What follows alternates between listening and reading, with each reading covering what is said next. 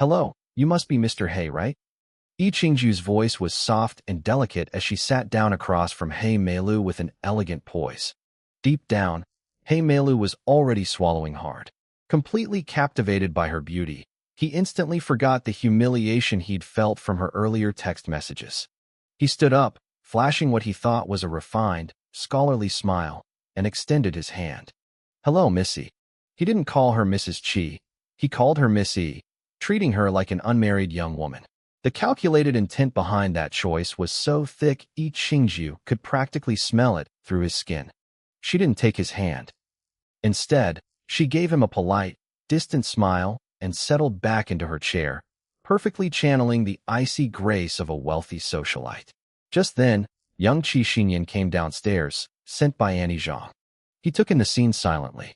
He Meilu didn't seem embarrassed by the rejected handshake. He simply withdrew his hand naturally and sat back down, casually complimenting the black tea. The man Shi Weiran had chosen as his heir's tutor was no ordinary person. He came from a top-tier university and had finished his doctorate in his 20s. His dissertation had been honored by the Academy of Sciences, and his resume was packed with patents and awards. With a background like that, his good looks were almost unfair. He had a refined, bookish air, the kind of face that made women drop their guard. He was handsome, sure, but he wasn't Yi Qingju's type at all. She liked rugged men. To her, this guy looked fragile. She looked at his thin frame and thought to herself that if he stripped down, it would probably look like a celebration of Children's Day. Xinyan, come here, I said, waving the boy over. This is the tutor your uncle found. He'll be coming every day to help you with your studies. The little boy looked at me with a complicated expression when I used the words, our home. Then, he turned to He Meilu with a serious face. Hello, I am Qi Xinyan. The teacher your uncle sent will surely perform well, He Meilu praised, before introducing himself. Hello, young master. I'll be your tutor from now on. My name is He Meilu.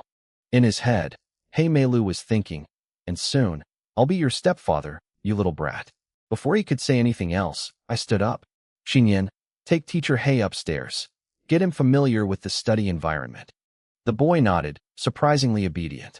Even if he had issues with me, he knew better than to make a scene in front of an outsider.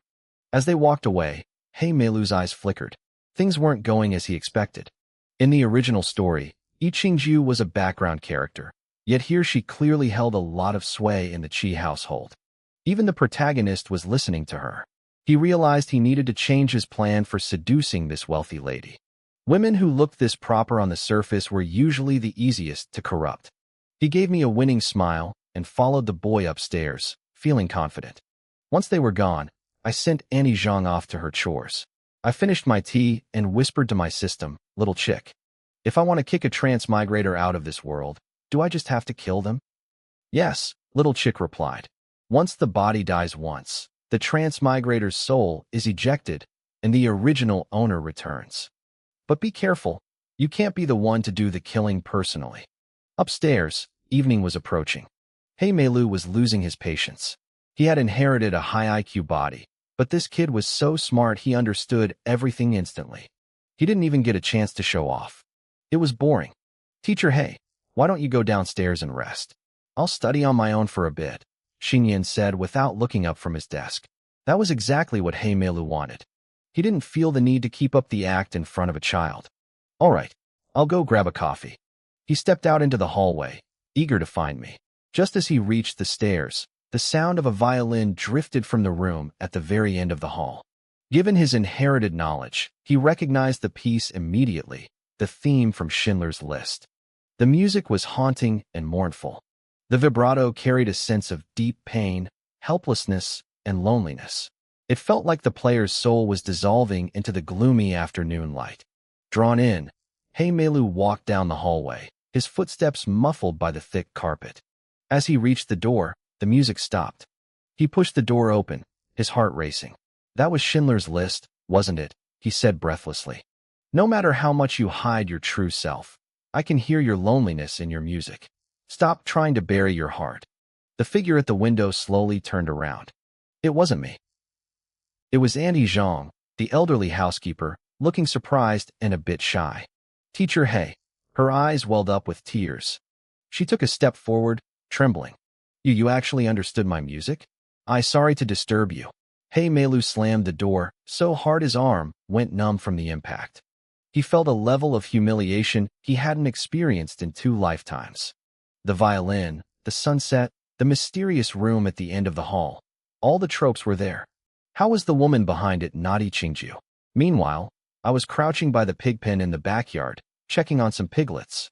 I rubbed my nose. Is someone talking about me? Host, I think I hear a violin, little chick said. I listened for a moment and smiled. Sounds good, right? That's Auntie Zhang. She graduated from a music conservatory when she was young. She's a master of multiple instruments. Even my picky husband, Chi Weiran, has praised her. Wow, the system chirped. Don't you want to learn? I want to hear you play. I patted a piglet's head. Forget it. I'm better at shoveling manure than playing strings. Host, please be more refined, the system pleaded. Anyway, have you thought of how to deal with Hey Melu? I stood up and brushed the dust off my clothes, my eyes gleaming. It's called killing with a borrowed knife. Today is Xinyan's first official day living here. Chi Weiran will definitely come home for dinner to mark the occasion. And as for Hey Melu, Missy, I finally found you. I turned around, but the yard looked empty. Is he dead already? Miss E, the voice came again. I squinted and finally spotted him. He was huddled in the far corner of the yard, trying to squeeze himself between the plants as far away as possible. He was even holding a megaphone. Hey Melu looked at me in absolute horror. He couldn't believe it. I was the wife of the CEO of the Chi Corporation. I wasn't playing the violin in a sunlit room. I was in the backyard raising pigs. He had been bitten by a pig when he was a kid and nearly lost a chunk of his backside. He hated pigs with a passion, unless they were served on a plate. I couldn't believe this guy was actually terrified of pigs. I wondered why the original novel never mentioned this little detail. If the system found out I was raising pigs, would it think I was being too unrefined? Don't worry, host, the system chirped in my ear. In the original book, Ichingju was just a background character. She was described as a delicate little white flower with a pathological obsession with Chi Weiran. Her hobbies were a total blank. Just be yourself. That made sense. I pulled off my sanitized rubber gloves, stood up, and nodded toward Hey Melu. I let my cat-like eyes get a little watery and misty, looking as innocent as possible. Teacher Hey, what are you doing back here? Hey Melu swallowed hard.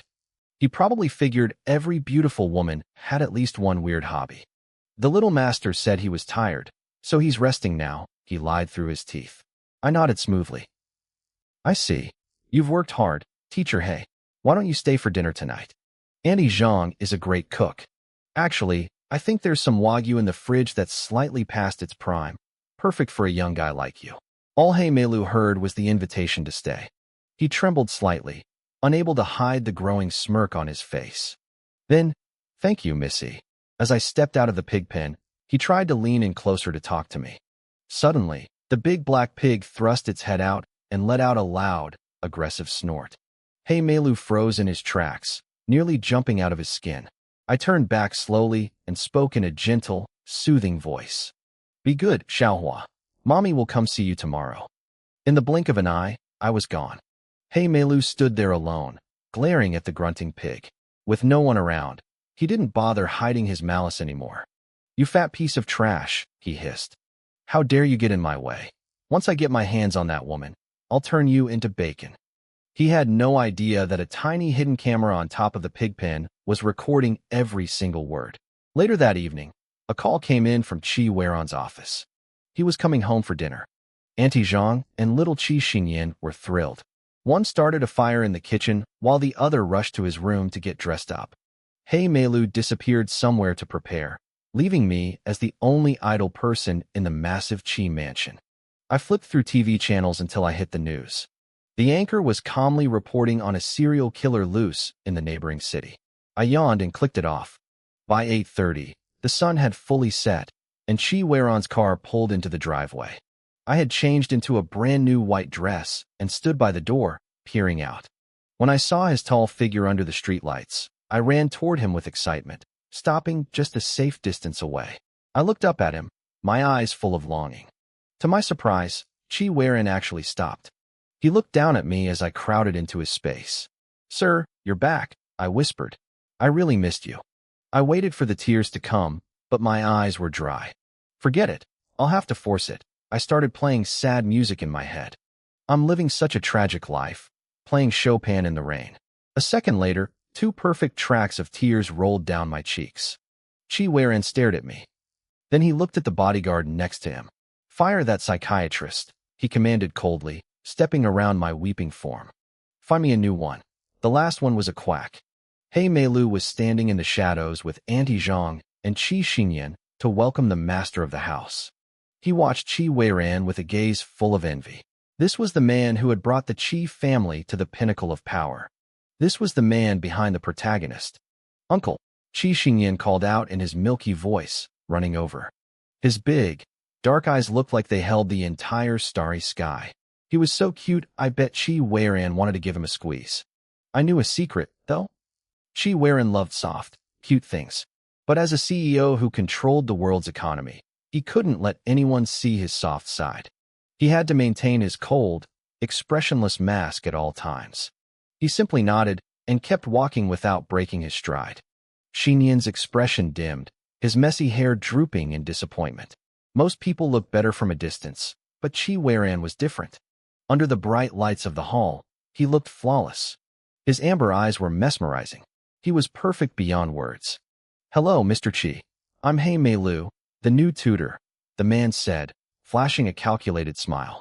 He made sure not to stand too close so the height difference wouldn't be as obvious. Chi Weiran's gaze swept over him. It felt like he was looking straight through the man's skin to his rotten core. He Meilu's back broke into a cold sweat instantly. A tutor? Why are you still here this late? Chi Weiran asked, cutting straight to the point. He Meilu looked embarrassed, but I stepped in with a soft voice. Sir, I asked Teacher He to stay. He taught Xinyan all afternoon. It was very hard work, so I invited him for dinner. Chi Weiran looked like he wanted to argue that teaching was his job, and he was being paid an exorbitant hourly rate for it, but a man of his status didn't explain himself. He just gave a stiff, expressionless nod. Asterisk, heh. I don't know about the teaching part. Asterisk, I thought to myself. But this kid definitely wants to give you a green hat. Chi Weiran's footsteps faltered. His eyes flashed with a sharp, lethal intensity that almost made He Meilu's mask crack. The tutor wondered how Chi Weiran could be so terrifying. Besides his looks, what does I Chingju see in him? If I could have heard his thoughts, I would have told him, asterisk the money. It's definitely the money, asterisk. Auntie Zhang sat Qi Xinyan next to Chi Weiran. I started to sit across from them, but Chi Weiran pointed to the chair on his right. Come here, he said. Suddenly, He Meilu's dinner tasted like ash. The steak had a weird funk to it, but his mood was worse. He was sitting all alone on one side of the long table, while across from him sat a perfect, unified family of 3. This wasn't how the plan was supposed to go. He was supposed to be sitting across from me, secretly rubbing my leg under the table to seduce me right in front of the husband. I happily stuffed a piece of meat into my mouth, watching He Meilu's face turn sour. This guy definitely thought I'd sit next to him, so he could pull some bold moves under the table. Chi Weiran froze. A chopstick slipped from his hand and clattered loudly onto the floor. I made a show of being shy, pretending I was going to lean down and pick it up, but I moved so slowly that my waist didn't even bend. Is this guy so old he can't even hold a chopstick? Auntie Zhang quickly knelt down to grab it for him. Chi Weiran ignored my snide mental commentary and watched Auntie Zhang's face as she emerged from under the table. She looked perfectly normal. Clearly, there was nothing happening under the table at all. With his mind finally at ease, Chi Weiran turned his attention back to his dinner. To him, the situation was simple. One person was his wife, the woman who controlled his inheritance. The other was an expensive tutor he'd hired. He wasn't about to let himself pay good money just to get cheated on. Across the table, He Meilu's eyes flickered with a hidden disdain. He thought Chi Weiran was all bark and no bite. The guy can't even hold a pair of chopsticks, he probably thought. He's not that impressive. Auntie Zhang quickly brought over a fresh pair of chopsticks, her face full of guilt. She blamed the design, saying they were too slippery. Even little Qi Xinyan chimed in, telling her never to buy that brand again because they were trash. Even Zhang Wei, who had been silent behind his sunglasses the entire time, pushed his frames up his nose. He noted that the chopsticks were a product of the Wong group and promised to tell assistant Wan to cancel their partnership tomorrow. Chi Weiran nodded, his lips parting as if he were about to speak. The weather is getting cold, I interjected, my voice dripping with fake indignation. Let the Wong group go bankrupt. I acted like I was personally offended on Chi Weiran's behalf. He just glanced at me and said, "Eat your food." The three people who had been complaining about the chopsticks shut up instantly. Hey Melu looked absolutely stunned. I could practically see the gears turning in his head. Is this what rich families are like? It was just a pair of chopsticks. What did they do wrong? After dinner, it was still early. Hey Melu, desperate to prove his worth as a top-tier tutor, suggested that Qi Xinyan perform a talent for us. He wanted the boy to recite a poem he'd learned that day. Qi Xinyan looked thrilled at the idea. Watching them, a thought struck me. Maybe the reason Chi Weiran didn't like this kid was because he acted too mature. Back in the orphanage, I saw it all the time. Couples looking to adopt always picked the kids who knew how to act cute and sweet. The sensible kids were always the ones who got left behind. There's a saying that the well-behaved child gets no candy, and it's true. Qi Xinyan, I called out, waving him over. Hey Melu's eyes lit up when he saw me. He nudged the little guy, telling him his auntie was calling, and flashed me a gentlemanly smile. I didn't even give him a second glance. Qi Xinyan walked over reluctantly and squatted down. What do you want? You're going to perform a talent? I asked. His eyes went wide, and he puffed out his cheeks. You were eavesdropping. I didn't have time for small talk. Do you want Chi Weiran to like you? He stared at me as if the answer was obvious. Then you can't recite a poem, I said firmly. The little ball of fluff looked confused. He was young, but I decided to be honest with him. I told him that if he performed perfectly, Chi Weiran would feel safe leaving him with the tutor. He'd rarely come back to visit because he'd know the kid was doing fine on his own. Panic flashed in Qi Xinyan's big eyes. He grabbed my sleeve, his voice trembling. I don't want that. I ruffled his soft hair and whispered my plan into his ear. He hesitated, looking at me with a tiny, suspicious frown. Are you sure? I gave him a determined nod. From across the room, Hey Melu watched us whispering. I could tell he was jealous. He probably wanted to be the one sharing secrets with a pretty girl like me. In the living room, Chi Weiran was watching the evening news. Hey Melu approached him with the suggestion, and after seeing the kid's soft, hopeful gaze, Chi Weiran agreed. I walked over too, acting shy and submissive, asking if I could listen in. Since there was an outsider present, Chi Weiran didn't want to make a scene, so he nodded. Start, he said. His voice was deep and slightly raspy from a day of silence. It was the kind of voice that made Hey Melu look even more envious. Qi Xinyan cleared his throat and stood straight in front of Chi Weiran. Everyone waited with bated breath. Then he opened his mouth. Do you love the one who walks the dark alleys alone? Do you love the one who looks cheap? Do you love the one who faces despair and refuses to cry? He started belting out the lyrics to a popular, edgy pop song at the top of his lungs. The sound echoed through the mansion. Chi Weiran, sitting right in the line of fire, looked like his soul was leaving his body. It was a disaster.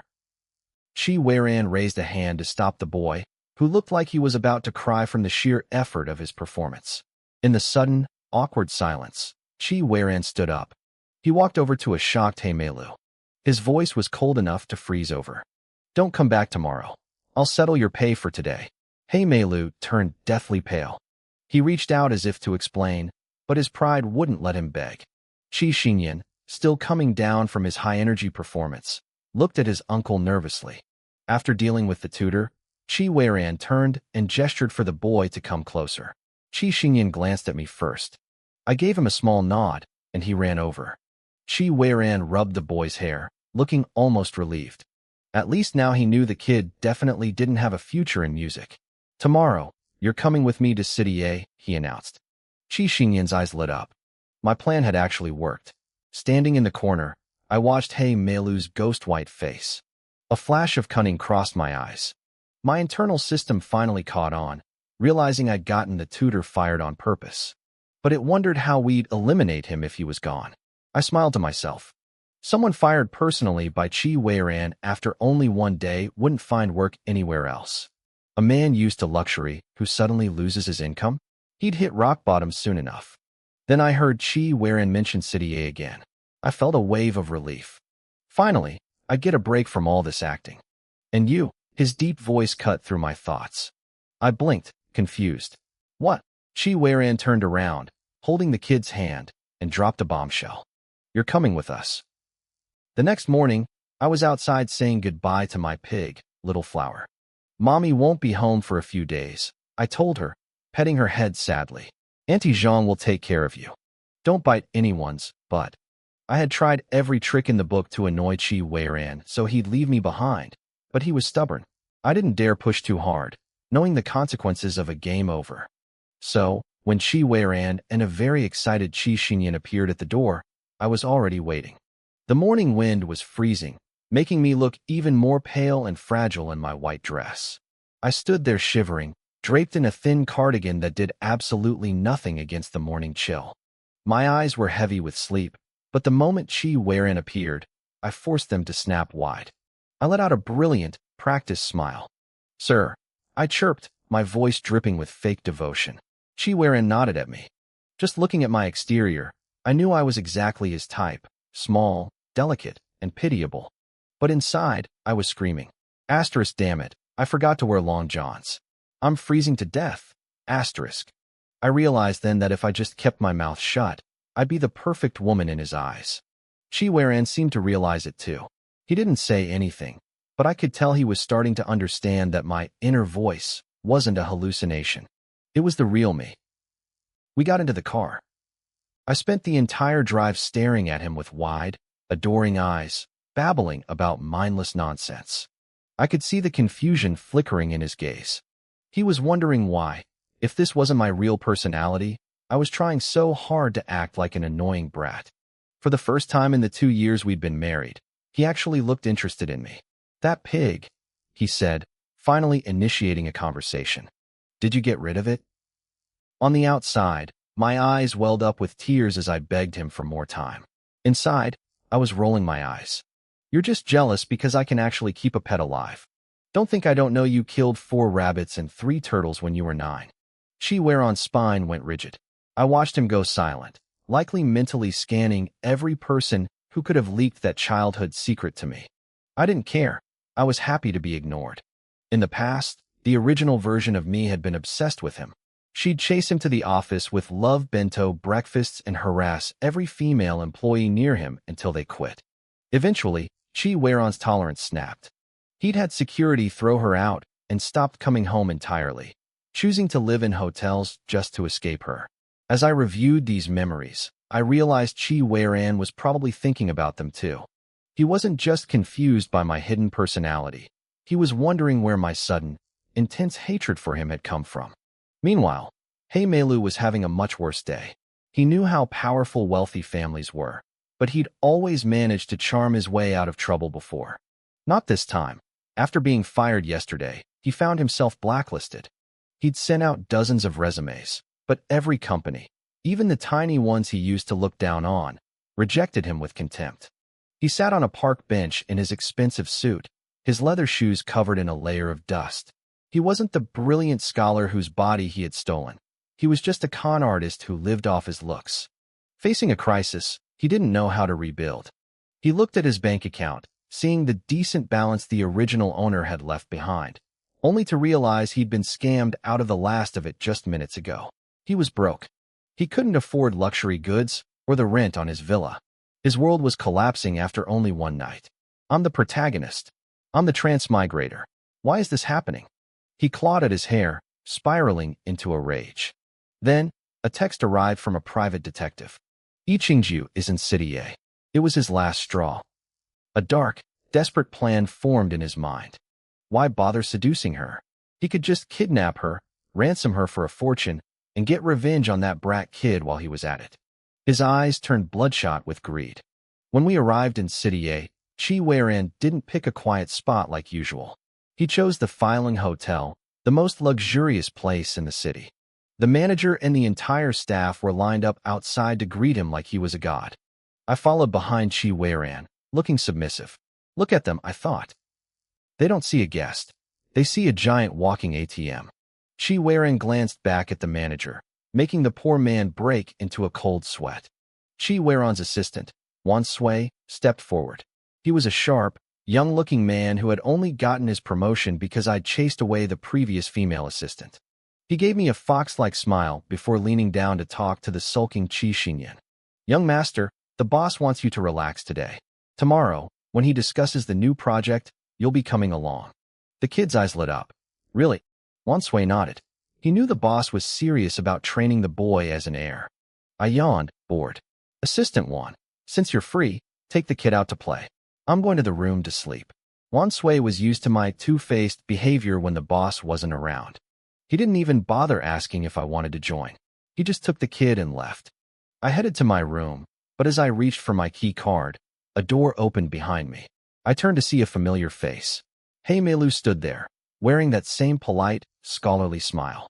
But something about him felt different, darker. Missy, what a coincidence. You're staying here too.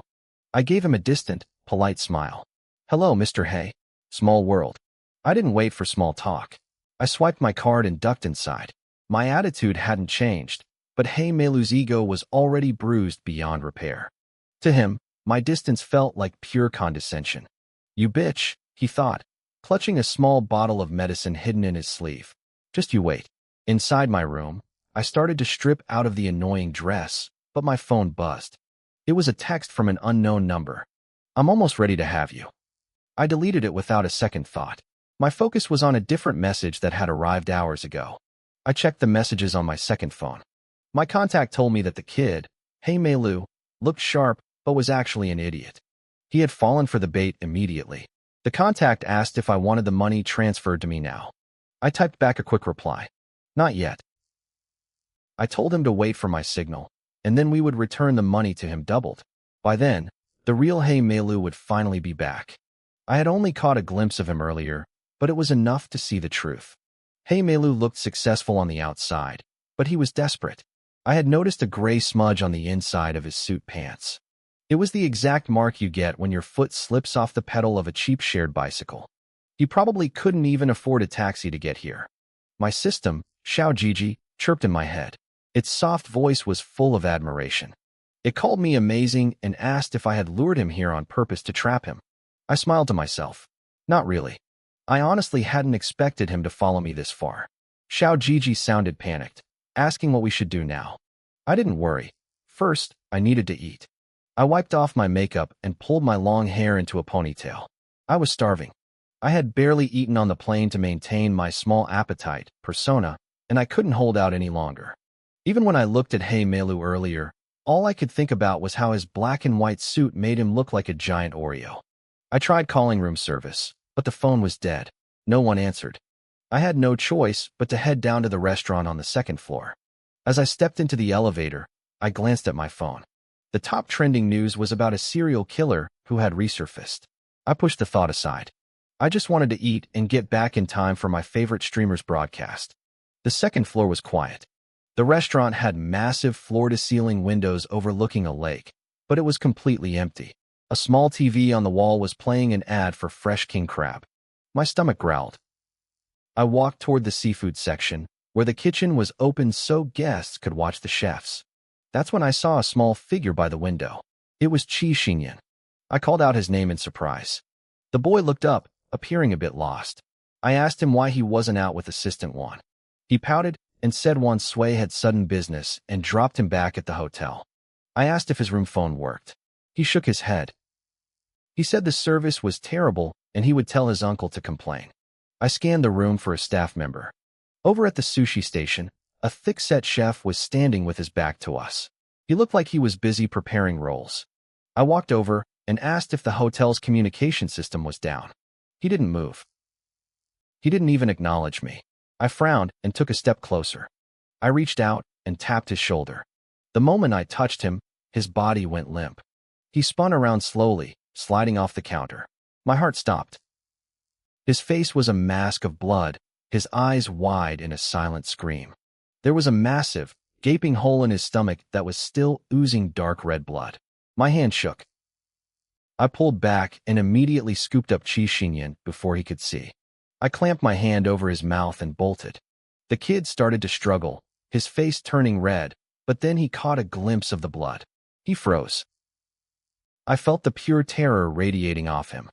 I whispered for him to close his eyes. He stopped fighting and gripped my shirt with trembling hands. I didn't take the elevator. I ran for the stairs. If the phones were down and the chefs were dead, the rest of the staff was likely gone too. I climbed as fast as I could. My room was on the 6th floor. Any higher, and I might have considered jumping out a window instead. I reached the 6th floor and peeked into the hallway. It looked empty. I hurried toward my door, holding the boy tight. Just as I reached for my key card, a blood-curdling scream echoed from the end of the hall. A woman begged for her life. Then came the sound of something sharp hacking into flesh. A high-pitched, bone-chilling laugh followed. My hand jerked. My key card hit the marble floor with a loud snap. The laughter stopped instantly. Then I heard it.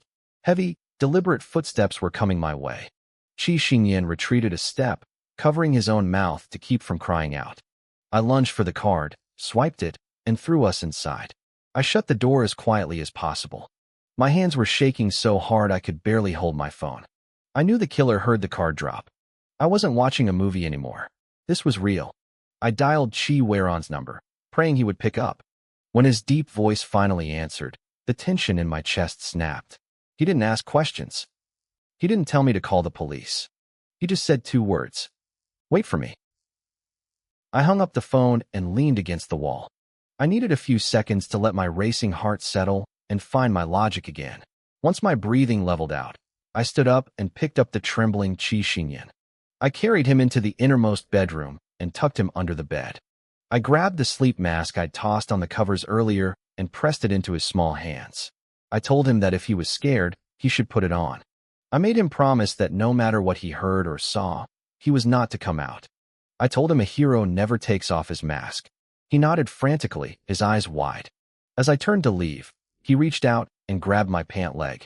"What about you?" he whispered, his voice shaking. I gave him my first real smile since this nightmare started. I told him I believed in superheroes, so a giant robot would probably come save me. That was a lie, of course. I walked to the door and looked at the security monitor. A pair of bloodshot, crimson eyes stared back from the other side. I cursed under my breath. Even though I knew he couldn't see me through the door, I almost screamed. I took a deep breath and let out a jagged, fierce smile of my own. I whispered to myself, asking if the universe knew what happened when one monster met another. My hands didn't shake this time. I pulled out my phone and dialed a number. It picked up after 3 rings. While staring at those red eyes on the screen, I spoke into the phone in a soft, sweet voice. "Teacher He, the takeout I ordered for you has arrived." He Meilu was a man with dark thoughts, but he had never actually kidnapped anyone. He had been spending his time on a hidden underground forum for violent enthusiasts, trying to learn how to be a criminal. Someone had sent him a 10-minute video of a woman begging for her life, calling it a learning resource. He had been so engrossed in watching it with his headphones on that he hadn't even noticed the strange sounds coming from the hallway. When his phone buzzed, he nearly stopped breathing. He counted to 3 and answered. My voice came through, soft and delicate, making his skin tingle. Then I hung up. He didn't stop to wonder why my attitude had changed. He was already dressed and rushed toward the door, desperate to see me. I watched the monitor. I saw He Meilu burst out of his room with an excited look on his face, only to come face to face with a crazed killer dragging a dripping, blood-stained cleaver. I shut off the screen immediately. A second later, He Meilu's terrified scream echoed through the hall, followed by that same manic laughter I'd heard before. I whispered a quick apology in my head. My internal voice gave a dark cheer, saying that bad things happen to bad people. I checked a text message on my phone and smirked. Being a creep eventually turns into the blade that stabs you. Outside, Qi Weiron arrived. He ignored the sounds of the killer being tackled and subdued by his men. He was about to knock when he heard my voice through the door. He realized I was perfectly fine. He had moved much faster than I expected. He knocked, but he didn't tell me to open up right away. He spoke to the intercom, telling me to stay inside for a moment. He used his broad frame to block the view of the hallway. He didn't want the boy to see the mess outside. "Quick, this one is still breathing," someone shouted. They were looking at He Meilu. He had been hacked 3 times, each wound deeper than the last. It was a miracle he was still alive. A man leaned down as Hey Meilu's lips moved, thinking he was about to hear a final confession. Hey Meilu gripped the man's collar, his chest heaving. With trembling lips, he hissed my name. He called me a wicked woman. He claimed I was the one who did this to him, that I was the real killer. The man looked confused. He knew that name. That was the wife of Chi Weiran, the woman everyone said was obsessed with her husband. He hesitated, then stood up and reported the dying man's wish to Chi Weiran. Chi Weiran glanced over. He had a great memory. He recognized the blood-covered man as the tutor who had tried to flirt with his wife and influence his nephew. The guard waited for a nod, thinking Chi Weiran would grant a dying man's wish just to look good. Instead, Chi Weiran just stared at him with cold, amber eyes that held no warmth at all. The guard broke into a cold sweat and immediately backed away. Hey Meilu coughed up blood, still gasping my name. The guard just patted his shoulder and told him his devotion would be rewarded in the next life. Hey Meilu sprayed a mouthful of blood and literally died of pure rage. Inside the room, I heard the signal. I pinched my thigh hard to force tears into my eyes. When I opened the door, I made sure I looked like a wreck. I trembled and let the tears flow. "You're finally here," I sobbed as Chi Weiran stepped in. "I thought I'd never see you again."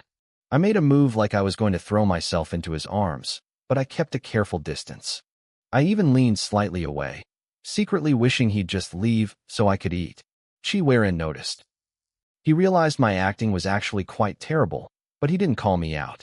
He was more worried about his nephew. He told his assistant, Zhang Wei, to get me some food. Zhang Wei looked surprised. That was usually Assistant Wan Sui's job. But Wan Sui's eyes sharpened as he looked at me. He stepped forward and said he knew my tastes best and would handle it himself. I didn't care about their power games. I sank into the sofa, my legs feeling like jelly. Now that the danger had passed, the exhaustion hit me like a wave. Chi Weiran walked toward the back bedroom. He realized I had hidden the boy in the safest spot while I stood alone by the door to face whatever came through.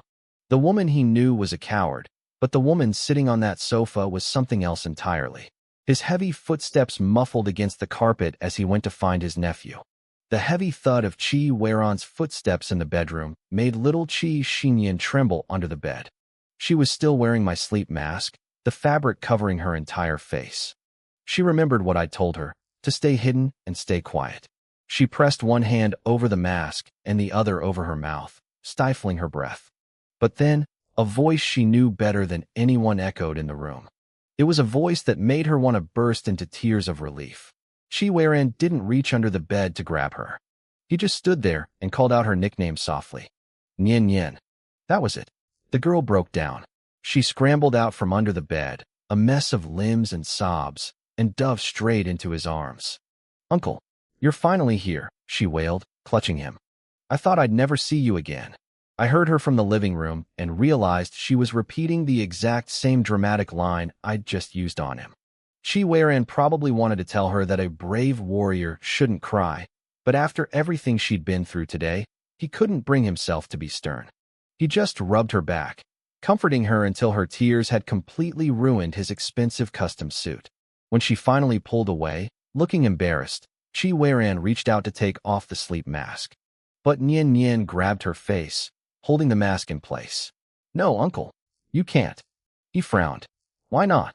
The little girl sniffled, her voice high and tiny. "I Chingju said a bull warrior never removes her mask." Chi Weiran went silent for a long moment. I could practically feel his headache growing from the other room. "What else did she teach you?" he asked. Nian Nian thought about it. She decided to keep the Lonely Warrior theme song a secret for now. "Nothing else," she whispered. He paused, then asked another question. "What does she usually do when I'm not around?" Nian Nian didn't think twice. She squeezed her legs together, her voice trembling with a hint of genuine fear. "Uncle, you shouldn't mess with that woman. She's scary. She cuts off little chickens." Chi Weiran's expression became incredibly complicated. Even though it was a slang term, he knew exactly what body part she was talking about. "You saw her cut it?" he asked, his voice strained. Nian Nian nodded, then shook her head. She had run away before the final blow, so she hadn't seen the whole process. Chi Weiran rubbed his temples. He realized that despite his background checks before their marriage, He knew absolutely nothing about the woman sitting in his living room. Meanwhile, I was in the kitchen area, completely oblivious to being sold out by a 5-year-old. I was busy stuffing my face like a starving ghost. The bodyguard, Zhang Wei, looked away, clearly judged by my lack of manners. Assistant Wan Sui stood beside me. "Madam, would you like me to explain the situation outside?" I didn't really want to listen. I was busy chewing. Besides, my system, which I called Little Chicken, had already told me that the killer, He Meilu, was dead. His soul had left his body and was apparently planning some kind of surprise for me. Wan Sui took my silence as a green light.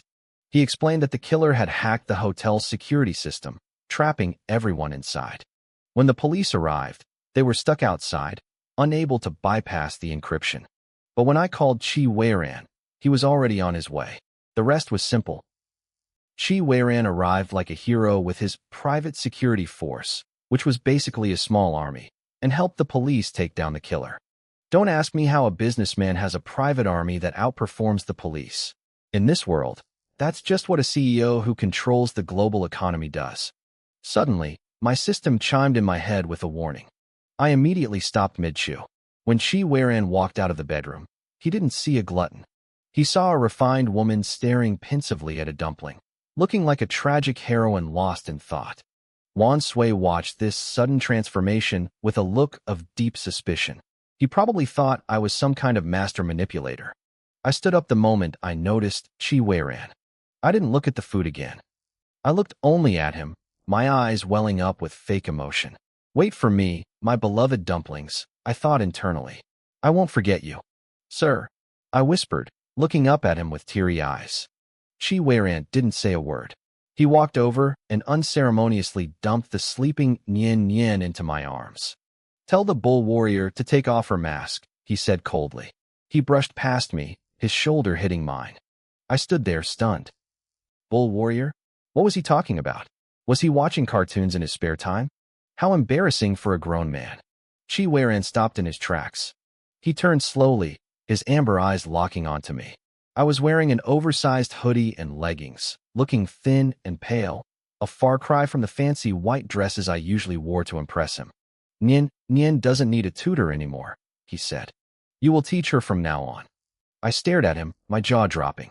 Before I could protest, he leaned in, a tiny, almost invisible smirk playing on his lips. "If you teach her poorly, I'll just find a new wife to inherit my estate." The room went dead silent. Everyone was shocked. Only Wan Sui noticed that smirk, a fleeting, mischievous grin he'd never seen on his boss in all his years of service.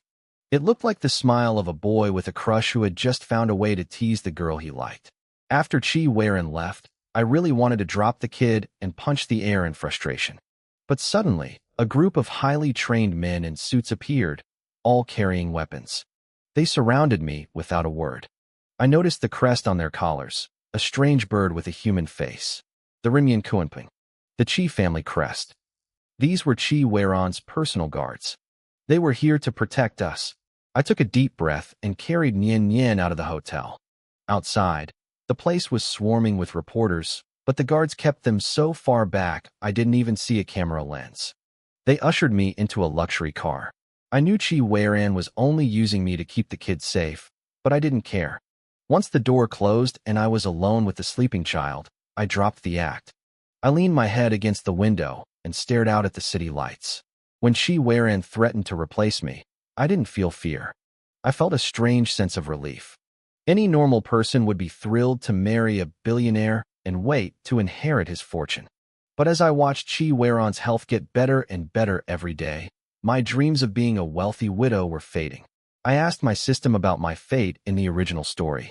It told me that the real Yi Qingju died in her 40s from a broken heart and depression. She died before Chi Weiran ever did. I sighed, watching the rain start to blur the glass. In this life, I wasn't planning on dying of a broken heart. I was planning on outliving everyone. I wasn't the only one with schemes in my head. Far from it. The lobby of the Chi Group headquarters was usually a temple of silent, organized chaos. People moved like clockwork, hushed and professional. But the second I stepped through those glass doors, the entire room went dead silent. The new girl at the front desk looked confused, but her senior colleague's face turned pale.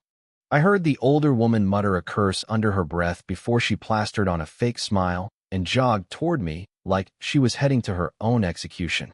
"Mrs. Chi," she chirped. "You're here." I just nodded. I didn't need to say much. The receptionist let out a dry, nervous laugh. "Madam, Mr. Chi gave strict orders. If you showed up, we weren't supposed to let you see him. You're making this very difficult for us." Her tone was dripping with feigned apology, but I could see the lack of respect in her eyes. To them, I was just the obsessed, licking dog, wife who couldn't take a hint. I didn't bother explaining myself. I just walked over to the waiting area and sat down. "Go tell Zhang Wei to come down," I said calmly. "I have business with him. Or Wan Sui. Either one works." The receptionist's eyes rolled internally. I could practically hear her thinking, "Who do you think you are?" But she nodded and hurried off anyway. The lobby was packed with suits waiting for a chance to pitch to the Chi family. When they heard the receptionist call me madam, all eyes locked onto me. Everyone knew my reputation. I saw a few of them straighten their ties and puff out their chests.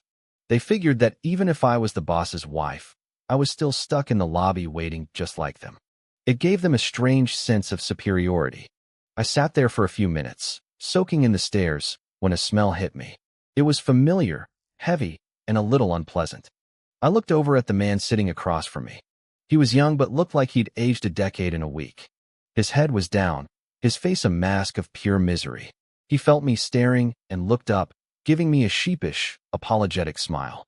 "I'm sorry, little sister. Does the smell on me bother you?" I liked him instantly.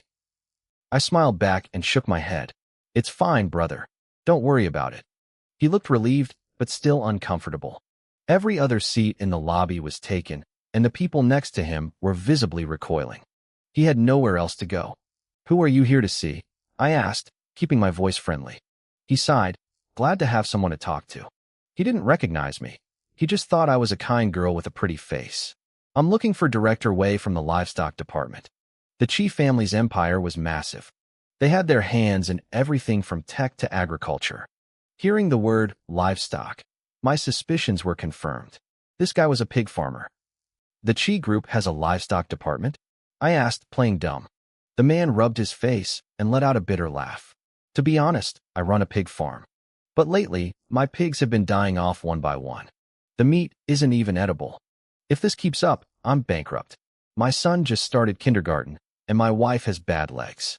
We sold our house back home to move to the capital for this. I have nowhere left to run." He caught himself and wiped his eyes, looking embarrassed. "I'm sorry. I shouldn't be dumping my problems on you." I shook my head. "It's okay. Pigs dying off." I'd studied the livestock industry in this world. There had been no reports of swine flu here yet. It wasn't that it didn't exist, it just hadn't hit the mainstream. This was the start of it. Just then, a burly man in a suit and sunglasses approached us. He scanned the room and locked onto me. "Madam, what are you doing here?" It was Zhang Wei. I knew Wan Sui was a fox. He probably didn't want to deal with me and sent the bodyguard down to do his dirty work. The farmer saw someone important approaching me and immediately lowered his head again. I stood up. Zhang Wei frowned. "Madam, you know," Mr. Chi said. "I'm here to see you." I interrupted. His frown deepened. "Madam, I have a girlfriend. We're getting married at the end of the year." I didn't blink. "Tell Mr. Chi to pay for the wedding gift. I'm broke." Zhang Wei stared at me. He knew I acted differently when his boss wasn't around, but I was being especially blunt today. I didn't want to waste time. I held out my hand. "Give me my car keys back." He'd been holding onto my Night 15 for days, forcing me to rely on the Chi family drivers. He realized his mistake and fished the keys out of his pocket. I took them and pointed at the farmer. "First, get this man a glass of juice. Then, get that Director Wei from the livestock department down here to talk to him." Zhang Wei didn't move. He didn't take orders regarding company business from me. I leaned in and smirked. "If you don't do it, I'm going upstairs to find Chi Wei myself." That did the trick. Zhang Wei turned around, grabbed a juice from the desk, and led the bewildered farmer toward the elevators. I watched them go before heading out to the parking garage. Upstairs, Zhang Wei walked into the CEO's office. Chi Weiran didn't even look up, but the sheer pressure in the room made Zhang Wei break into a cold sweat. "Sir," Zhang Wei stammered. Madam was here. Qi Weiron's pen paused. He flicked his eyes up, his brow furrowing. I told you not to let her in. Right? She didn't come for you. She came for me. The atmosphere in the room shifted instantly. Qi Weiron's gaze turned sharp and dangerous. You're getting married in December, Zhang Wei. Sir, no. She just wanted her car keys back, Zhang Wei blurted out. And she said you have to pay for the wedding gift because she's too poor. Qi Weiran let out a cold, mocking laugh. Poor? She's just waiting for me to die so she can inherit everything. Sir, don't say that, Zhang Wei protested. You're young and healthy. Besides, everyone in the country knows how much she loves you. You can't measure that kind of devotion with money. Qi Weiran looked at his bodyguard's sincere face. A few days ago, he would have believed that too. He thought her obsession was real. Now he wasn't so sure. Tell Wan Sui to cancel my dinner meetings tonight, Qi Weiran said, loosening his tie and leaning back. A hint of something dark and predatory flashed in his amber eyes. I'm going home. Meanwhile, I was behind the wheel of my Night 15, weaving through traffic. So, host, my system chirped in my head. How exactly do you plan on making money? Are you going to be an actress? A fortune teller? I gripped the steering wheel and let out a slow, wicked grin. I'm going to be the pig queen. Little chicken? I repeated, my brow furrowing in confusion. Is that some new award in the entertainment industry? My system let out a frustrated sigh in my head. What entertainment industry? I'm talking about your plan. It's exactly what it sounds like, I explained calmly. I'm going to be the king of the meat market. The pig queen. Someone please find this man a new host, the system muttered. I shook my head and decided to educate him. In my original world, I remembered a time when African swine fever hit. Pork prices skyrocketed, but most pig farms went bankrupt because they couldn't handle the losses. They didn't know how to protect their livestock. But I was different. I knew exactly how to prevent the fever. Think about it, I said, my eyes gleaming. When the market price triples, but the supply vanishes, I'll be the only one with high-quality pork to sell.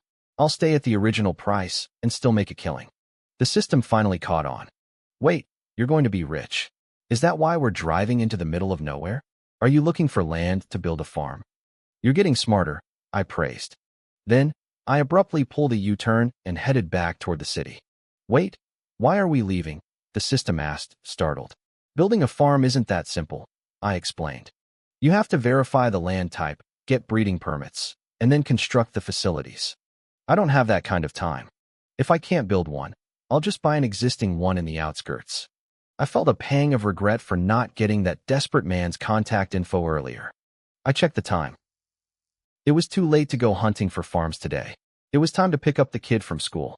At the always happy kindergarten, a swarm of kids in yellow hats and uniforms were buzzing around their teacher like hyperactive monkeys. Standing far apart from the chaos was one little boy. He had soft curly hair and big, dark eyes that made you want to pinch his cheeks. He stood with his arms crossed, looking completely out of place. Your backpack is so cool, a tiny voice piped up next to him. Is that Tiga Ultraman? Qi Xinyan, who currently fancied himself a high IQ future CEO, turned his head with an arrogant flourish. He saw a kid standing there whose uniform was much cleaner than the others. The boy had cute freckles and was looking at him with pure, innocent eyes. You have good taste, Qi Xinyan said, lifting his chin slightly. I'll allow you to be my lackey. The little boy blinked, then broke into a huge grin. You want to be my friend? That's great.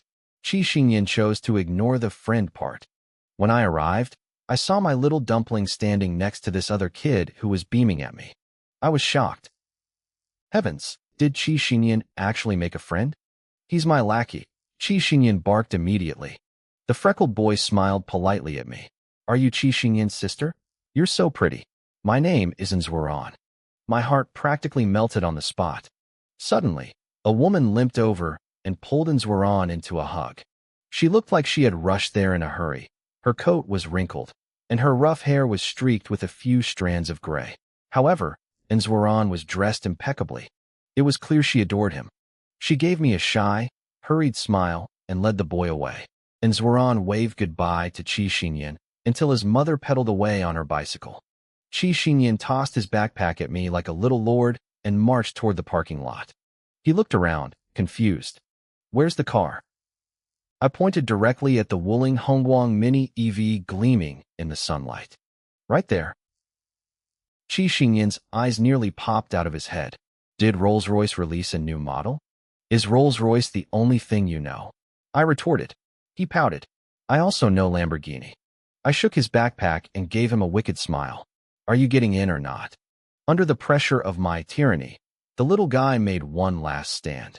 Will riding in this affect my ability to drive a Maserati in the future? I grabbed him by the collar and stuffed him into the seat. Don't worry. You could fly a rocket later, and it wouldn't matter. Halfway home, he asked for my phone to play games. I tossed it to him. A text notification chimed, and he stuck the phone in my face while I was stopped at a red light. A monk is looking for you, he said. I glanced at the screen. The name on the contact was Yuan Tong, the express delivery service. I realized my parenting encyclopedia had arrived at the pickup station. I quickly hopped on a shopping app and added another book to my cart, 2022 Social Common Sense. I planned to make it his bedtime reading. I spent the rest of the drive grilling him about school, making sure no suspicious, reincarnated characters were lurking around him. When we finally pulled into the garage at the Night Manor, I noticed something was off.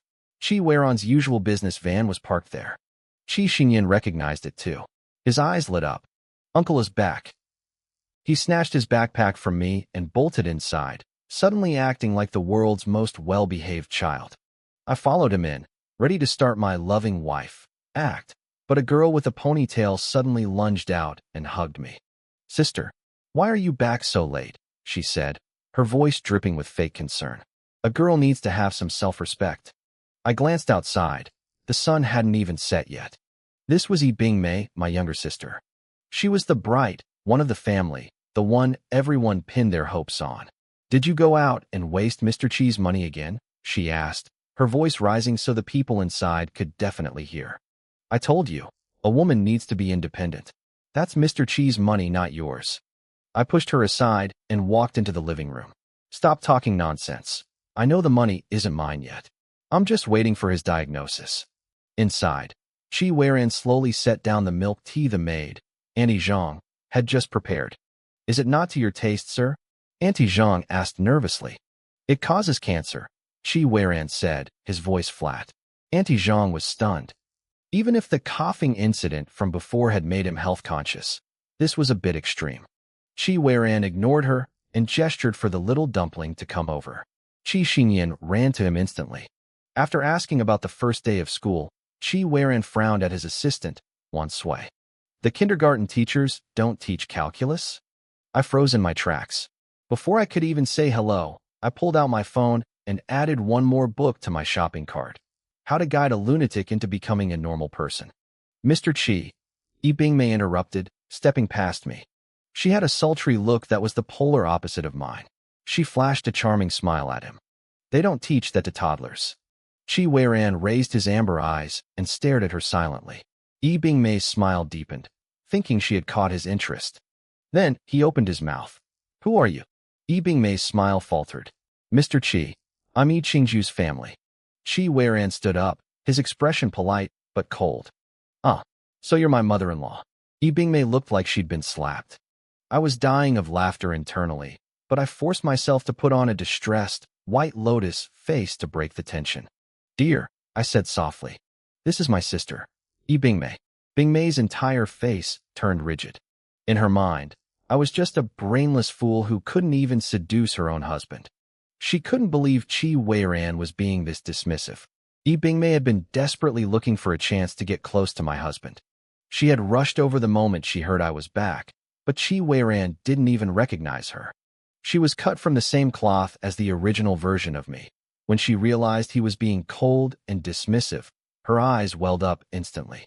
I stood by Qi Weiran's side, playing the part of the submissive wife, but inside, I was rolling my eyes. I wanted to tell her not to bother crying. Nobody wants to buy pork that's been pumped full of water. Qi Weiran's lips curled into a faint smirk. Yi Bingmei caught it and immediately stopped crying, thinking he was smiling at her. Her grievances vanished in a heartbeat, but I saw it too. As someone who had basically taken on the role of his housekeeper, I knew it was rare to see the young master smile. Auntie Zhang, who had a sharp eye for these things, Could tell Bing Mei was up to no good. She kept a stone face and announced, "Dinner is ready. We won't be keeping outsiders." I wanted to nod in agreement, but I had to stay in character, so I bit my tongue. Bing Mei, however, had skin thicker than a castle wall. She smiled at Wan Sui, the assistant, and said, "I'll give you a ride home then." Wan Sui looked like he'd been hit by stray gunfire. Auntie Zhang looked annoyed that her hint had failed. I was genuinely impressed. If you're shameless enough, you really are invincible. Qi Weiren glanced at me as he stood up, his eyes saying, "You would know." I immediately looked up at him with an adoring, affectionate gaze. "Sir, let's go. Don't let her delay our dinner." If I ever decided to join the entertainment industry, I'd probably win an Oscar. Qi Weiren didn't say anything else, and despite Annie Zhang's frustration, Bing Mei managed to worm her way onto the dinner table. Honestly, I don't think Qi Weiren wanted her there. He was just so focused on observing me that he forgot to kick her out. I looked at Bing Mei sitting across from me. The last person who sat in that chair was He Mei Lu, and she was currently out of the picture because of a food delivery mishap. Thinking of He Mei Lu made me feel a bit guilty. Anyone would go crazy if they woke up to find their body stolen and their career ruined. But the system had apparently given her some compensation. When I visited her in the hospital, the poor girl, seemed to be doing okay. The dining room was silent until Bing Mei spoke up. "This dish is a bit spicy. Mr. Qi, your stomach isn't great, so you shouldn't eat it." The atmosphere froze. Qi Xingyan and I both stopped our chopsticks midair. The little dumpling raised his hand, looking at his uncle. Qi Weiren gave a small nod, giving him permission to speak. Qi Xingyan cleared his throat. "I know this one. Yi Qingju told me. 9 out of 10 CEOs have stomach problems, but luckily, my uncle is the one who doesn't. And he's the richest one, too." Qi Weiren picked up his utensils and continued eating with perfect elegance.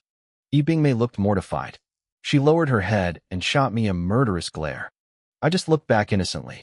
"Listen, sis, if you're going to seduce someone, do your homework." Qi Weiren was famous for having a steel stomach. There wasn't a man in the capital who could outdrink him. Qi Weiren looked satisfied. Even if I was only sticking around for the inheritance, at least I had the professional courtesy to research my targets. He looked at the unprofessional woman across from him and put his chopsticks down again. "No talking during meals," he said, his voice deep and cold. "Those who don't follow the Qi family rules don't need to stay." Auntie Zhang didn't miss a beat. She marched over immediately. "Let's go, Missy." A pale Bing Mei looked at me, pleading for help. I leaned into my loyal dog persona and lowered my head. Whatever my husband says is right. Auntie Zhang dragged her out without another word. After dinner, Qi Weiren stayed downstairs, so I had to stay to keep him company. Halfway through, my phone rang. It was Bing Mei. She clearly hadn't given up. "Sir," I whispered to Qi Weiren, who was watching the news with the little dumpling. "My sister is calling. She wants to know if I can come out for a moment." I was hoping he'd tell me to stay. Instead, he said, "Go ahead." I stared at him. Was it my imagination, or was this guy intentionally going against me lately? I took a car to the entrance of the Qi estate. The night wind was biting. Sure enough, a small, pathetic-looking figure was huddled there. Since Qi Weiren wasn't around, I dropped the act. "Make it quick," I snapped. Bing Mei acted all timid. "Aren't you the madam of the house? How could you just let your husband throw me out?" I sneered. "Oh, so now he's your brother-in-law." Seeing my attitude, she dropped the act too. "What's that supposed to be? You think I want to be here?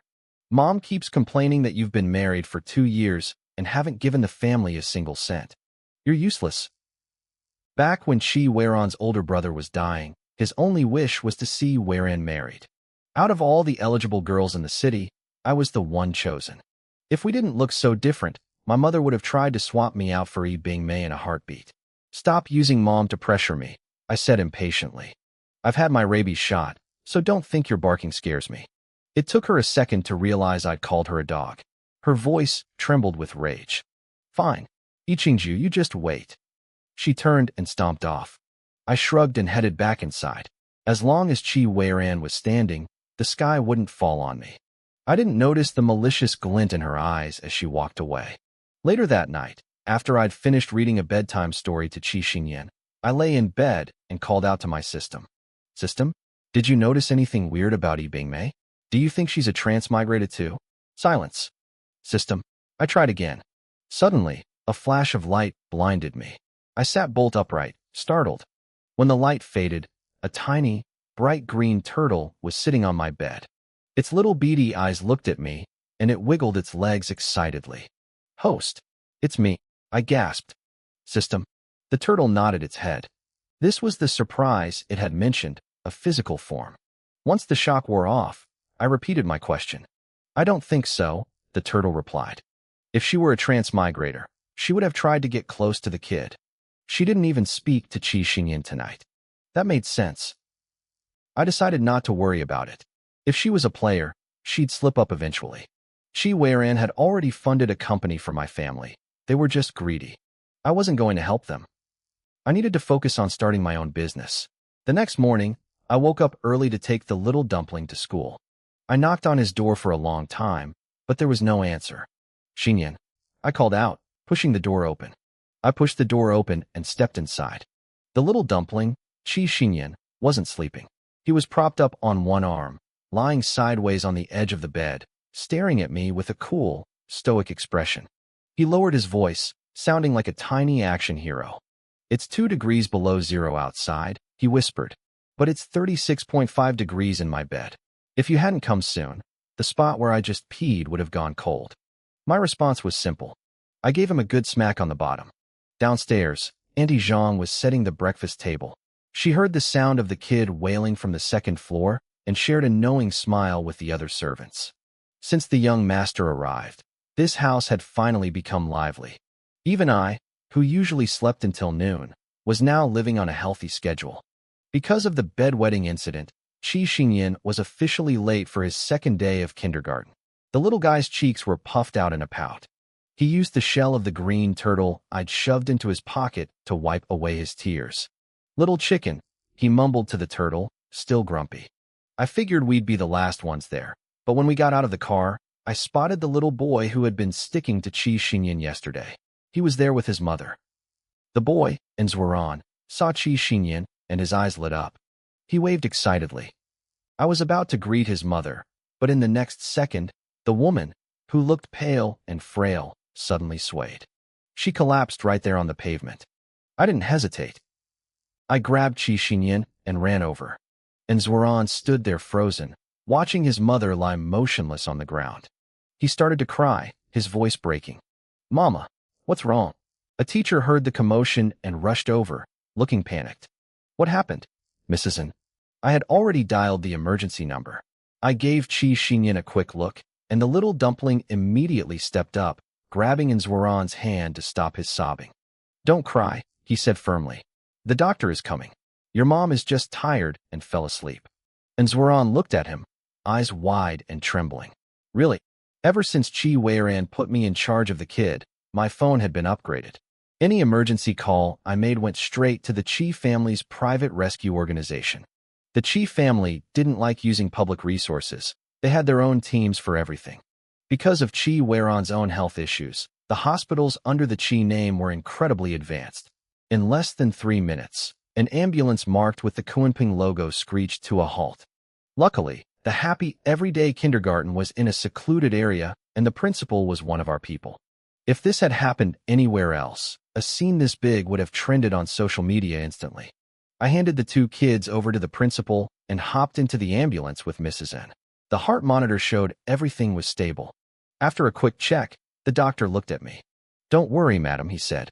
The patient fainted due to insufficient blood supply to the brain and localized nerve malnutrition. I nodded. I see. So what does that mean exactly? To put it simply, the doctor replied, she's just exhausted. She fainted from sheer fatigue. I breathed a sigh of relief. As soon as she was admitted to the Qi family hospital, Qi Weiran called. I gave him a brief rundown of what happened, emphasizing that she was the mother of Qi Xingyan's best friend. I see, Qi Weiran said. He sounded surprised that the kid had actually made a friend. He seemed busy on his end, so he asked me to hand the phone to the hospital director. He gave orders to ensure she received the best care, then hung up. While Mrs. N was sleeping, the hospital contacted her family. A man came rushing in a short while later. When he saw the thin, pale figure on the bed, his eyes turned red instantly. Wan, he whispered, his hand trembling as he touched his wife's face. He looked devastated. Don't worry, I said, my voice soft but steady. She just fainted from exhaustion. She'll wake up soon.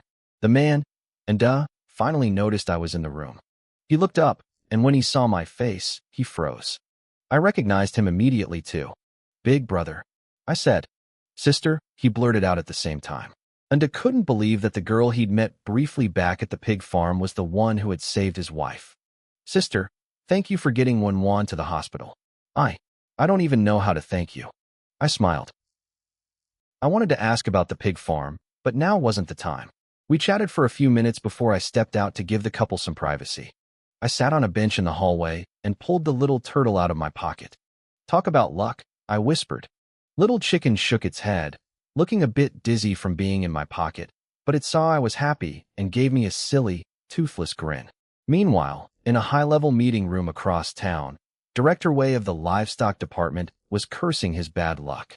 He had no idea how the CEO had found out about that old pig farmer. Chi Weiran sat across from him, looking dangerous. One hand rested naturally at his side, while the other tapped a rhythmic, steady beat on the table. The atmosphere was suffocating.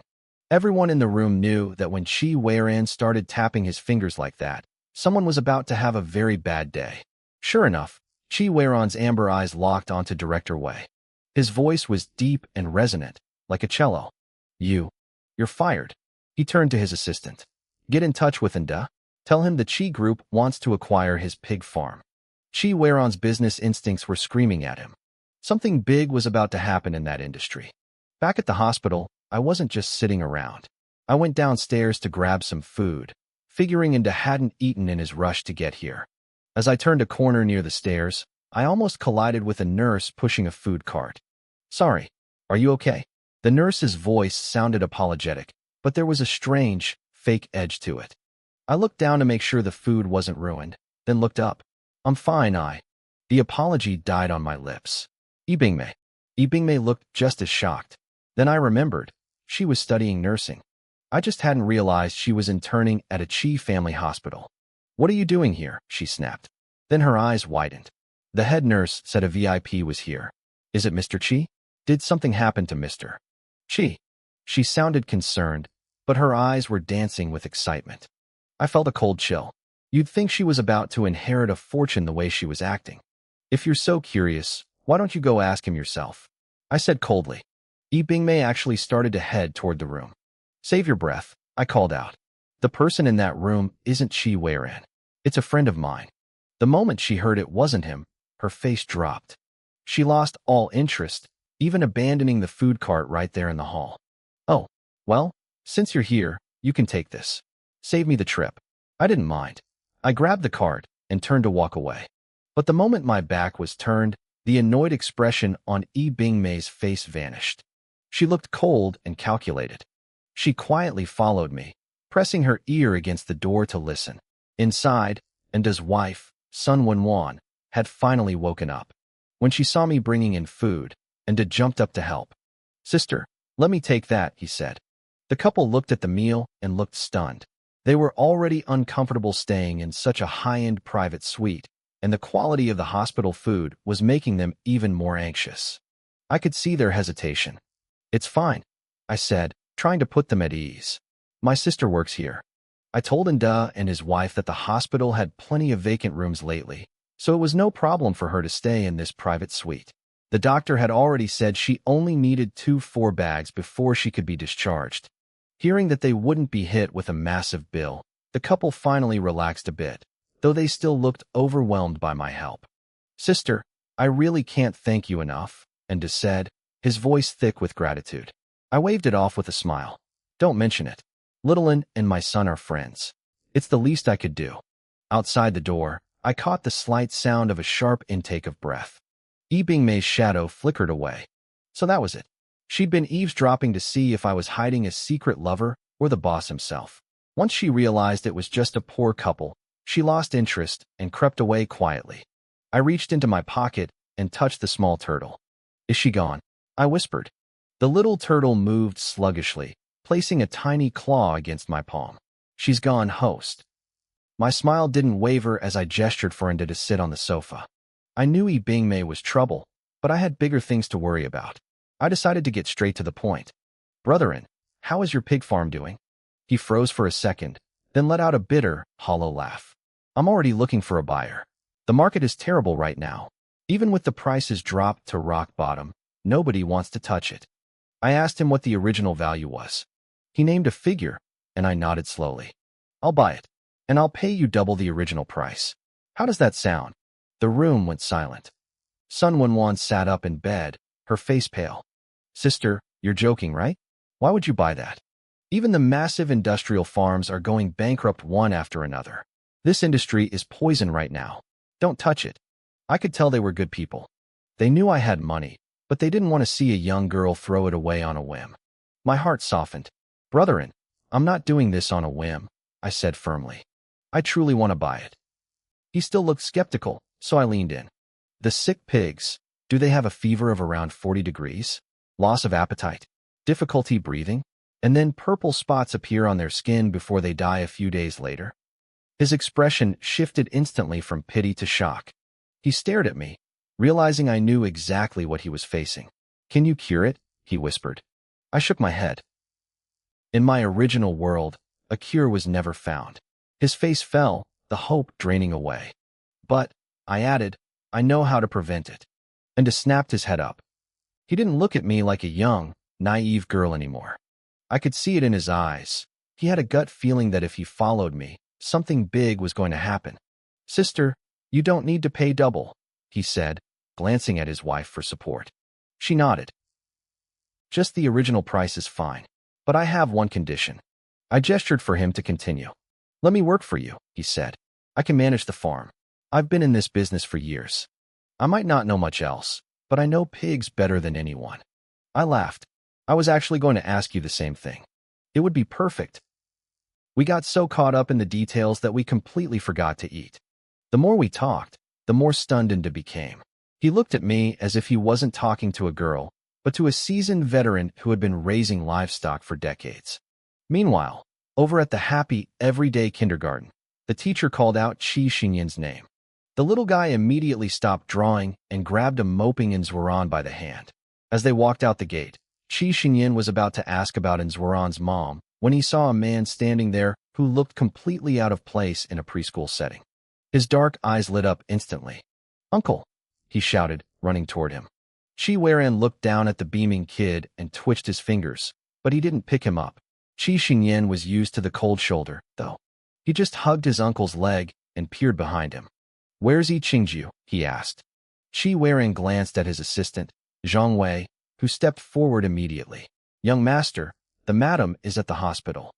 The moment he heard, hospital, Qi Xinyan let go and looked back at Nzwaran. The other boy's mother is fine now, Zhang Wei explained. Master came to take you both to the hospital to visit.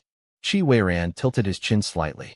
If his people hadn't reported that Yi Qingju was still stuck in that patient room, nobody would have been here to pick up the kid. He remembered when he had his cough. She only stayed for 30 minutes before leaving. Thinking back, he realized she really only cared about him on the surface. He wondered if his perfect vision was failing him, because he hadn't noticed how fake she was until now. Back at the hospital, just as I was finishing my discussion with Inda, Sun Wenwan suddenly gasped. Oh no, the kids are still at the kindergarten. I froze. I'd completely forgotten the time. School was already out. I stood up abruptly, waving Inda back down as he tried to get up. It's my fault, I got carried away. I'll go get them. You stay here, Wenwan still has half a bag of fur left. I'm so sorry to keep bothering you, Sun Wenwan said, looking embarrassed. I gave her a friendly smile and walked out, but the smile vanished the moment the door closed. I realized I'd come here in an ambulance. My car was still parked at the school. I scratched my head, realizing I'd have to call a taxi. I took the elevator down to the lobby, but before I could turn the corner, a familiar, high-pitched voice rang out. Mr. Qi. I slammed on the brakes, hiding behind the wall. What was Qi Weiran doing here? Was he here to drop more money into my lap? Qi Weiran stopped walking. Yi Bingmei was glowing with excitement, clearly thinking he'd stopped because of her. Mr. Qi, I didn't expect to see you here. I'm an intern at this hospital. I had no idea you owned the place, she gushed. I rolled my eyes.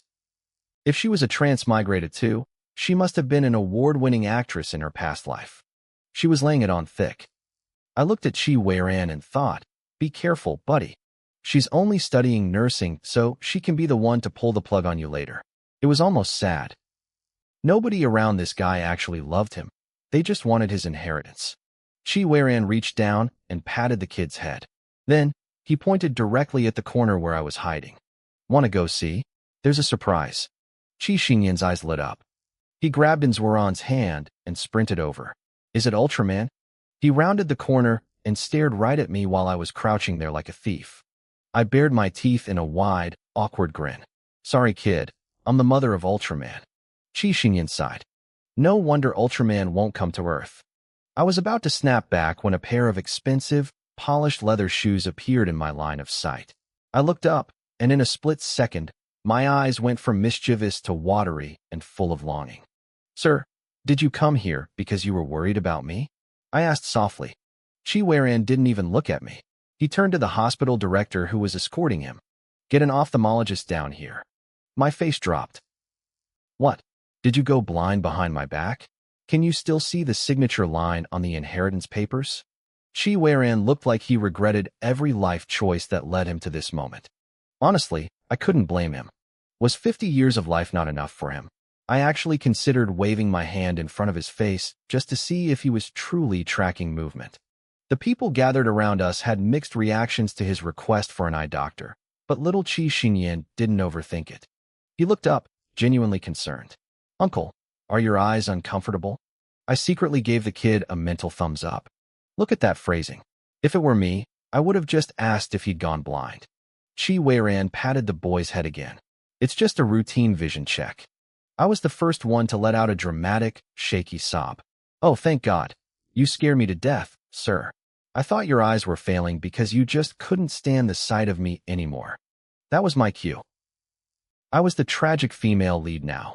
I waited for his line, the cold, heartless, get lost, but it never came. He just gave me a blank look. See, I told you. He's been going out of his way to spite me lately. Later, after Nzwaran was safely returned to her family, I stepped out of their ward to find Chi Weiran. I pulled out my phone, scrolled for a second, and let out a cold laugh. We were trending. The headline read, Chi Weiran admits to eye disease because of Yi Qingju. The comments were a dumpster fire. Yi Qingju, have you no shame? If I were you, I'd just stay quiet. No kids, no housework. Isn't that enough? Why cling to the man? Another one read, if anything happens to my husband's eyes, Yi Qingju, you're coming to the grave with him. I rolled my eyes and shut the phone off. People were reading too many web novels. Grave literature was so last season. I didn't know if Chi Weiran's eyes were actually bad, but I knew half the internet had a serious case of red-eye jealousy. I headed toward Chi Weiran's private suite. My internal system, little chick, gave me a heads up, so I didn't barge in. Instead, I pressed my ear to the door like a common thief. The two bodyguards standing watch stared at me. Do they think I'm invisible? Probably not, but they didn't stop me. To them, I was just the boss's nominal chess piece. I couldn't see much, but I could hear. I filtered out the doctor's drone and zeroed in on a female voice and a soft, childlike tone. Chi Xinyan, are you waiting for Yi Qingju? It was Yi Bingmei. Let me tell you a secret. She actually hates children. Back when she had a bad temper, she used to hit them. She's only nice to you when Mr. Chi is watching. The kid didn't say a word. He just stood there with that arrogant, I don't care expression. Yi Bingmei glanced back to make sure Chi Weiran wasn't looking, then hissed, stop looking at the door. She doesn't want you anymore. That got his attention. Chi Xinyan turned his head. But before Yi Bingmei could look triumphant, the kid spoke up, his voice even fiercer than hers. Then I'll have her prosecuted to the full extent of the law. The aura of a future CEO was already there, even if he was only 5. I could practically hear Yi Bingmei's brain short-circuiting. Is this really coming out of a toddler's mouth? I chuckled to myself. The "your mom doesn't want you" line is a classic trick used by mean adults to mess with kids' heads. Because of his family situation, Xinyan was sensitive. To protect his mental health, I'd spent our bedtimes teaching him how to shut down toxic comments using 2022 social common sense. It was heartening to see the lessons paying off so soon.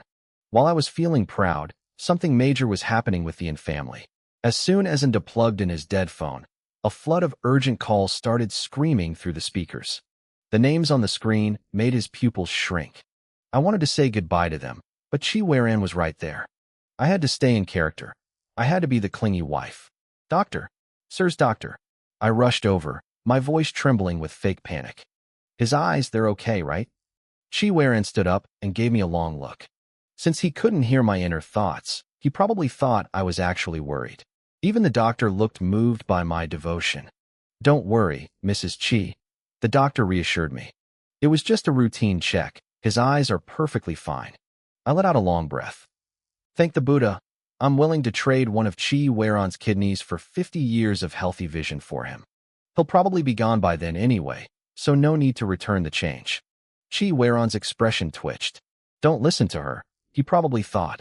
I'll just build you a temple with my own money. I grabbed Chi Weiran's arm. Is the checkup over? Let's go home. I wanna, study. The kid was nodding off, his eyes watery with exhaustion. Chi Weiran patted his head and signaled to his assistant, Zhang Wei. Zhang Wei picked the boy up. If the young master is tired, he can sleep on my shoulder. I could carry him, I thought. Chi Weiran glanced at my arms, which were about as thick as a praying mantis's, and looked away in disgust. I scanned the crowd following us, but couldn't find Yi Bingmei. Had the human leech finally given up? Unlikely. When we reached the elevator, the downside of having a massive entourage became clear. The wait alarm shrieked as everyone tried to pile in. The silence was awkward. Chi Weiran's face was turning into a block of ice. I took one look at him and let out a loud, fake cough. Ahem. Suddenly, the crowd vanished. Within seconds, it was just me, Chi Weiran, and Zhang Wei holding the sleeping kid. I blinked. Since when did my cough have so much authority? Zhang Wei probably figured they were just afraid I'd start a scene. As the door slid shut, Chi Weiran's gaze lingered on me. It was a strange, unreadable look. Did he have a cramp? I wondered. His eyes have been weird all day. Maybe I should suggest another checkup. I didn't want him sacrificing any more organs to the gods. I was just about to dial up the charm and act like a delicate white flower to maintain my persona when the elevator lights flickered and died. The car lurched to a violent stop. We were plunged into total, suffocating darkness. I jumped, startled, and fumbled for the emergency button. Nothing. No response. In my pocket, little chick buzzed. Host. Your persona. Remember the delicate white flower. What happened? I'm so scared. I shrieked, throwing myself onto Chi Weiran. Well done, host, little chick whispered. That trembling is so realistic. I'm impressed. I'm not the one trembling. Chick, I hissed internally. Sir, I whispered aloud. The man I was clinging to suddenly shuddered violently. His arms wrapped around me like iron clamps, pulling me into his chest so hard it felt like he wanted to fuse our bodies together. His breathing was heavy, ragged, and loud in the tiny space. Holy crap, what's wrong with him? I panicked. Asterisk, is he okay? Should I cry? I already have the tears ready. Asterisk. Little chick's database word. Host. Chi Weiran has claustrophobia. It causes a sensation of impending death. Forget the persona. Save him. I acted fast. I struggled to pull my phone from my pocket and flicked on the flashlight. The darkness retreated, replaced by a steady glow that filled the cramped elevator car. Inside Chi Weiran's suffocating grip, I managed to free one arm. I reached up and started patting his back, trying to ground him. Chi Weiran, can you hear me? I whispered. There was no response. He was completely checked out. I reached up and ran my hand through his hair. Oh wow, I muttered to myself. No hair gel today. It's actually pretty soft. Kind of like a dog's fur. I leaned in closer to his ear. Look, old Chi, everything's going to be fine in a minute. Since you can't hear me anyway, how about I tell you a story? It's a rare treat, so listen up. I decided to let my freak flag fly. I cleared my throat and kept my voice low and soothing. Once upon a time, there was a little girl who sold nuclear bombs. She stood by the side of the road, crying out, "Does anyone want to buy a nuke? Please, buy a nuke." But nobody wanted one. Suddenly, she saw a vision of her grandmother in the sky. To reach her, the little girl triggered a bomb. That night, the entire town was sent to see her grandmother. The end. It was a top-tier dark joke. It worked, too. Before he fully lost consciousness, the sheer absurdity of the story seemed to override his suffocating fear. Even as his eyes closed, I saw his lips twitch. He was fighting a smile with his last bit of strength. That was his final stand of stubbornness. Is the powder a bit too thick? Does it look fake? I felt a finger prod my face. Who's talking? I wondered. Maybe I should add some dark circles under my eyes, the voice continued. Otherwise, I won't look like I spent the whole night exhausted, watching over him. I didn't even need to open my eyes to know who it was. Who else but me, Ichingju? When I finally felt Chi Weiran stir, I leaned over. As soon as he opened his eyes and tilted his head, he saw my pale, tragic little face hovering right over him. Sir, you're finally awake. I cried out, my voice a perfect blend of surprise and joy. Chi Weiran looked at me, turned his head back the other way, and closed his eyes again. Yeah, I definitely overdid it with the foundation. Mr. Chi is awake. Ma'am, please step aside so I can examine him, a doctor called out. A group of them rushed in, crowding the bedside. Before I could even move, Chi Weiran's eyes snapped open again. He shot the doctor a look so sharp and unreadable that the man froze mid-step. These hospital staff were sharp, though. Sensing the mood, the doctor immediately pivoted. Actually, there's no need for the lady to move. Please, stay right where you are. Chi Weiran closed his eyes again, satisfied. The rest of the staff let out a collective sigh of relief. What's his deal? I thought. Do I look so much like a bodyguard that I give you a sense of security? I watched his eyelashes flutter. Give me a break. You're as thin as a praying mantis. During the checkup, Chi Weiran drifted off to sleep again. I finally had a moment to breathe and stepped out into the hallway. While I was waiting, a pretty-faced male nurse kept pacing back and forth in front of me. He looked like he had something to say, but kept losing his nerve. When I made a move to leave, he finally hurried over. Mrs. Chi. He gave me a shy, timid smile. He had clean, handsome features that made it easy to like him. I gave him a friendly grin. Hello? Is something wrong? Seeing my smile, he seemed to calm down a bit. I didn't know who to tell, but I felt bad keeping it to myself. The elevator failure, it wasn't an accident. Someone did it on purpose. I didn't react the way he expected. I didn't gasp or look terrified. I just stood there calm. So much for my fragile white flower persona, I thought. Did you see who did it? I asked, studying this stranger. My first instinct was that he had an agenda. If there was a real problem, why come to me instead of his supervisor? In my mind, little Chick was practically sobbing with pride. Host, you're so smart. The nurse winced when I mentioned the word culprit. I was on the roof hanging up laundry when I heard a strange noise coming from the elevator machine room. He whispered, glancing at me before continuing. I peeked around the sheets. I couldn't see his face, but it was a sturdy man. He was wearing a gray jacket with a neon green pattern on the right shoulder. It was very distinctive. I processed this. Before I could speak, little Chick buzzed in my pocket. Host, that sounds exactly like Inda. I understand, I said aloud. Have you told anyone else? The nurse seemed surprised by how quickly I accepted the information. No. No one. I stood up straight. You went out of your way to tell me this. You want something, don't you? Being called out made his face turn bright red. He looked at me, gathered his courage, and blurted out. Do you need a lover? I'm very obedient. I have six-pack abs, and I'm good in bed. Little Chick silently retreated into its shell, covering its eyes with its tiny wings. I looked at him with a complicated expression. Drop the act. I know you're not into women. The nurse's pupils shrunk. Holy crap, escaped his lips. Nobody told him I could read sexual orientation just by looking at a face. How did you know? Your pinky finger was practically poking me in the eye, I deadpanned. The nurse retreated, defeated. When he got back to the nurse's station, he was met with a pair of cold, indifferent eyes. Yibing Mei, he stammered. The woman, Yibing Mei, looked at him with pure disdain. Well, did he believe you? The nurse nodded quickly. He believed me. He even said he'd reward me. I did what you asked. Please, don't send those photos to my family. She gave a contemptuous smirk and, right in front of him, deleted the photos of him with other men from her phone. The nurse finally exhaled in relief. Back at the ward, as soon as the nurse left, I called Nda. He picked up immediately. Hey, little sister. We made it home. About today. We talked for nearly half an hour before I hung up. I heard a noise from inside the room and hurried back in. Chi Weiran was awake again and sitting up. His usually crisp shirt was wrinkled, and his tie hung loosely around his neck, revealing a hint of his collarbone. Sir, you're awake, I said, slipping back into my role. Any discomfort? I'll go get the doctor. I turned to make a quick exit, but before my hand touched the doorknob, his deep, commanding voice stopped me. Come back. I turned around, plastering a joyful smile on my face. Crap. He shouldn't remember anything from the elevator. The system said he was unconscious.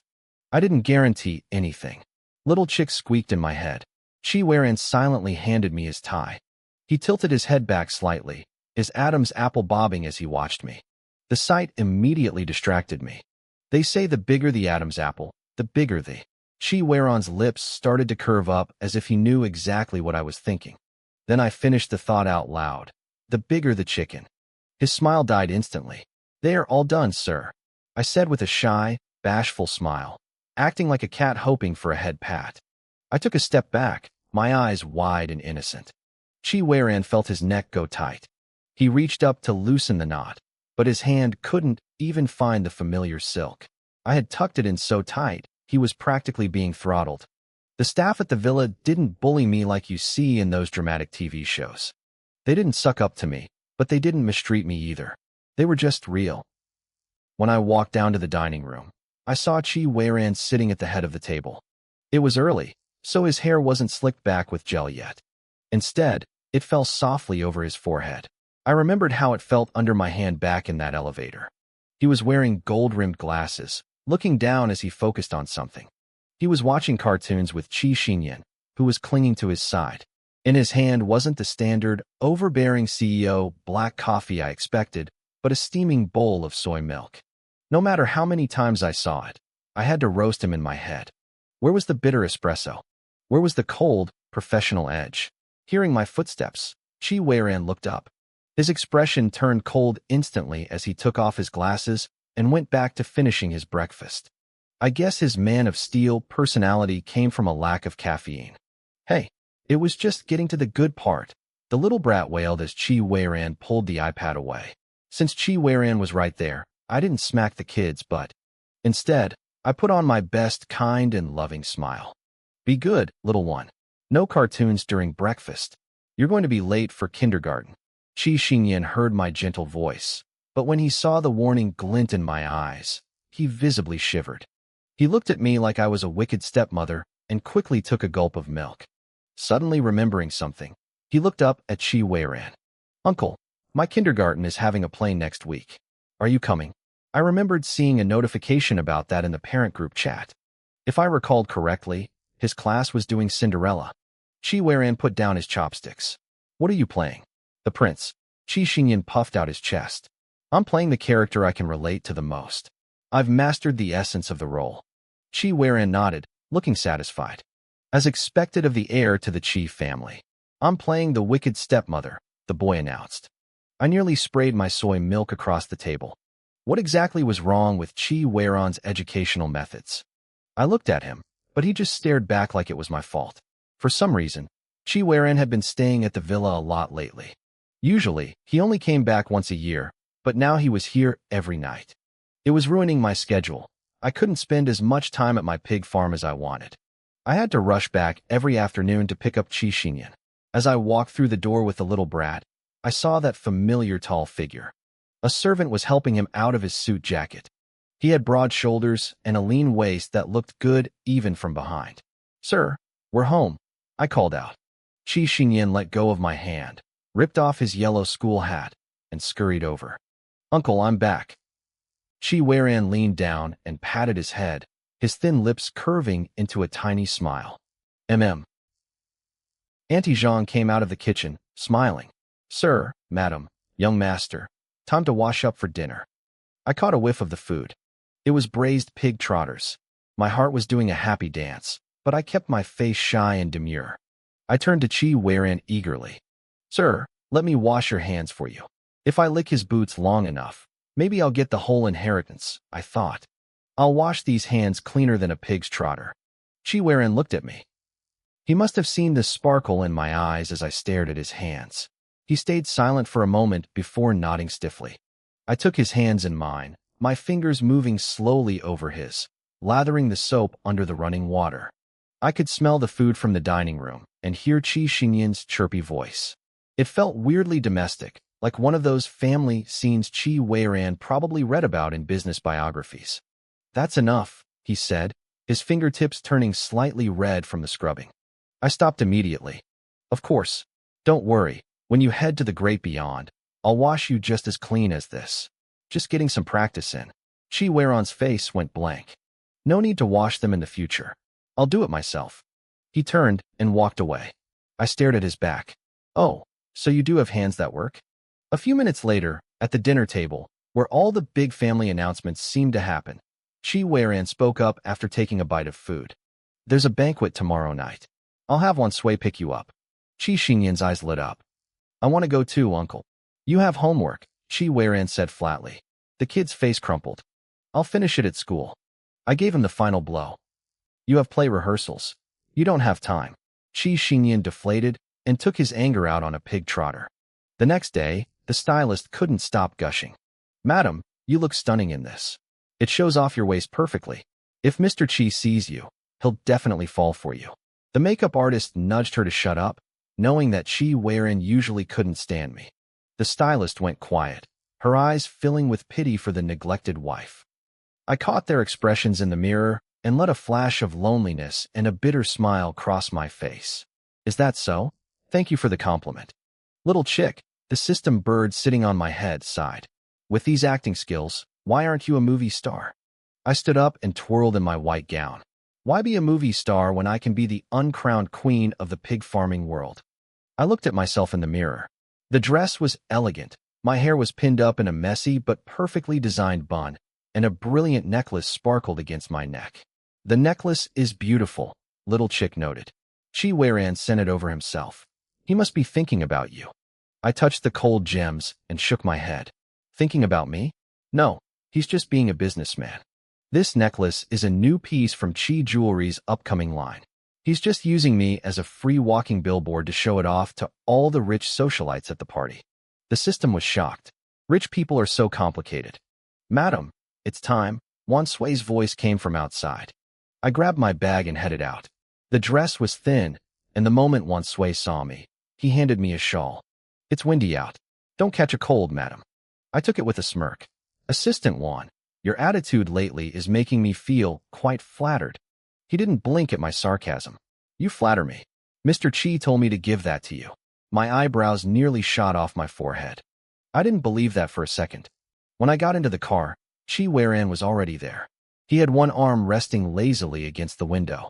He was wearing a silver ring that matched my necklace, making his long fingers look even more distracting in the dim light. "Sir," I said. He turned, gave me a cold nod as usual, and looked away. But Wan Sui, watching through the rearview mirror, noticed something. Chi Weiran's gaze had lingered on my face for a second longer than it ever had before. Neither of us said a word for the rest of the ride. For the past half hour, Chi Weiran had been listening to me ramble and complain inside the car. He didn't seem bored, though. He just sat there, soaking in my nonsense with that same stoic expression. "Sir, we've arrived." Wan Sui's voice drifted back from the passenger seat. I looked out the window. The dark tint of the glass couldn't hide the frantic flashing of camera bulbs outside. The sight triggered a memory of the first banquet I attended with Chi Weiran right after we got married. It was exactly like this, blinding lights and Chi Weiran's cold, impatient profile. Back then, I wasn't used to high heels.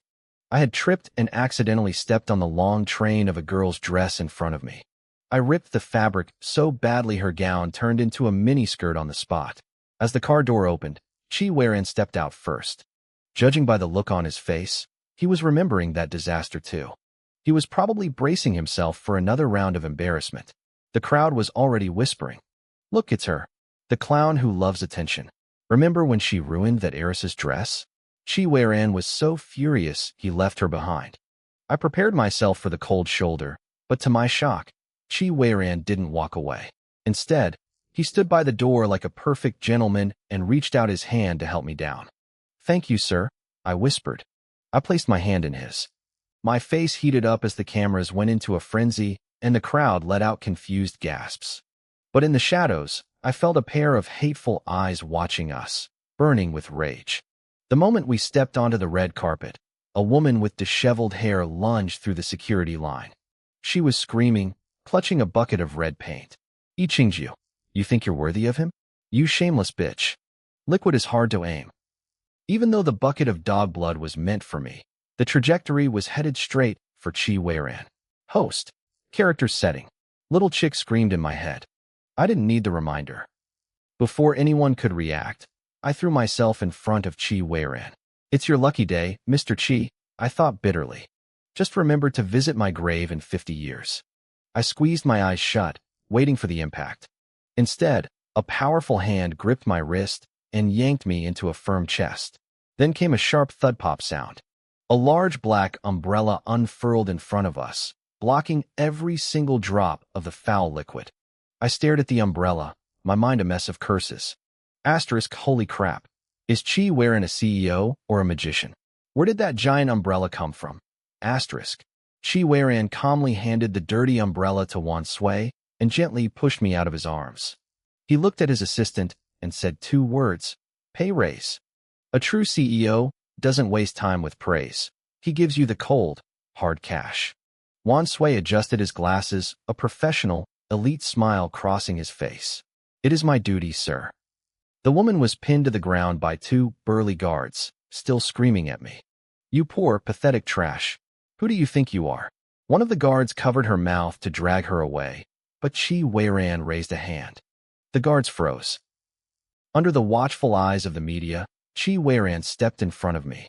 The silver ring on his finger caught the light as he looked down at the woman with pure disdain. "And who exactly are you?" he asked coldly. He turned to the guards. "Don't take her to the police station." The crowd looked confused until he finished his sentence. "See if the stray dog catchers are interested first." The cameras went wild. People looked like they were dreaming. Chi Weiran was actually protecting me. Even I was stunned. "Did you leave your brain at the hospital, Mr. Chi? I'm grateful, but this is terrifying. What kind of life debt am I going to have to pay for this?" "Thank you, sir," I managed to stammer out. Once we got inside, the blast of air conditioning made me want to sigh in relief.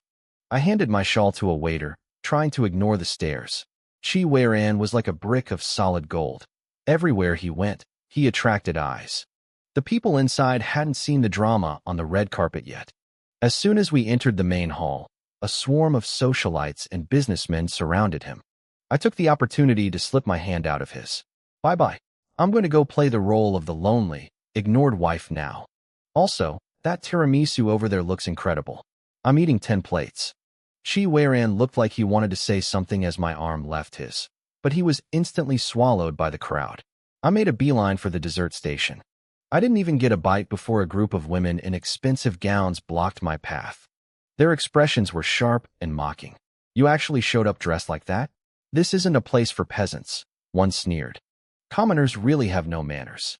You don't even know how to greet people." "Host, don't let them get to you," little chick chirped. "Just ignore them." "I'm talking to you. Are you deaf?" The woman snapped. "You're just a motherless brat. How do you have the nerve to show your face here?" I felt a cold smile touch my lips. I am motherless, it's true, but at least I know that girls shouldn't pick fights in public. It makes you look uneducated. Before she could blink, my eyes turned sharp. A loud, crisp slap echoed through the room. Sometimes, you have to let people know that being civilized includes knowing how to use your hands. The girl gasped, clutching her reddened cheek. Her friends shrieked in horror. "Yi Qingju, are you crazy? You're a mad dog. What are you doing?" The commotion drew everyone's attention, including Chi Weiran's from across the room. Instantly, I dropped the aggression. My shoulders slumped, my eyes filled with tears, and I looked down at the floor, the picture of a bullied victim. "I'm sorry," I whispered piteously. "I didn't mean to." The girls were speechless at my sudden transformation. "Stop acting. You fake bitch." The girl I hit was so angry she looked ready to vomit blood. She swung her hand back to slap me, but a strong hand caught her wrist midair. I looked up to see a handsome man with a sharp, slightly mixed-race look standing in front of me. He was smiling, but his eyes behind his glasses were lethal. "The daughter of Huey Group, right?" His deep voice rumbled. "I believe your father is currently working on a deal with the Chi family?" The chairman of Huey Group saw what was happening and rushed over, looking like his world was ending. He immediately started bowing and apologizing. The girl who had tried to hit me started shaking as her father glared at her. Fear filled the girl's eyes. The atmosphere in the room turned to ice. Everyone had been waiting to see me get humiliated, but no one expected Chi Weiran to step in personally. Last year, he wouldn't have spared me a glance. He didn't even ask what happened. He didn't care who started it or who was at fault. He just stared at the girl with those heavy, amber eyes. His coldness spoke louder than words. The girl eventually broke. With tears streaming down her face, she choked out an apology. I reached out and gently tugged on Chi Weiran's sleeve. I wanted him to let it go. I'm not the type to hold a grudge once I've gotten my point across, and I definitely didn't want a bigger audience. Surprisingly, Chi Weiran was easy to talk to tonight. He actually dropped the matter. I looked at him differently then. He noticed my gaze and looked away, acting like he didn't care. I couldn't help but wonder what he was thinking. Was he planning something behind my back? Was there someone else? Was he going to cut me out of the inheritance? My mind was racing. The farce ended with the chairman of Huey Group dragging his daughter away. From the moment Chi Weiran protected me, the guests looked like they'd seen a ghost. "Sir, thank you for helping me," I said. This time, I truly meant it. Even if she deserved a lesson, hitting her in public wasn't exactly my best move. Chi Weiran didn't say "you're welcome." He just nodded, his eyes sliding over my face before he spoke. "Next time, handle it privately." I blinked. Handle it privately? How? Was I supposed to put a sack over her head and beat her in an alley? Based on the look in his eyes, I realized that was exactly what he meant. Because of that little scene, the rest of the night was quiet. No one dared to bother him. They all kept their distance, which meant I had to stay glued to his side. My smile was starting to feel frozen on my face. Finally, he led me toward the dessert section I'd been eyeing earlier. I remembered that Chi Weiran was the textbook definition of a cold CEO, and that included hating sweets. He seemed to read my mind. He picked up a plate of tiramisu, the exact one I wanted. He looked at it for a second, frowned as if he'd made a mistake, and then shoved it into my hands. "Sir, you aren't eating it." I stared at the cake, my mouth practically watering. He gave a curt nod.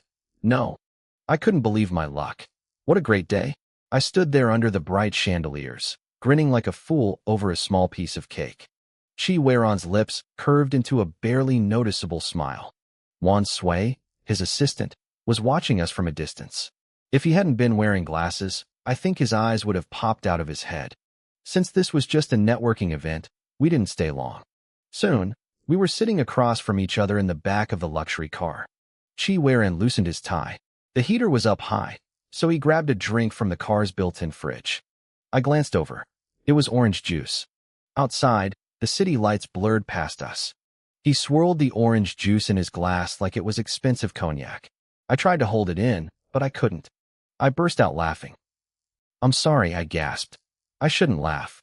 "You already are," he said flatly. Maybe it was because he protected me tonight, but I felt a bit bolder. I decided to test the waters. "Sir, do you remember what happened in the elevator that day?" He lifted his eyelids slowly, looking at me. He had been waiting for me to ask. "You mean before you fainted?"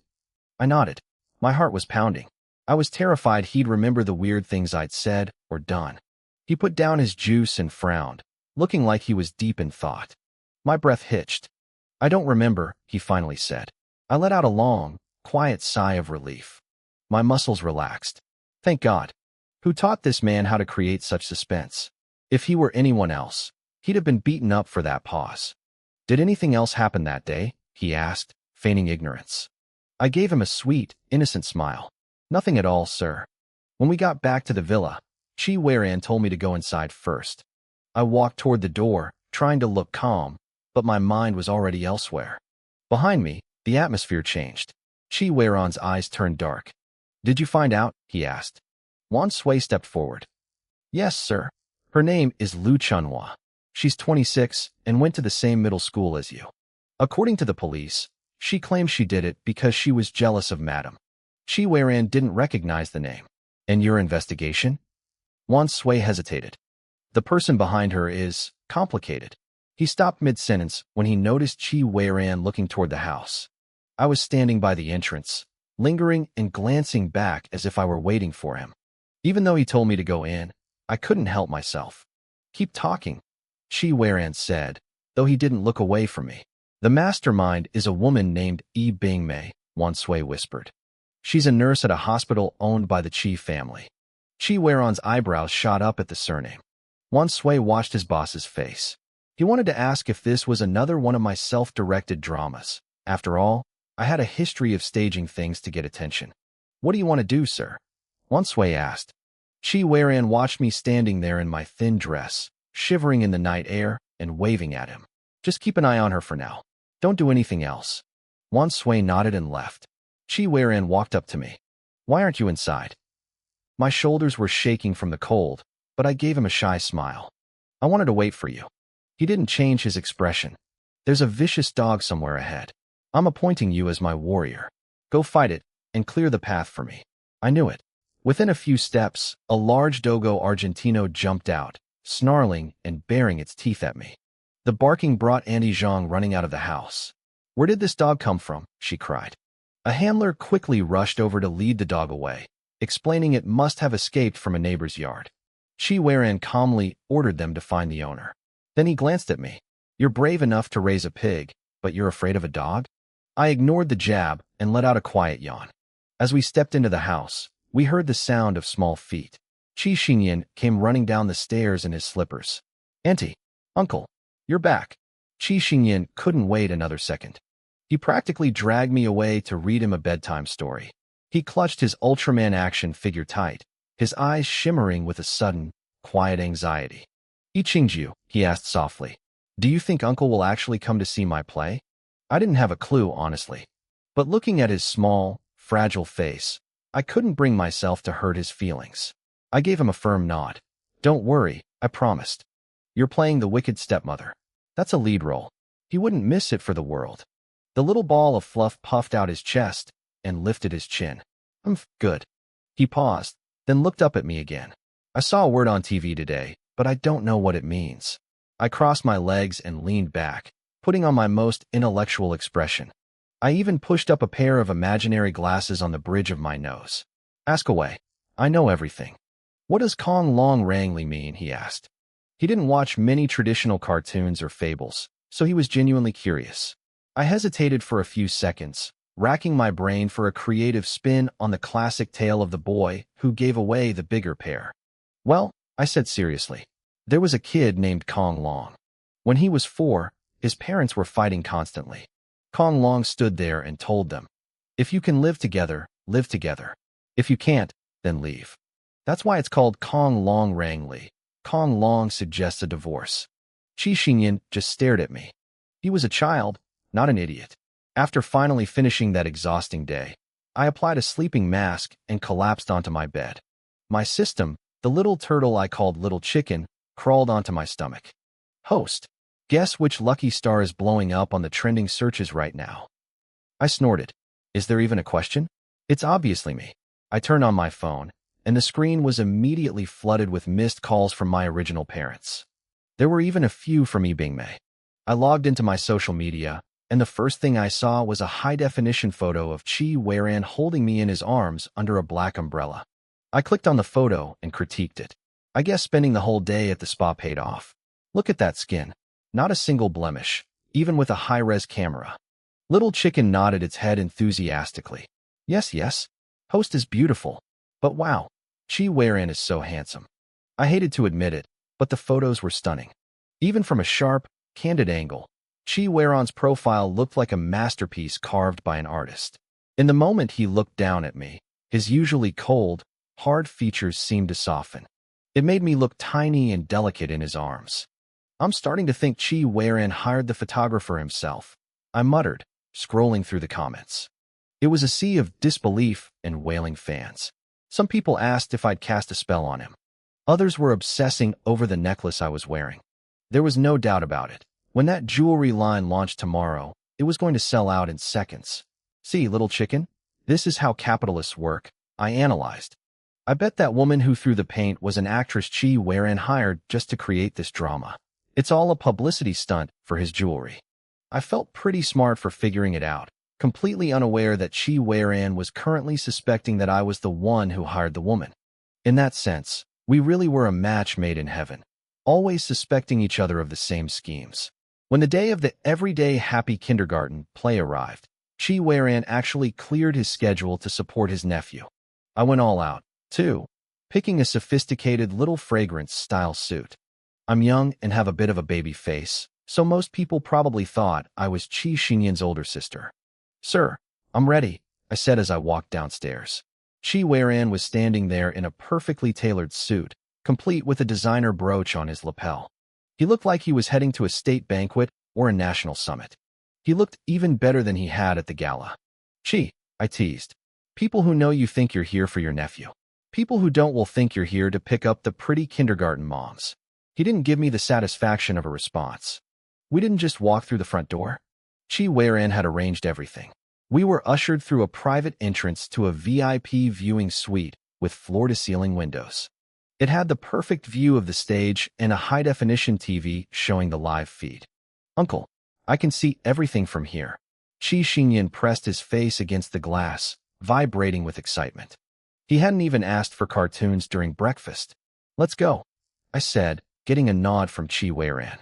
Time to get your makeup and costume on. As I led the little guy away, I checked on him one last time. Remember your lines? Don't get nervous. I won't be in the suite. I'll be right down there in the audience watching you. Strangely, I was more nervous than he was. The little ball of fluff patted his chest like a grown man. Don't worry. A boy from the Chi family never drops the ball at the finish line. I laughed. All right, then I'm not worried. When I dropped him off with the teacher, I ran into Sun Wenwan and her son, and Zwaran. Her eyes lit up when she saw me. Manager E. I put a finger to my lips, signaling her to be quiet, and she understood immediately. We watched our two kids get led away by the teacher. Sun Wenwan looked much healthier than before. What is your son playing? I asked. The prince, she said shyly. I nodded, so that's where the lead role went. Meanwhile, a figure that didn't belong in a kindergarten slipped through the crowd. Inside the VIP suite, Chi Weiran was sitting with his eyes closed when his phone buzzed. It was Wan Sui. Sir, the prey has entered. Chi Weiran's amber eyes snapped open. Understood. A moment later, there was a knock on the door. He masked the coldness in his gaze and adjusted his posture. Come in. A woman dressed impeccably walked in. Her features were strikingly similar to someone I knew. Mr. Chi, Yi Bingmei acted surprised, glancing around the room. Is Qingji not here? I thought she'd be with you. She looked at him with an admiration she didn't even try to hide. Chi Weiran didn't bite. He just gestured to a chair. Sit. Yi Bingmei seemed shocked by how easygoing he was being. She probably thought it was because I wasn't there to interfere. A flash of disdain crossed her eyes before she reverted to her pure, innocent act. Chi Weiran watched her, feeling a wave of disgust. He had originally planned to leave her alone since she was my family, but his investigation had revealed she was the one behind the elevator incident. He wasn't going to let that slide. Mr. Chi, it's so good to see you, she sighed, her face clouding with forced anxiety.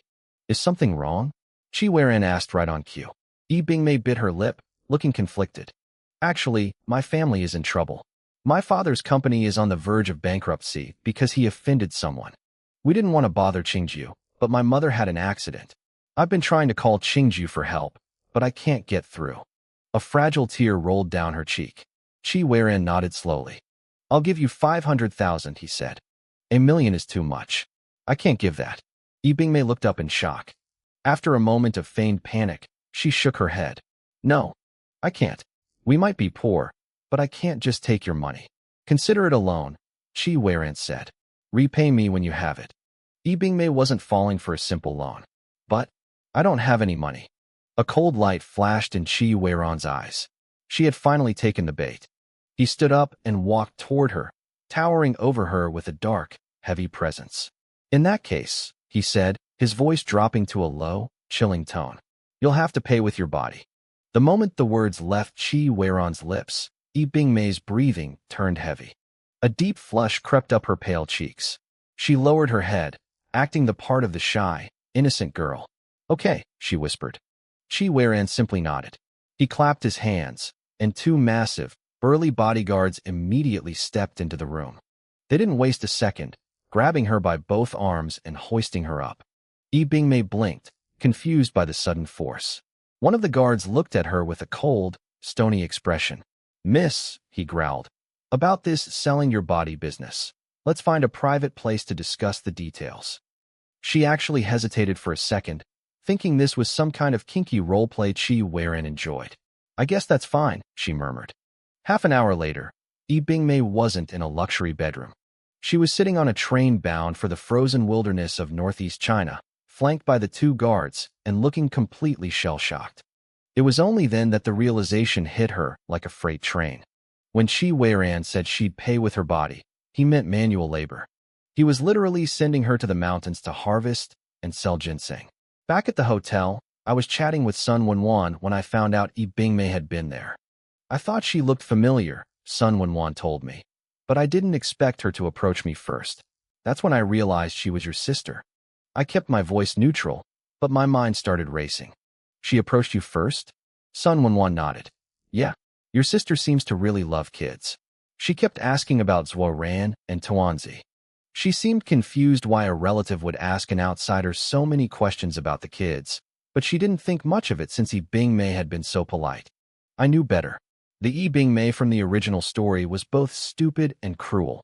She absolutely loathed children. The fact that she was acting like a saint proved it.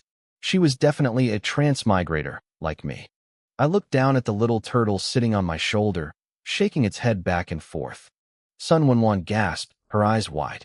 "Oh, it's alive? I thought it was just a cartoon decoration for your play." I smiled and reached up to pat the turtle's head. "He's my best friend." "You're so young at heart," Sun Wenwan laughed. "What's his name?" The turtle twisted its neck, looking at me with pure anticipation, waiting for me to announce its grand, magnificent name to the world. I didn't lose my smile for a second. "He's just a little pet. He doesn't have a name." Sun Wenwan blinked. "Didn't I just say he was my best friend?" Once I said goodbye and headed off to find Qi Weiran, the little turtle started stomping on my arm with its tiny feet, radiating resentment. "Host, why didn't you tell her my name?" I gave it a look that said stop being ridiculous. "You're a system," I whispered. "Your name is too powerful for mere mortals to know. I'm protecting her." The turtle, little chicken, just glared at me. "Are you sure it's not because you're too embarrassed to say it out loud?" I ignored him. I knew Yi Bingmei had probably tried to seduce Qi Weiran the moment my back was turned. Even though I knew he had high standards and wouldn't be swayed by her act, I had to go check. I needed to protect my marriage assets. After all, I reached his door and knocked. His deep, resonant voice drifted through the wood. "Come in." I pushed the door open and my nose immediately twitched. I caught a whiff of something floral. "Uh-huh. What do we have here? Perfume? And a woman's scent at that." Qi Weiran didn't skip a beat. "Your sister was just here." I feigned shock. "Oh, I hope she didn't cause you any trouble." "She did," he said flatly. I froze. How was I supposed to play this? Should I act like the loyal follower or the concerned brother? For the original owner of this body, the answer was clear. "She's so immature." I sighed, sounding disappointed. "How could she upset you? But you're so magnanimous, Mr. Qi. I'm sure you won't be too hard on her. I'll give her a stern talking to later." Qi Weiran adjusted his cufflinks, his eyes downcast. "I've already been hard on her." My eyes went wide. "Wait, where is she now?" "I sent her to the northeast," he replied. "What?" I gasped. "You sent her to the northeast to join the army?"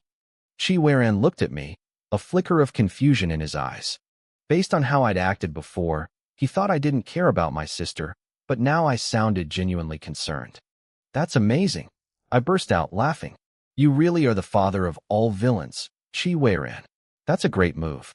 He stared at me. "The father of what?" "Never mind," I waved it off. "It's good for her. She has a bad temper. Some discipline will do her wonders. It's just my parents." I frowned, looking troubled. "You did this, so you can be the one to explain it to those two old lunatics." Old lunatics was a perfect description for them. Suddenly, Chi Weiron's eyes locked onto the green thing on my shoulder. I usually kept Little Chicken in my pocket or bag to avoid questions, so this was the first time he'd seen him. "What is that?" he asked. "It's a decoration," I said quickly, downgrading my best friend to a literal object to save face. I wore it to match the theme of the play. "It's a little chicken." Chi Weiron just nodded, not really caring. He never did explain to me that he hadn't sent her to the army, but to harvest ginseng.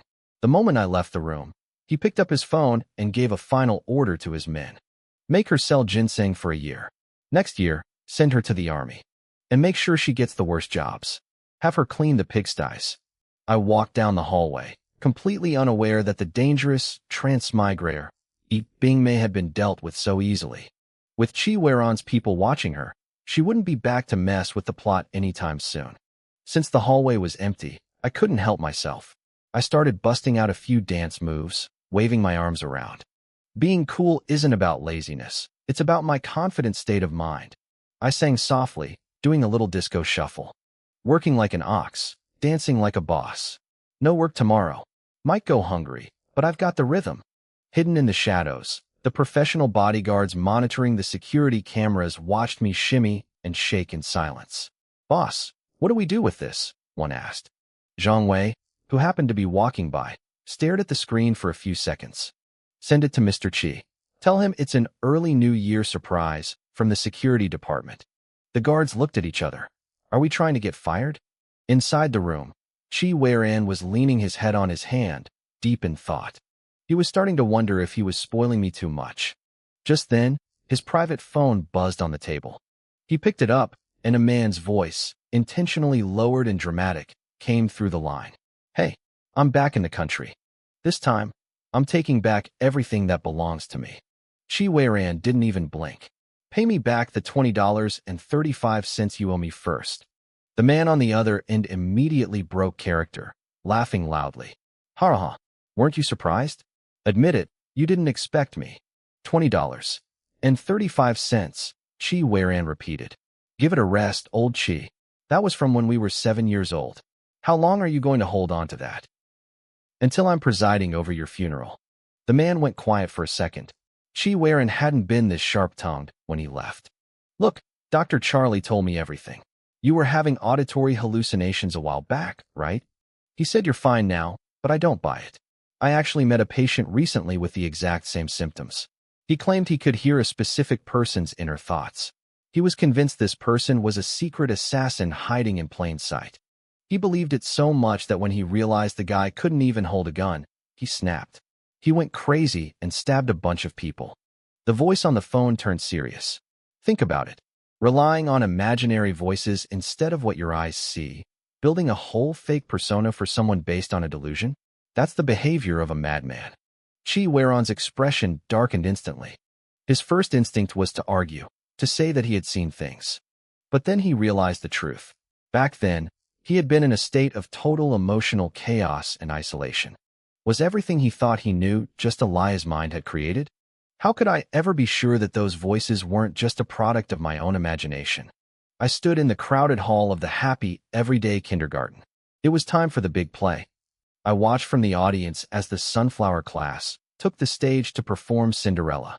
I clapped as hard as I could. The girl playing Cinderella was adorable, kneeling on the floor to scrub tiles with a tiny, tragic expression. Then, a high-pitched, milky voice rang out. "Cinderella, you lazy girl, where are you hiding?" A tiny ball of fluff marched onto the stage. It was Qi Xinyan. He was wearing a puffy dress, a wicked stepmother wig, and bright red lipstick. 2 other little girls trailed behind him like minions. The parents around me lost their minds. "Oh my God, so cute. Whose kid is that?" I was wearing a mask to hide my identity, but I couldn't help straightening my back. I reached into my bag and pulled out a glowing LED sign I'd spent all night making. "He's mine," I thought proudly. The script had been tweaked for kids, but the story was the same. Most of the children were mumbling their lines, but Qi Xinyan was different. His delivery was crisp and clear. Every time he spoke, the audience leaned in. Finally, it reached the confrontation. Cinderella looked up at him, trembling. "Why are you doing this to me?" she asked. Qi Xinyan stiffened. He was about to speak when his eyes flickered toward the front row. He saw me holding up my sign. I am the QI family. I carry the flag for little Qi Xinyan. Who dares oppose him? He nearly broke character right there. He quickly looked away, but the distraction worked too well. He opened his mouth, and nothing came out. He had forgotten his lines. Panic flashed in his eyes. He wasn't the type to make mistakes like this. Why are you doing this to me? The little girl repeated, looking lost. Qi Xinyan glanced at me again. I pulled down my mask and gave him a warm, reassuring smile. He took a breath and calmed down instantly. Because, he said, his voice steady again, I've stood in the rain, so I want to tear your umbrella apart. I blinked. That definitely wasn't in the script. Sun Wenwan, who was sitting next to me, leaned over and whispered, I didn't teach him that. I swear. Luckily, the kid was a pro. He moved right back into the regular script for the rest of the show. I let out a long sigh of relief. I glanced up at the private booth where Qi Weiran was supposed to be, but it was pitch black. I couldn't see a thing. Target detected nearby. Host Yi Qingju. Why are you not by his side? A cold, mechanical voice exploded in my head. It startled me so much I jumped. I quickly reached out to my own system, Little Chick. It told me it couldn't fully kill the original system yet. It could only suppress it. This meant the old, glitchy system would pop up from time to time. I have something to do. I have to go, I whispered to Sun Wenwan. I stood up and hurried out of the hall. Stop screaming, I told the voice in my head. I'm going to serve Master Qi right now. As soon as I stepped into the hallway, I ran into Qi Weiran. He was surrounded by layers of bodyguards. Since he'd been acting somewhat decent lately, I didn't feel any resentment. I smiled and walked toward him. Sir. He didn't even look at me. His voice was icy. Move. I froze. I knew that look. It was the same expression he wore when we first got married. I instinctively stepped aside, watching the small army of men march past me. I wondered if he'd hit his head and lost his memory again, but then the alarm blared in my brain. Host Yi Qingju, what are you doing? Catch up to him immediately. A surge of electricity ripped through my body. The pain was so sharp that tears sprang to my eyes. My face went pale, but I forced a flattering smile and chased after him. Little Chick sounded like it was crying in my mind. Host, just a few more minutes. Just hold on. Sir, Little Chi's performance was amazing. Did you see it? I called out. The bodyguards kept me at the edge of the group. I stayed close, babbling about the play, but Qi Weiran's expression never changed. He couldn't hear my thoughts anymore. He had decided I was just an actor, a persona he had invented in his own head. He truly believed I was a delusion. Suddenly, another shock hit me. My legs buckled. I hit the carpeted floor with a dull thud. It didn't hurt that much, but the shock to my system was overwhelming. Qi Weiran stopped. He didn't turn around. Pick her up, he commanded. His assistant, Zhang Wei, looked surprised but moved quickly. Madam. As he helped me up, he realized I was actually hurt. My skin was thin and sensitive. The rough carpet had scraped my elbows and knees raw. My ankle was twisted, too. Sir, Zhang Wei said dutifully. Madam is injured. Qi Weiran looked back then. I was sitting on the floor, staring blankly at my phone which had fallen nearby. My shoulders were shaking. His eyes darkened. He realized that even if he thought I was a delusion, I was still a person who was bleeding because of him. He wasn't the type of man to ignore that. He opened his mouth to tell Zhang Wei to take me to the hospital, but then my internal monologue screamed loud enough to pierce his skull. Holy crap. I won. I won a candlelight dinner with my favorite male streamer. Forget calling him streamer. I'm going to ask him to be the leading man of my life. Finding Qi Weiran today was the best luck ever. I was vibrating with excitement. Suddenly, a pair of polished leather shoes appeared in my field of vision. Before I knew what was happening, the world tilted. Qi Weiran had scooped me up into his arms. His grip was firm and steady as he started walking. To the hospital, he barked. I looked up at him, dazed. Are you a paranoid schizophrenic? Or do you just have temporary amnesia? I wondered. Qi Weiran thought to himself. Neither. I'm just a man who hallucinates exactly the kind of soul I like. Since Qi Xinyan had to stay at the school, Qi Weiran left assistant Wan Sui behind to fetch him. He'd already hired a Hollywood-level film crew to record every second of the play anyway. By the time I was sitting on a hospital bed, the reality finally sank in. Chi Weiran had carried me the whole way. Little Chick was practically sobbing with relief in my head. Host, don't worry. That bad system won't be back for a long time. I looked down at my bandaged ankle. The white gauze felt thick and secure. I leaned back, my mind racing. I needed to know if the great villain system inside me realized it was being suppressed by my own little helper. Does it know? I whispered. Little Chick, my loyal system, shook its head with a proud little wiggle. Don't worry, host. It's a low-level system. With its limited intelligence, it won't even realize it has a bug in its code. I finally let out a breath of relief. If that toxic system stayed quiet, I could actually survive this. Outside the hospital room door, Chi Weiran stood facing a man in a white lab coat. His expression was a mask of cold frustration. $20.35, Chi Weiran said flatly. The doctor's eyes nearly popped out of his head. He looked like he'd been slapped. Chi Weiran, is your heart made of stone? How can your mouth spit out such freezing words? We haven't seen each other in 3 years. I'm your childhood friend, and the first thing you do is ask me for money. He clutched his chest, acting like he'd been mortally wounded. Chi Weiran didn't blink. He wasn't moved by the drama. Why are you here? Chi Weiran asked. The man huffed, adjusting his coat. I heard your wife was sick. It's my first day back on the job, so I figured I'd come check on her. Consider it a homecoming gift. Chi Weiran's lip twitched. I could tell he was thinking the same thing I was. I definitely wouldn't consider a doctor's visit a gift. Inside the room, I was busy wondering if Chi Weiran was having a bad day or if he was just naturally this moody. Suddenly, the door swung open. A handsome guy with messy, curly hair walked in, grinning ear to ear. Hello there, Mrs. Chi, he chirped. I'm the standard issue doctor friend for every overbearing CEO. My name is Feng Yixing. The overbearing CEO himself walked in right behind him and smacked the back of Feng Yixing's head. Hard. I blinked. This little poodle is stealing my job, I thought. I'm supposed to be the one making fun of the tropes here. Chi Weiran's gaze drifted to Feng Yixing's curly hair. He looked at it for a long second, then looked away. Nice hair, he said dryly. Feng Yixing beamed. Finally, old Chi, I knew you had some taste. I had this permed by a top stylist overseas. I nodded along, trying to keep a straight face. I could see it. Every single strand of hair looked like it had been twisted into a permanent state of rebellion. Hello, I said politely. I'm Yi Qingju.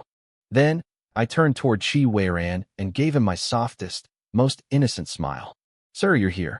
I'm fine now. Let's go back. I'm starving. Feng Yixing curled his lip. He looked at me like I was a boring script he'd read 1,000 times. To him, I was just Chi Weiran's loyal lapdog, a woman with no personality beyond her obsession with her husband.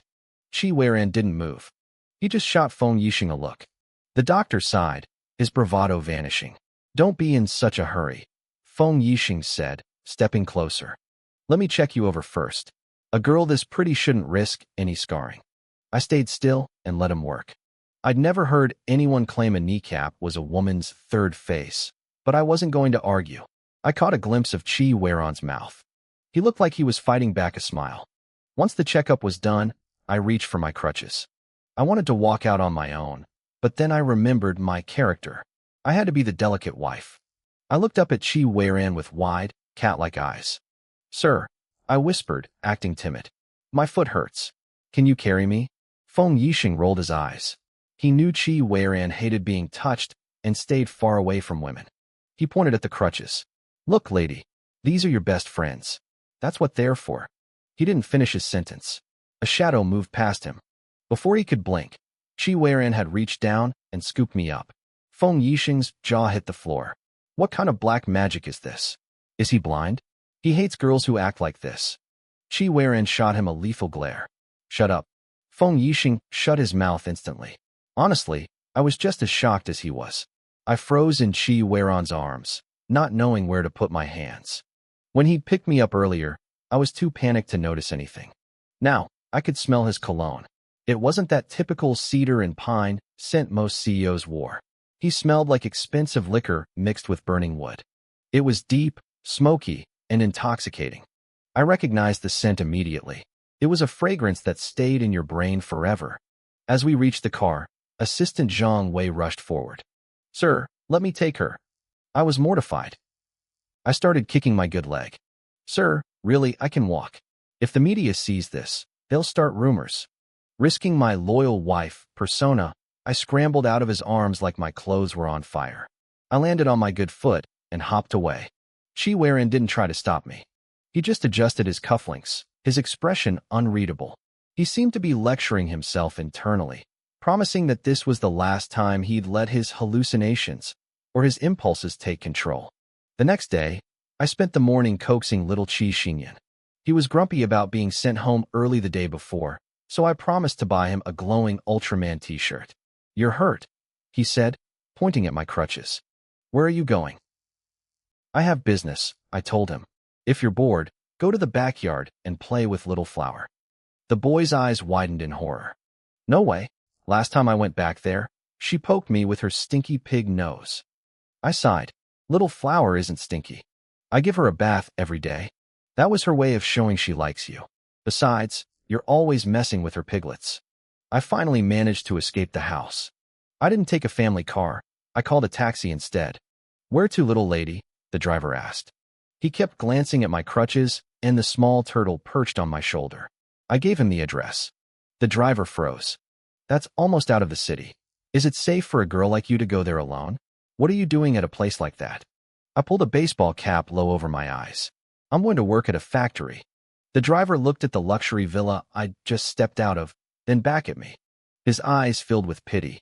He must have been imagining a tragic story, a beautiful maid, a forbidden romance with a rich heir, a broken leg, and a lonely departure with only a turtle to her name. He actually started tearing up. I had no idea what movie was playing in his head. I just looked out the window. Yeah, I muttered.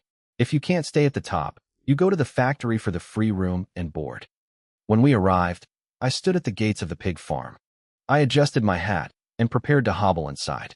My manager, and was already waiting for me. President E, he shouted, looking frantic. Something happened. My heart dropped. Is a pig sick? And shook his head, gasping for air. No, someone from the Qi family is here. The words had barely left his mouth when I spun around. In one fluid motion, I pivoted on my crutches and started hopping away as fast as I could. President E, and yelled, confused. They haven't arrived yet. I stopped dead. I turned back around, smoothing my hair like nothing happened. You should have said that first.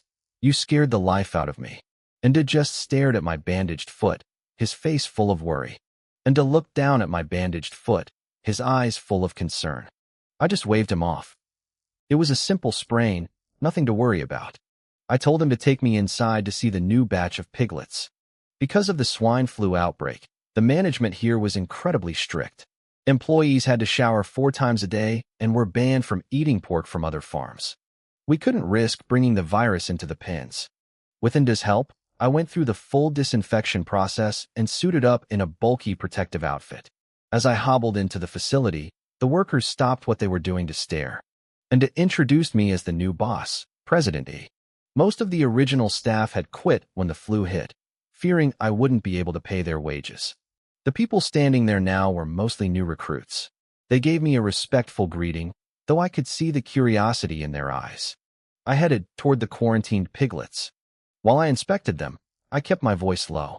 I asked into what was really going on with the Qi family. He looked embarrassed and admitted it was his fault. His farm used to supply breeding pigs to the Qi family's agricultural department, but they cut ties when the outbreak started. Desperate, Enda had gone to them to see if they'd buy the whole farm at a discount. He was just looking for a way out. Then I showed up and bought it first. When the Qi family called him back to accept his offer, he had to turn them down because he'd already promised the farm to me. Since then, they hadn't stopped digging, trying to find out who the secret new owner was. Enda hadn't told them my name, but they were being relentless. I frowned behind my mask. The Qi family was a massive empire. If they wanted a pig farm, they could have 1,000 others. Why were they so obsessed with this one? I didn't realize yet that my new management model was a beacon of success in a dying industry. To someone with a sharp business mind like Chi Weiran, this place was a gold mine that needed to be seized. I asked Endo when they were arriving. He checked his watch and said 10 o'clock. They were coming for a tour. I let out a cold laugh. They weren't here for a tour. They were here to scout the competition. Because of the recent banquet scandal, I was the talk of the town. I couldn't risk being recognized. I pulled on a baseball cap, a thick mask, and a pair of heavy, ugly glasses that made my eyes look tiny. I even borrowed some plain, dowdy clothes from a female worker. I looked like a completely different person. I was confident no one would recognize me as Ichingju. As we walked toward the meeting room, a thought struck me. I asked Nda if he or his wife had offended anyone at the hospital recently. The question caught him off guard. He shook his head frantically, insisting they had stayed in the room the whole time. I told him not to worry. I mentioned the male nurse who had been spreading lies, and Nda's face lit up with recognition. He remembered a tall, thin, handsome young man. When they were leaving the hospital, his son noticed the nurse looked a bit like me. Nda had seen the man arguing heatedly with someone in the hallway. I realized then that the nurse was a pawn sent by Bingmei to cause trouble. He knew about my connection to the kids, but he didn't know about the pig farm. Why was he trying to frame Nda's family? It was a puzzle I couldn't solve yet. The Chi family representatives were punctual.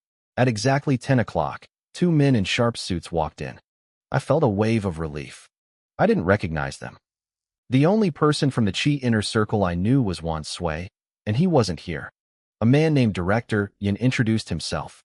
Nda looked confused, wondering what happened to the previous director, but I didn't give him time to ask. I lowered my voice and shook the man's hand. I introduced myself as the owner of the second senior brother pig farm.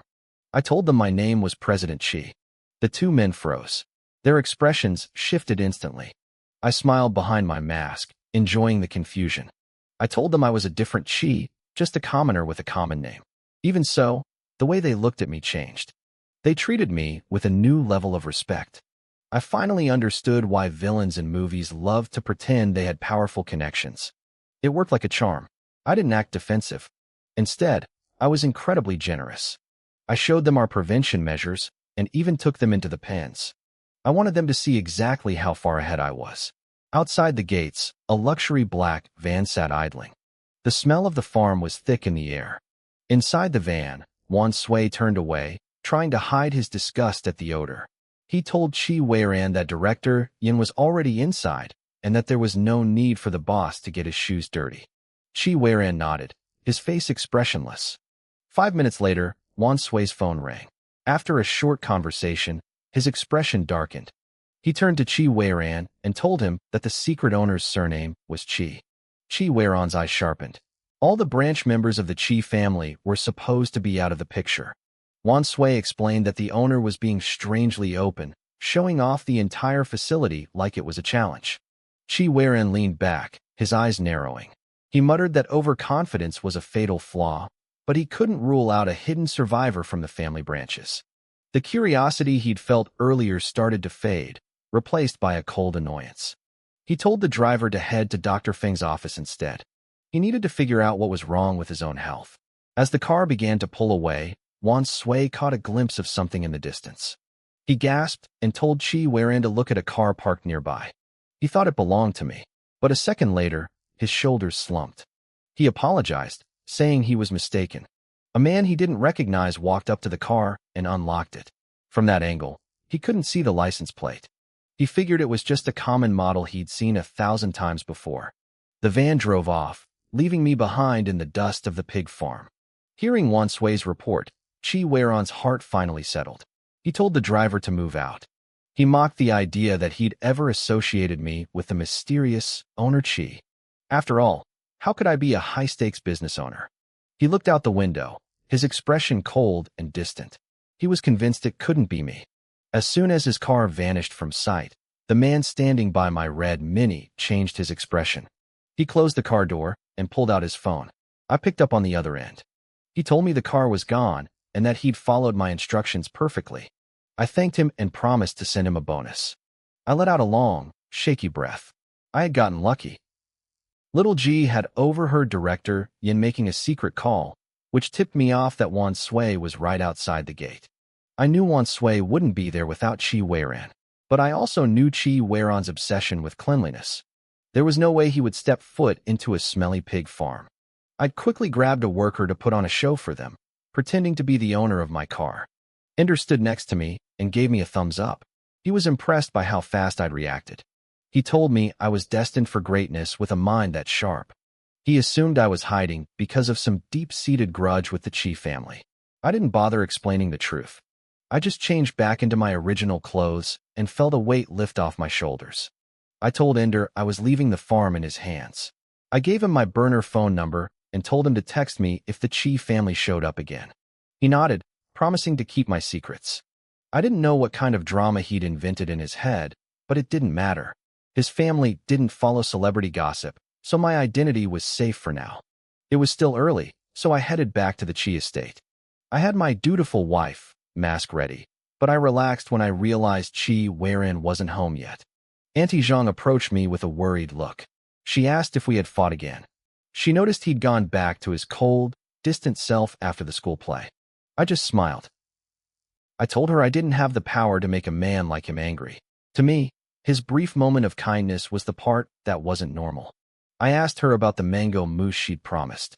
My eyes lit up when she said it was ready. Forget my husband. Dessert was far more important. I grabbed the massive plate of mousse and headed toward the small building on the estate. It was called a small building, but it was actually 18 stories high. I'd lived here for 2 years and still hadn't explored the whole place. I stepped into the elevator and the butler asked which floor I wanted. I asked where the best view was. He suggested the 18th floor, claiming it was a beautiful greenhouse garden. I thanked him and hit the button. As the doors closed, the butler looked down, hiding a nasty smirk. Back in the kitchen, Auntie Zhang suddenly froze. She realized she'd forgotten to warn me. The 18th floor was a forbidden zone. Chi Weiran had strictly banned anyone from entering. The last servant who accidentally went up there had faced his absolute fury. She'd never seen him so angry. She could only hope the butler would stop me. Meanwhile, at the clinic, Feng Yixing looked at my medical reports. He frowned, his curly hair messy from frustration. I stepped out of the scanning machine and started buttoning my shirt. He told me everything looked normal. He was a top-tier psychiatrist, and he insisted I didn't show any signs of mania or schizophrenia. Hearing that I was normal didn't make me feel better. I sat on the sofa, crossing my legs. I asked him to tell me more about the case he'd mentioned, the one where a patient could hear someone else's thoughts. He stared at me, wondering if I was experiencing the same thing. I denied it immediately. I wasn't the type to confuse a hallucination with a superpower. He sat down across from me and told the story. The patient had been a bank clerk who thought his female coworker was a secret assassin. He was convinced he could hear her cold, deadly inner thoughts. During a bank robbery, he risked his life to get her a gun, thinking she would save them all. But the woman was just a normal, terrified person. She had no idea what he was talking about. In the chaos, the gun went off, and she died. In that moment, the man realized it was all a delusion. He had invented her personality in his head. There was no secret assassin. There were no voices. I left the clinic, my mind racing. I couldn't stop thinking about the girl who had held me in the elevator when it broke down. I had no proof that version of her was real. As I got into the car, my assistant, Zhang Wei, spoke up. He told me the security department had sent a New Year surprise to my email. He hoped it would cheer me up. I just nodded, barely listening. Back at the estate, I stepped out onto the 18th floor. The butler hadn't lied about the view. A thick, sweet scent of flowers hit me instantly. It was a massive, lush garden hidden high above the ground. In a season where everything else was turning brown and gold, this place was a vibrant, living paradise. A sea of white gardenias stretched out before me, looking as if it had no end. The sight was breathtaking, a sudden burst of lightness that made my heart skip. It seemed Chi Weiran really did have an obsession with these flowers. Back at the villa, before I'd even met Zhu Wan, the backyard had been full of them. This place was no different. I wondered if a gardenia had saved his life once or something. I remembered that when I was very young, I liked these pure white flowers too. I couldn't quite recall why I stopped liking them.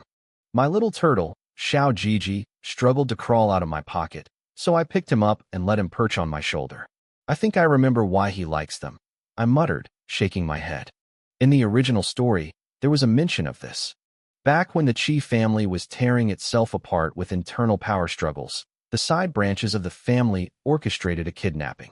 A young Chi Weiran managed to escape, but he disappeared for nearly a year in a remote, rural area before his older brother finally found him. When he came back, his personality had completely changed, and he brought back a new hobby, gardenias. I sat down on a carved wooden chair, swinging my legs as I thought about the drama of it all. It felt like a cliché TV script. A lost young master meets a pure village girl, falls in love with her, and by extension, falls in love with the flowers that remind him of her. Then, they're forced apart by fate, leaving nothing but the memory of those white petals in his heart. I set my plate down and clasped my hands together, impressed by my own storytelling. Xiao Jiji, if you ever fail at being a turtle, you should become a writer, I laughed. I laughed a bit too hard. My movement knocked a fork off the edge of my plate.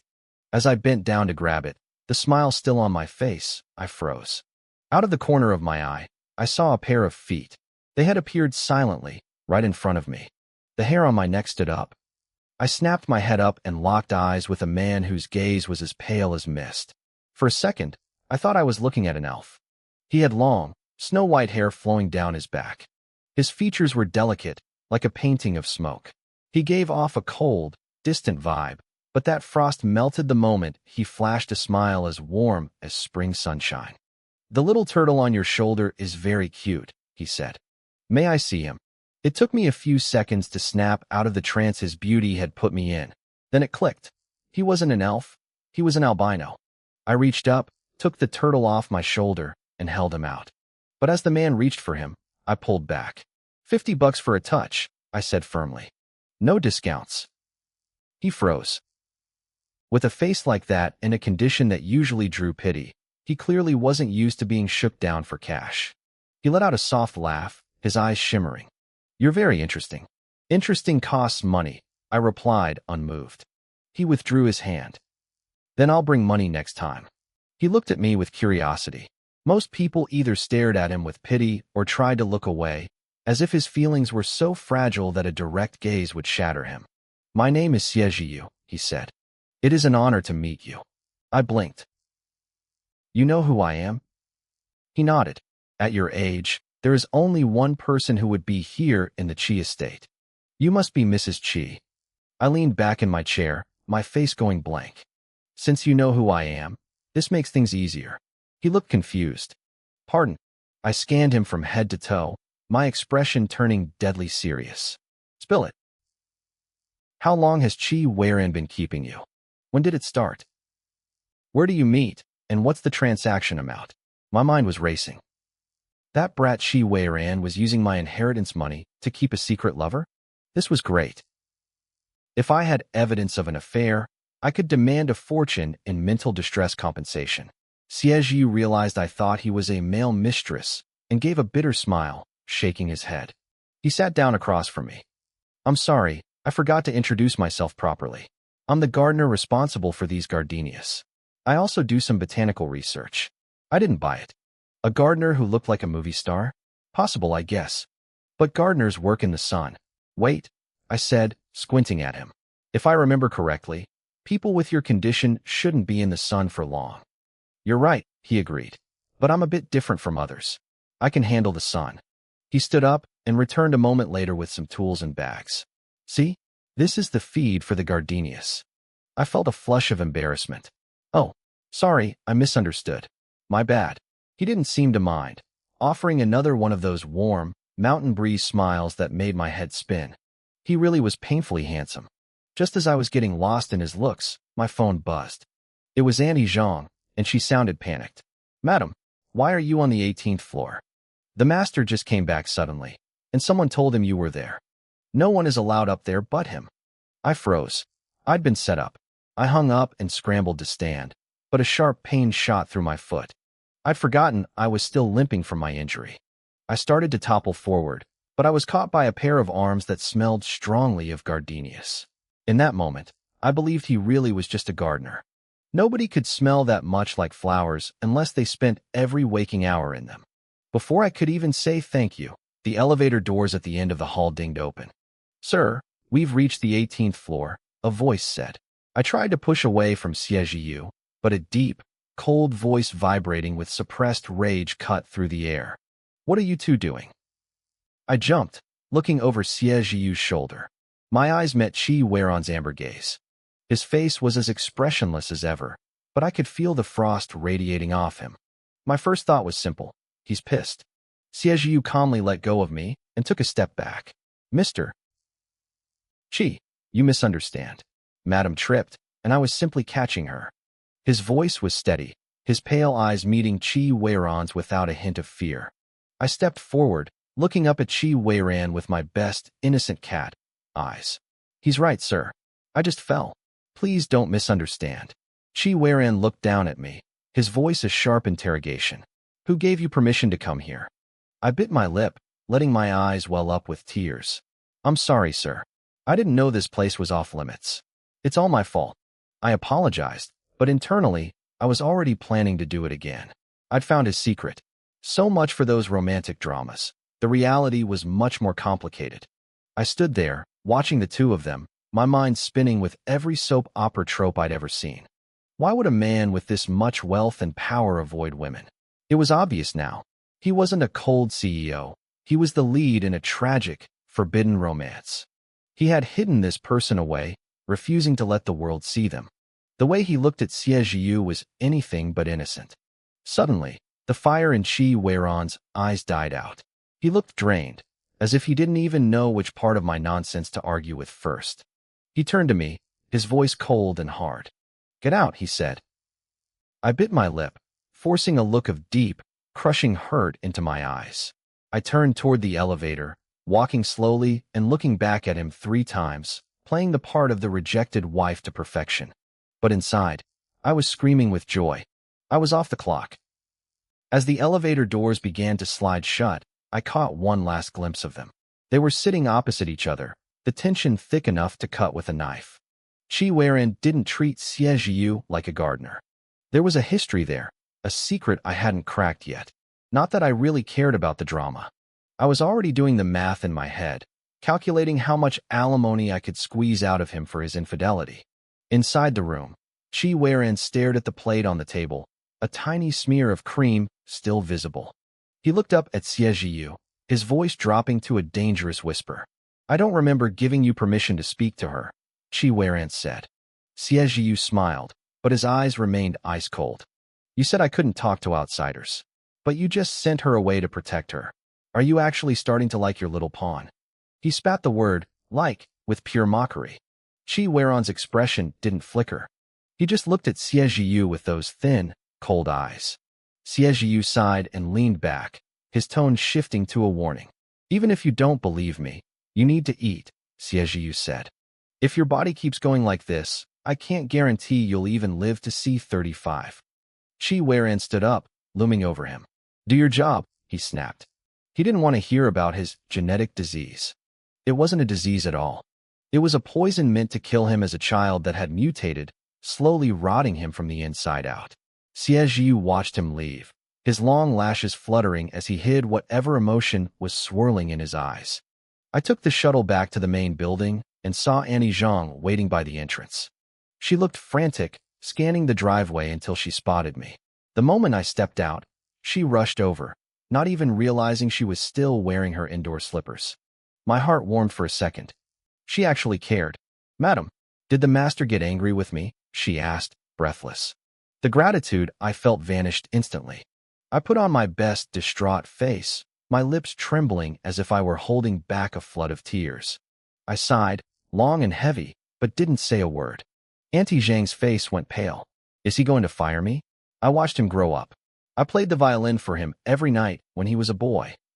I patted her shoulders solemnly, sighed again, and walked past her. A few minutes later, Qi Weiron walked into the main hall. He stopped dead when he saw us. I was sitting on the sofa, staring at nothing like a literal zombie, and Auntie Zhang was hovering nearby, looking just as haunted. We both turned our heads to look at him at the same time. He looked like he wanted to ask what was wrong, but the words died in his throat. Sir, you're back, Auntie Zhang said, her voice trembling. It was my fault. I forgot to tell Madam about the rules. If you want to blame someone, blame me. Even if you kick me out, I won't complain. I felt a twinge of guilt, but then Auntie Zhang looked up and gave him a sweet, manipulative smile. Of course, I've managed this villa for years, she continued. I've worked myself to the bone for this family. If that little bit of loyalty means nothing, then go ahead. Kick me out. I stared at her. I had a lot to learn. My acting was amateur hour compared to this old pro. Chi Weiran looked completely baffled, but he kept his face like stone. He looked at the devastated Auntie Zhang and spoke calmly. Make a Bass cheesecake for dessert tonight. That was Qi Xingyan's favorite. Auntie Zhang's face lit up instantly. Right away, sir. As she hurried toward the kitchen, I tried to sneak away behind her. You, come here, Chi Weiran said. I froze. I slowly turned around and walked toward him, keeping my head down. Chi Weiran flinched slightly. He was still hearing my thoughts, a voice in his head he couldn't control. It was driving him crazy. Don't go back there again, he said, his voice clipped. Whatever that man told you, forget it. Starting now. He didn't wait for an answer. He buttoned his suit jacket and walked straight out the door, never once looking me in the eye. He was running away. I didn't even get to ask who he was, I thought. Asterisk, he didn't punish me. He didn't even yell. What is wrong with him? Asterisk. Whatever. I didn't care. I had a date with a handsome male streamer in 2 days, and that was way more important than his mood swings. I saw Chi Weiran stumble slightly as he walked away, but I figured I just imagined it. Once he was gone, I crept into the kitchen to find Auntie Zhang. Auntie Zhang, I whispered. You know what's on the 18th floor, don't you? She looked awkward and tried to turn away, but I grabbed her arm. I heard the new Wharton violin series just launched. I saw you looking at the ads. She didn't move. Madam, I've worked for the Chi family for a long time. I don't talk. I already pre-ordered it for you, I said, showing her the confirmation on my phone. It arrives next week. Auntie Zhang immediately linked her arm with mine, smiling widely. You can't tell anyone I told you this. That young man, Xie Jiu, is actually the master's cousin. The Xie family committed a massive crime years ago. When the master took over, he spared the boy's life for the sake of the old matriarch. But he's kept there to atone for his family's sins. What he actually does there, I don't know. I sat in silence after she left, processing the story. A prisoner, a cousin, a secret life. Over the next few days, I tried to find the elevator attendant who had tricked me into going up there, but the man had vanished. It was like he never existed. Eventually, I stopped looking. My foot had healed, and I had a big night ahead of me. I told Auntie Zhang I wouldn't be home for dinner. She looked surprised since I didn't exactly have friends. I was about to leave when little Qi Xingyan looked up from his juice box, his eyes narrowing. I bet you're going on a date, he said. I gave him a terrifyingly sweet smile. And I bet you don't want to hear your bedtime story tonight. He immediately sat up straight, his face serious. Don't worry. I'll make sure the pigs are fed and keep my mouth shut. I laughed and patted Qi Xingyan's head. He didn't seem so picky anymore. He pouted his lips in that proud, arrogant way of his and looked at the small turtle resting on my shoulder. You're leaving anyway, he mumbled. Why don't you leave her here to keep me company? He had just heard a story at school about releasing marine life into the wild, and suddenly, his sense of justice was peaking. He looked at me like I was a villain. Yi Qingju is very mean to the turtle, he whispered to the air. She never feeds her or lets her sleep. She's so pitiful. The turtle, Xiao Jiji, poked her head out of her shell. Her tiny eyes sparked with a strange light. I could almost hear her thoughts. The host would never give me to you. I'm not some common turtle. I'm the turtle from Wang Wei's poems. Fine, take her. Treat her well, I said, stuffing the confused Xiao Jiji into the boy's small hands. Xiao Jiji looked betrayed. So, love just disappears, right? I had a date to get to. When I won that prize during the live stream, the male host had added me on WeChat. We had settled on a restaurant address quickly. When I first arrived in this world, feeling lost and out of place, his streams were the only thing that got me through my sleepless nights. His screen name was Yudu. He had that rugged, masculine look I liked, a great body, and a voice that made you feel like you'd known him forever. I had tipped him a lot of money back then. In the streaming world, I was what they called a big sister on the leaderboard. Normally, a girl would dress up for a date like this. But my identity as the Chi family's wife was a massive liability. I had to be as plain as possible. When Yudu arrived at the restaurant, he saw a girl sitting sideways at a table. I was wearing a basic tracksuit and thick, oversized glasses that covered half my face. I looked completely unremarkable. Hello, a voice said. He sounded younger than I imagined. Are you the only red monkey in the mountains? I turned my head and met a pair of eyes filled with kindness. My heart skipped a beat. My son, from the live stream, looked even better in person. That's me. Hi, Udo. Udo was tall with long legs, wearing a simple white hoodie and black trousers. Even in basic clothes, he looked like he belonged on a runway. His black hair fell over eyes that crinkled when he smiled, revealing two sharp canine teeth that gave him a bit of a mischievous edge. Monkey sis, you're younger than I thought, he said. His tone was easy and casual, exactly like it was during his streams. It broke the ice instantly. I smiled back. You're more handsome than your camera lets on. Monkey sis was the nickname he and the other fans used for me. Legend had it that the top donor in Udo's room was a ruthless person with deep pockets who preferred spending money over talking. I had been a regular since he was a tiny streamer with no followers. Some people only watched him just to see me drop massive gifts without blinking. What year are you in college? You look about my age, Udo said, pushing a glass of warm water toward me. I chuckled. I actually work already. Though, technically, this body was young enough to still be in university. Udo raised an eyebrow in surprise. Sorry, you look so young. I was ready to call you little sister. I looked down and smiled. Behind my thick lenses, my eyes curved into crescents. I wasn't trying to be stunning, but for a moment, Udo seemed dazed. He shook off the feeling and kept the conversation going. So, what do you do for a living? I swallowed a sip of tea and looked him dead in the eye. I run a pig farm. Udo's mouth dropped into an O shape. My apologies, boss monkey. I didn't realize I was in the presence of greatness. While we were laughing and chatting, miles away in a luxury villa, Chi Weiran was sitting in a lounge chair by a floor-to-ceiling window. He swirled a white liquid in a tall glass. His dark hair, free from styling gel, fell lazily over his forehead. Shadows pooled under his eyes. Don't get it wrapped. That white liquid was just milk. If I remember correctly, the stream said it was today, he muttered to himself. Expressionless, he took a sip of milk and swallowed a few tablets. They were just vitamins his doctor had prescribed, but he took them like they were bitter medicine. His phone, tossed carelessly on his lap, buzzed. He grabbed it instantly, his pupils tightening, but then he saw the caller ID was his assistant, Wan Sui. He relaxed, his face turning cold. Speak, he snapped. I'm sorry to bother you after hours, sir, Wan Sui said. But there's an urgent document that needs your decision. I've sent it to your email. Chi Weiran hung up without a word. He pulled his laptop onto his lap and typed in his password. The document was important, but it only took him 10 minutes to handle. He was about to close the screen when a specific email caught his eye. It was from the head of security, Zhang Wei, a New Year greeting video. Maybe it was because the night was too quiet, or maybe it was just a whim, but Chi Weiran clicked it. He reached for his milk, planning to watch it casually. Suddenly, upbeat music blasted from the speakers. His eyes widened as he saw a figure on the screen performing a very strange, very energetic dance. He never finished that glass of milk. Back at the Chi estate, Auntie Zhang was heading to bed when the house phone rang. Sir, is something wrong this late? She asked, surprised. The madam? She's not home for dinner. She said she was meeting a friend. I don't have the exact address, but I think she mentioned the Tianjie area. Before she could finish her sentence, the line went dead. Meanwhile, Wan Sui was finally about to enjoy a nice steak dinner at home. He had just finished searing the meat when his phone rang again.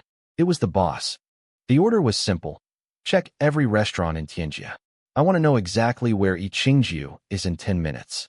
Wan Sui stared at his phone and sighed. When I said I could handle pressure during my interview, I didn't mean I wanted to die on the job. I had no idea any of this was happening. I was having a great time. Udo was witty and funny without being annoying.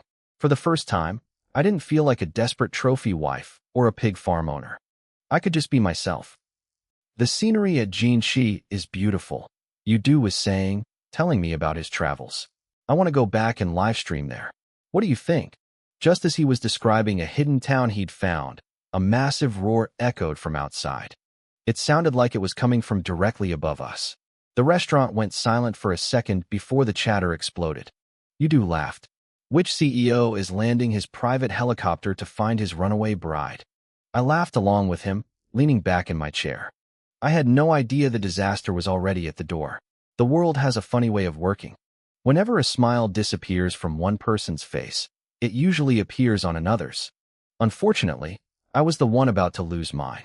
The restaurant doors swung open. A group of men in sharp black suits marched in, their faces like stone. Yudu froze, his smile vanishing instantly as he looked past me toward the entrance. Yudu stared at me in shock. 1 second I was laughing, and the next, my face went pale. Before he could even blink, I moved with lightning speed and dove straight under the dining table. I curled into a ball, hugging my knees, my heart hammering against my ribs. What was Chi Weiren doing here? How did he find me so fast? The white tablecloth suddenly rustled. Then, a pair of long legs scrambled inside, as Yudu squeezed himself into the cramped space beside me. He was over 6 feet tall, and seeing this handsome guy curled up like a shrimp was almost comical. His eyes shimmered in the dim light under the table, looking at me with pure curiosity. He looked exactly like a goofy golden retriever from the orphanage I used to visit, the kind of look a dog gives you when it's begging for someone to play. "Are we playing a game?" he whispered. 1, 2, 3, wooden man, I hissed back. "Don't speak. Don't move." Yudu froze instantly. He strained to control himself, slowing his breathing until it was barely audible. With the sudden silence under the table, the chaos outside became even sharper. I pressed my ear toward the fabric, listening. People were shouting in confusion. Chairs were scraping harshly against the floor, and then came the frantic sound of footsteps running for the exit. After a few chaotic minutes, the restaurant fell into a deathly silence. I hesitated for a few seconds before reaching out to lift the corner of the tablecloth. I poked my head out cautiously. A pair of straight, expensive-looking legs appeared right in front of me. I didn't realize who it was at first. I actually reached out and poked the man's rock-hard calf. "Move aside, brother," I muttered, turning my head to look toward the door. If my system assistant had been there, I never would have done something so stupid. But he wasn't. The moment the words left my mouth, the sharp, mechanical voice of the system shrieked in my brain. "Warning, host is out of character. Commencing electric shock punishment immediately." I gasped and looked up. The last thing I saw before the world went black was a pair of amber eyes looking down at me, swirling with a complex mix of emotions. The punishment was more intense than ever before. I didn't last a second. My eyes rolled back, and I collapsed. Chi Weiren froze. Was he really that terrifying? As he bent down to pick me up, his assistant, Wan Sui, stepped forward and helpfully lifted the tablecloth. Chi Weiren looked up and locked eyes with Yudu, who was still huddled there, motionless. Wan Sui's heart skipped a beat. This looked like a scene straight out of a cheating scandal. "Who are you?" Chi Weiren asked, his voice devoid of emotion. "Is this the male streamer?" Yudu didn't even blink. His lips barely moved as he whispered, "I am a wooden man." Chi Weiren understood immediately. He scooped me up into his arms, then turned to Wan Sui with a calm, charitable expression. "Send this wooden man back to the mental hospital." Wan Sui didn't skip a beat. "Yes, sir."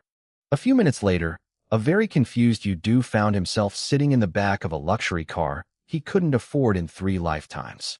"Where are we going, brother?" he asked, blinking at Wan Sui. Wan Sui, looking every bit the elite professional in his glasses, glanced at him. Mimicking his boss's kind tone, he replied, "The botanical garden." "Oh, okay," Yudu chirped, feeling touched. "That's so generous of you, man. A day trip to the garden." Then he paused. That man with the amber eyes.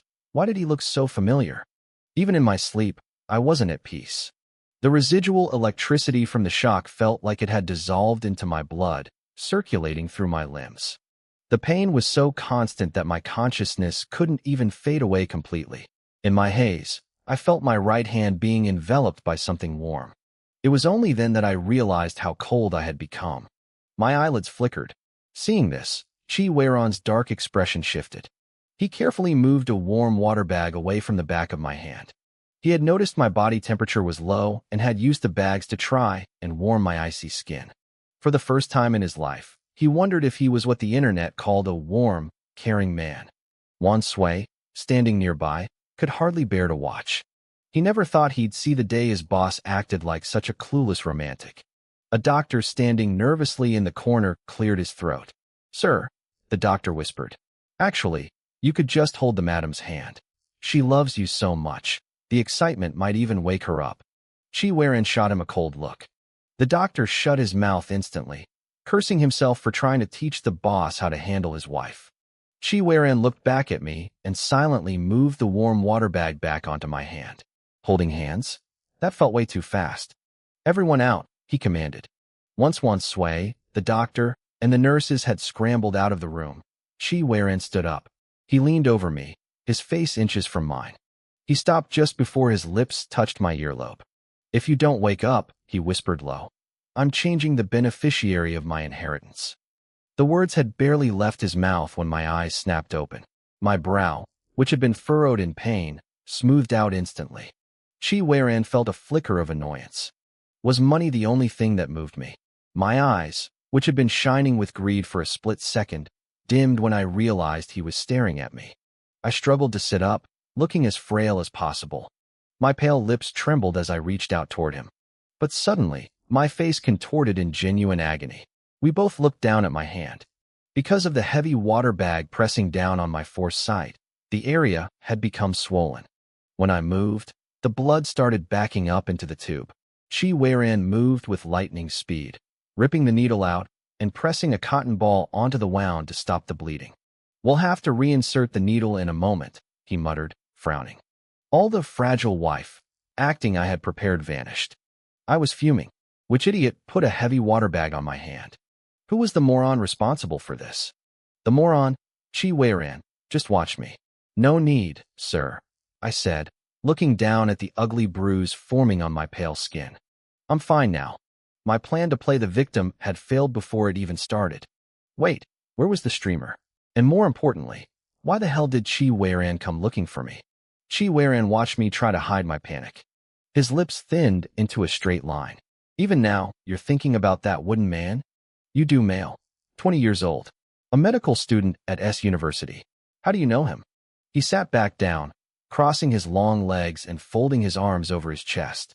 He stared at me with those amber eyes, the bright overhead lights sharpening the cold lines of his face. He looked like a high-ranking officer interrogating a high-profile criminal. He adjusted his posture slightly, catching his reflection in the mirror on the wall. He seemed satisfied.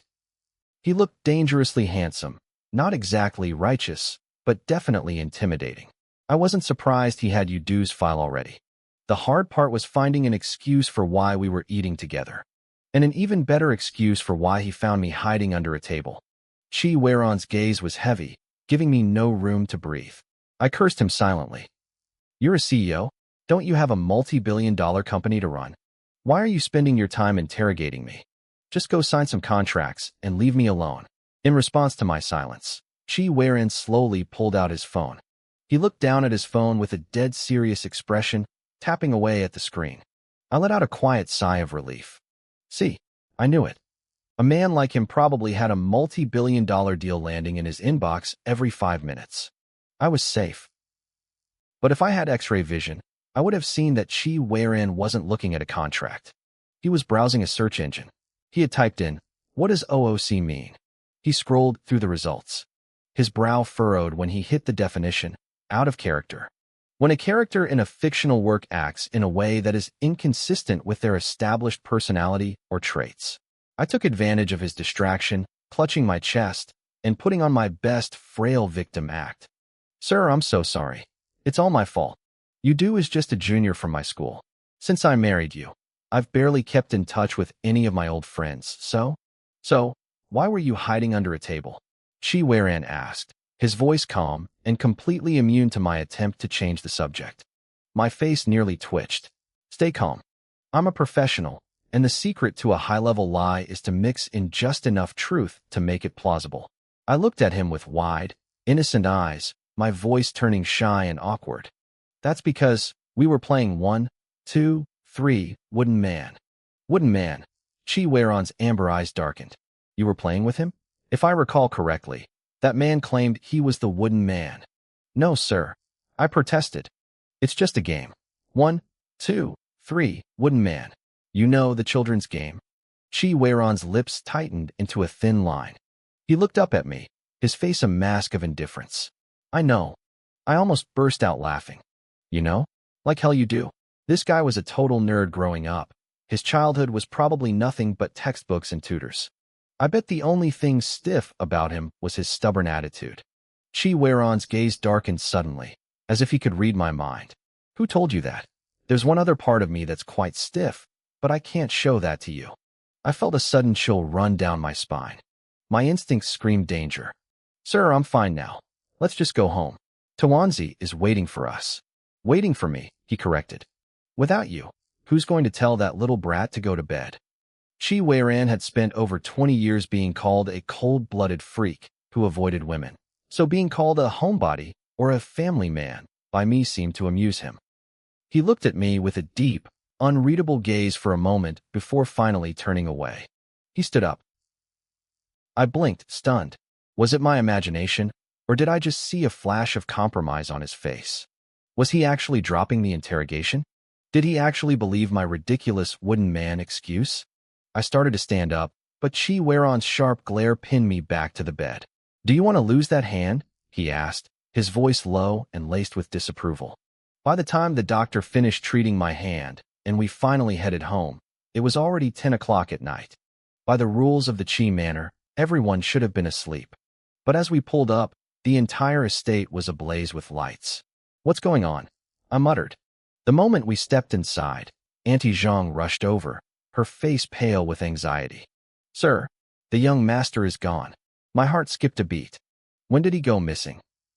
Was it another transmigrator taking him? The sudden shock made my vision go dark for a second.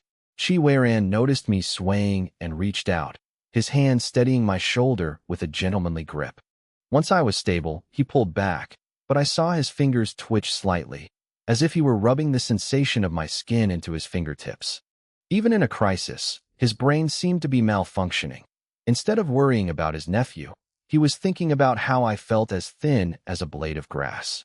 The madam wasn't back yet, Auntie Zhang explained, and I was worried the young master would be upset without his bedtime story. When I went to check on him, his bed was empty. Chi Weiran remained composed. Check the surveillance. I've already sent people, Auntie Zhang said. Just then, a servant ran in, panting. We found him. We found him. The young master went to the West Grove. When the servant saw Chi Weiran, his face turned pale and his voice dropped to a whisper. Everyone feared the boss. I looked at Chi Weiran urgently. Sir. He nodded and immediately led the way out. Auntie Zhang followed us, her expression complicated. She was probably wondering if we had made up already.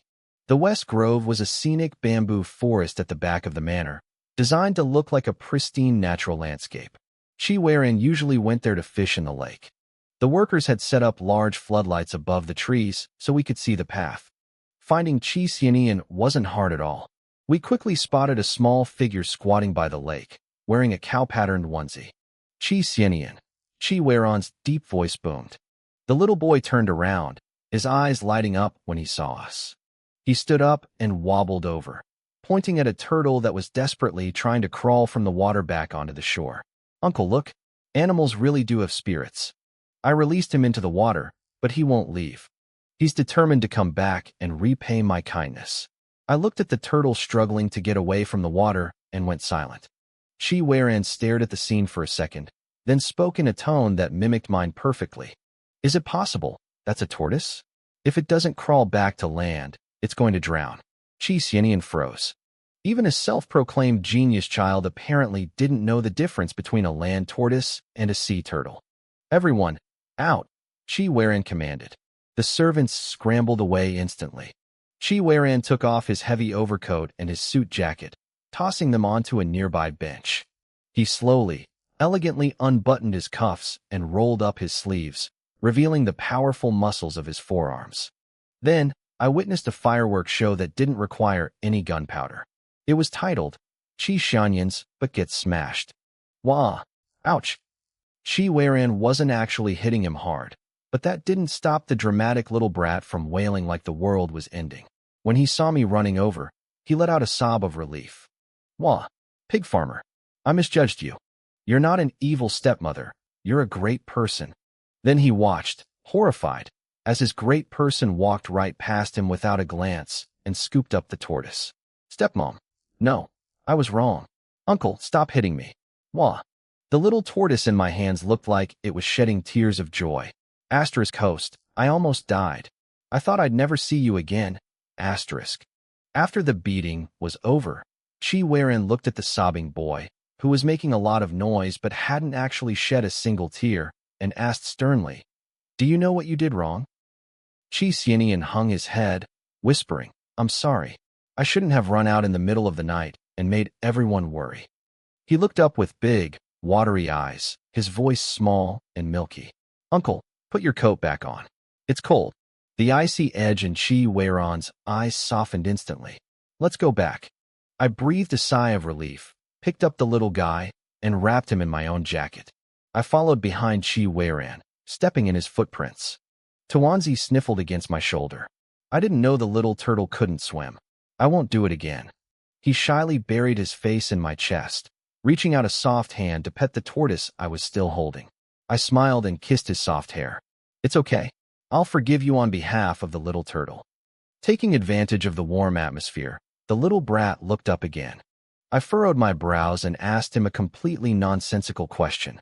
If I turned into a watch, would you still love me? Yi Qingju actually took a moment to think about it. Then, with a dead serious expression, he asked, What brand? Walking ahead of us, Chi Weiran, who had excellent hearing, stiffened. I suppose that was all the evidence he needed that I didn't have a mental illness. I was just weird. Once we got back, I expected to be sleeping on the floor again. To my surprise, Chi Weiran didn't stay in the room. Thank God he was finally acting like a normal person for once.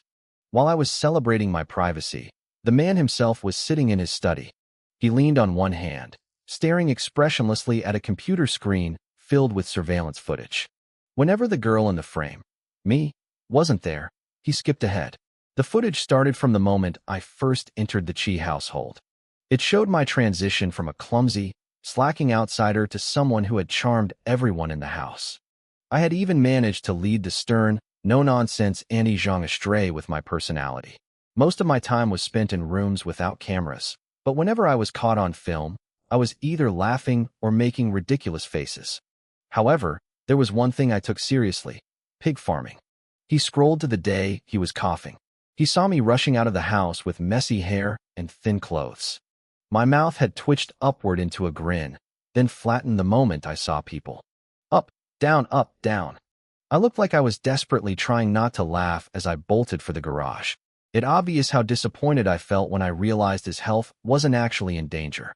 Then, he saw a face that hadn't yet faded from his memory, the tutor. He watched the man's undisguised malice and heard the insults he spat at the pig pen. Chi Weiron's fingers began tapping rhythmically on the desk. As if echoing his rhythm, a knock sounded at the door.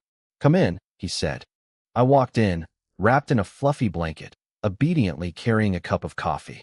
Just as I was about to set it down next to his hand, Chi Weiran calmly but swiftly clicked his mouse. He switched the screen. On the surface, he looked flawless. But the screen now displayed a loud, tacky web game advertisement. A voice blared out. Asterisk, hello everyone. I'm Jia Hui. If you're a brother, come hack me. One hit, level 999. Asterisk. I stood there stunned. I silently set the coffee down. Sir, don't play too late. Go to bed early.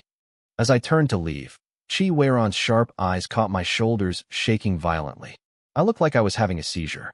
The moment the door clicked shut, his brain was nearly split open by the sound of my laughter echoing from the hallway. Ha ha, ha ha, oh my God, ha ha. Inside the room, Chi Weiron's expression was grim. I just like staying up late. I enjoy the feeling of being 1 foot in the grave, he muttered to himself. Is that so? I wheezed outside. Ha ha, I'm Jia Hui. Ha ha. I was laughing so hard I collapsed against the wall. I didn't dare make a loud sound, so I just bared my teeth and shook like a leaf. The hallway camera recorded everything, and behind the monitor, Chi Weiran watched me in silence. He expressionlessly shut down the computer and took a calm sip of coffee. Only his ears, hidden beneath his black hair, were so red they looked ready to bleed. The next morning, when I went downstairs for breakfast, Chi Weiran was already gone. Auntie Zhang saw me looking at his empty chair and smiled. The master intended to stay and have breakfast with you, but something urgent came up, so he left early. I nodded, but my mind was elsewhere. Stay with me? More like stay with Jia Jiahui. As I pulled out my chair, a thought hit me. Was he so embarrassed about me catching him playing that trashy game that he fled the house at dawn? I laughed at the thought. No way. Meanwhile, at the office, Wan Sui was staring at the elegant, handsome man sitting across from him. His gaze was complicated. Sir, your ears are so red. Is it an allergy? Should we go to the hospital? He had never seen ears that red in his life. Qi Weiran moved his eyes away from the tablet on his lap and said flatly, no need. Wan Sui didn't push it, but he was worried. Qi Weiran was famous for taking care of his health. This was the first time he'd seen the man skip breakfast and his soy milk to rush to work. About the madam, Wan Sui started tentatively. Qi Weiran gave him a cold, sharp glare. Wan Sui immediately shut his mouth. Yep, he'd found the culprit. Good morning, CO Qi. The employees rushing through the lobby all froze and stood at attention. To work at the Qi Group, you needed more than just a shiny resume. You had to be the elite of the elite. Yet these top-tier professionals were all looking at the man in the center of the crowd with pure idolization. Right under everyone's watchful eyes, the man who never wasted a second suddenly stopped in his tracks. The crowd tensed. Had a multi-billion-dollar deal gone south? Qi Weiran stared at his phone. The screen showed an incoming call from me. His brain, which usually calculated 1,000 variables a second, suddenly went blank. The last time we spoke on the phone was during that hotel crisis. Sir? Sir, Wan Sui called out. Even though Qi Weiran looked as expressionless as ever, Wan Sui, who knew him best, saw a look of facing a great enemy in his eyes. Wan Sui panicked. Which multi-billion-dollar deal was failing? Was this a bankruptcy-level crisis? Finally, Qi Weiran moved. He answered the call. The entire lobby held its breath. What is it? He asked, his voice incredibly calm. I said something on the other end. Qi Weiran paused for a second, then spoke. It's something important. When he hung up, Wan Sui noticed his mood had suddenly improved. He stepped forward. Sir, regarding the countermeasure. Qi Weiran's brow twitched. He glanced at Wan Sui and nodded. You're right. A countermeasure is needed. Wan Sui blinked. Did that mean there wasn't one before? Looking at his boss's good mood, he couldn't tell anymore. Were we going bankrupt or not? Back at the house, I had just returned from dropping Qi Xinyan off at kindergarten. I was holding a file in my hand. After I hung up the phone, Auntie Zhang asked, well, is it important? Do you need to go deliver it? I nodded. Yeah, he said it's important. Auntie Zhang beamed. The master must be really busy lately to leave such an important document in the study. Good thing I found it while cleaning. Hurry and take it to him, madam. Don't let it delay his work. His time is worth millions every minute. I nodded solemnly. If this got delayed, my future inheritance might shrink by a few million.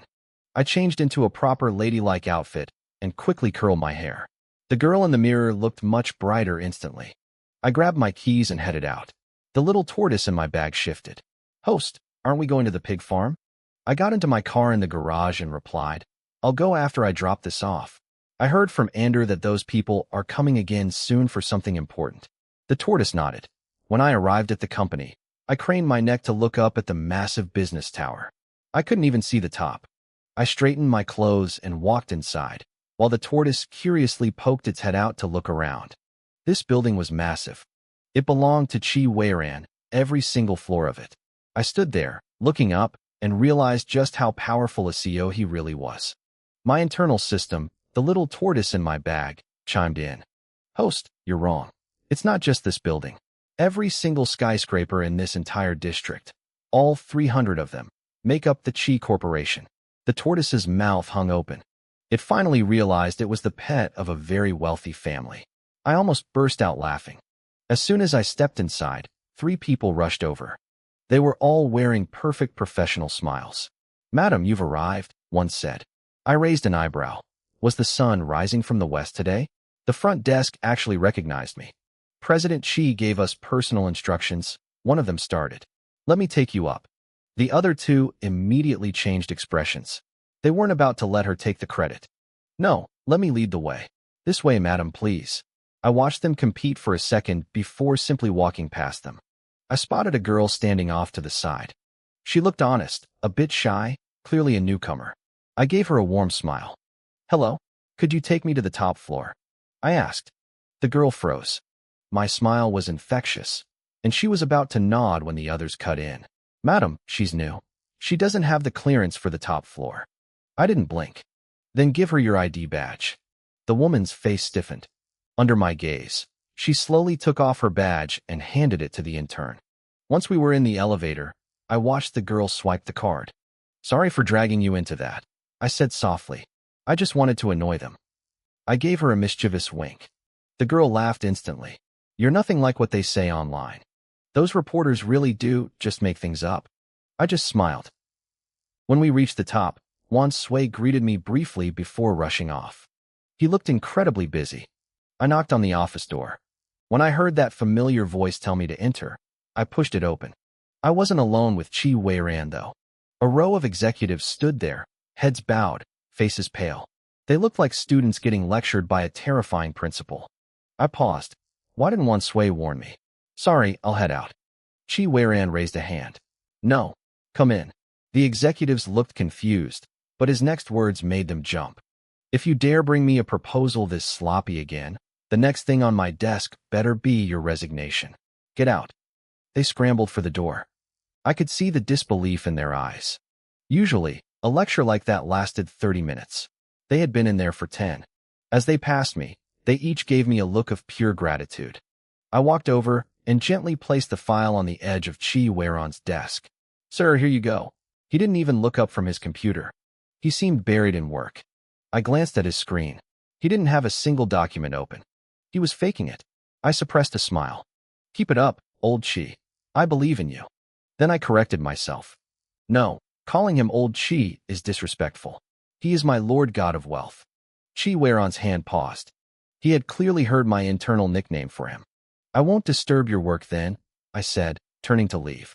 "I'm heading back." "Stay." I turned around. "Is something wrong, sir?" "What is it now, my Lord God of Wealth?" Chi Weiran's mouth twitched.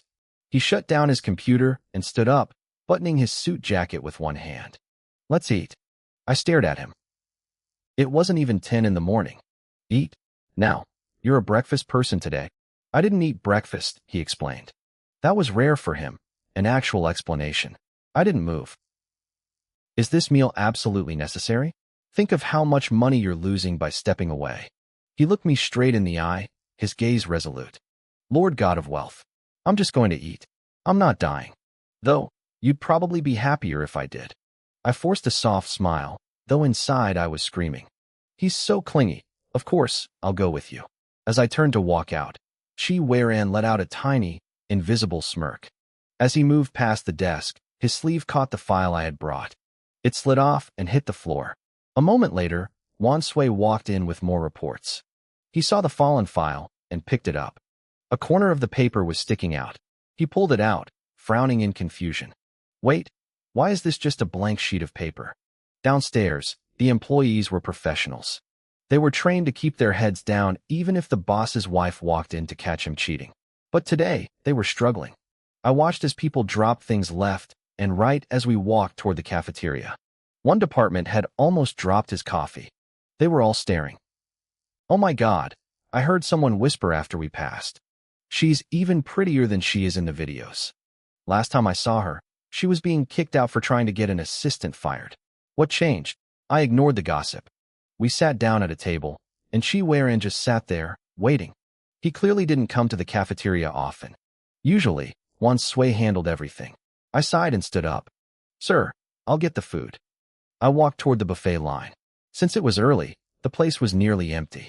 I noticed Chi Weiran shift his seat so he could keep me in his line of sight. I reached the section for pork pies, but the tray was empty. I looked at the cafeteria lady and smiled. "Auntie, are these good?" "They're all gone." She beamed at me. "Pork prices have skyrocketed lately, dear. We didn't make many, so they sold out fast." I acted curious. "Skyrocketed? Doesn't the Chi Corporation have its own livestock department? Why would there be a shortage?" The lady leaned in, whispering like she was letting me in on a secret. "The news says the pigs are all getting sick. dying off. Even the Chi farms aren't safe. But listen. She looked around to make sure no one was listening. President Chi should be careful. There's a new brand called Second Brother that's taking over. They don't sell to big factories or fancy restaurants. They sell directly to wet markets and supermarkets. They even publish their wholesale prices so middlemen can't price gouge. And their meat? Perfectly healthy. I smiled, listening to the cafeteria lady. Apparently, people were specifically asking for Second Brother pork at the markets now. That's impressive, I said, my lips curling into a hidden grin. Inside, I was cheering. Impressive? It's genius. Not only am I opening a company, I'm about to open branch factories. Keep the success coming. I managed to suppress my joy and headed back to the table. When I looked up, I ran straight into Chi Weiron's intense gaze. Sir, why did you change seats? I asked, setting the tray down. He didn't look happy. What? Was this side too dirty, so you left it for me? I blinked, my eyes scanning the bench for any invisible stains. What is he talking about? The feng shui is better over here, Chi Weiran said flatly. I stared at him. I told you to be superstitious, not to start making things up. How is the feng shui here bad? It looks perfectly fine to me. Chi Weiran looked down at the tray. His expression softened into surprise. Everything I had picked out was something he liked. I had even brought him a cup of warm soy milk. Thank you, he said. It sounded sincere. I just smiled and shook my head. It was nothing. It's only nothing if you realize how hard I'm working. Just eat, be grateful, and let me go back to making money. Maybe the universe heard me. Just as Chi Weiran finished his soy milk, his phone rang. He answered it immediately. Speak, he said. It was Wan Sui. I could hear his muffled voice through the receiver. Sir, I found something. MS Group heard about the Second Brother pork brand. They're hosting a private banquet and invited the owner, a man named Chi. My heart skipped a beat. Every time I heard that brand name, I wondered if Chi Weiran suspected me. The name Second Brother didn't exactly scream sophisticated elite, which was probably why he hadn't pinned it on his own relatives yet. But the timing was too perfect. While the whole country was struggling with the sudden pig disease, the owner of Second Brother had already moved his pieces. He had predicted the outbreak, secured healthy stock, and built a massive reputation. Even after the disease was controlled, people would stick with his brand. It was a cold, calculated move, not something an amateur could pull off. I understand, Chi Weiran said, his eyes narrowing. I pretended not to notice. I was busy looking at my own phone, an old, burner model. I had a message from my manager, and Boss MS Group contacted me this morning. They want to invite you to a private banquet this weekend. My first instinct was to refuse. If I wasn't afraid of exposing my identity, I'd go in a heartbeat to build connections. But MS Group was likely only interested because of the Chi surname I was using for the business. Why else would high society invite a pig farmer to a gala? It was ridiculous, but MS wasn't like the Chi Corporation. They were petty, and if I offended them before my company was even fully established, I'd be a walking target. Then, another message popped up from Inda. It's a masked ball. Bossy, can you really not make it? A masked ball? My eyes lit up. Tell them we accept, I typed back. I'll be there next weekend. I looked up and realized Chi Weiran had been watching me for a long time. Who are you chatting with? He asked. There was a strange tone in his voice. It sounded questioning, almost like he was pouting. I shook the thought away. Asterisk, no way. I'm seeing things. Asterisk. I managed to slip away while he got busy with work. As I walked out of the building, my mind was racing with Chi Weiron's weird behavior. I wasn't looking where I was going. I slammed right into someone. I'm so sore, the words died in my throat. I stared at the man in front of me. My pupils contracted. What is he doing here? It was you. He was a popular streamer and, honestly, exactly my type. He had beautiful, drooping peach blossom eyes and a face that managed to look both mature and refreshingly youthful at the same time. Yudu looked at me, a flash of surprise and recognition crossing his face. He quickly let go of my arms. Are you okay? He smiled. I'm fine. Thank you. I whispered, keeping my voice low. I nodded quickly and hurried past him. I felt his eyes on my back. I could practically hear him thinking. She seems busy. Should I have asked for her WeChat? Does she work here? My heart was thumping against my ribs. Ever since that night, Yudu had been acting strange in his live streams. He wouldn't talk about what happened.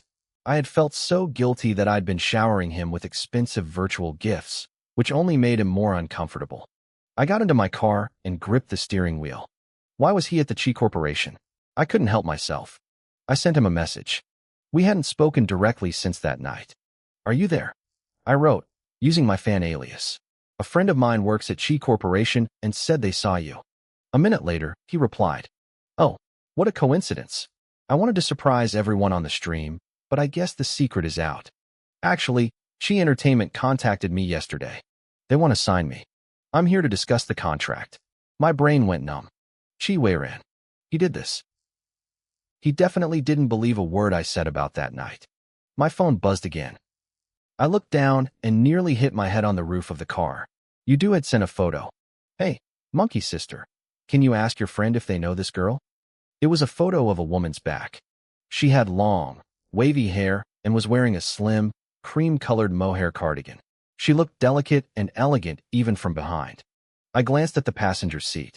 My cream-colored cardigan, the exact one from the photo, was sitting right there. I didn't hesitate. My friend doesn't know her, I typed. That was fast, he replied. I tossed the phone aside and started the engine.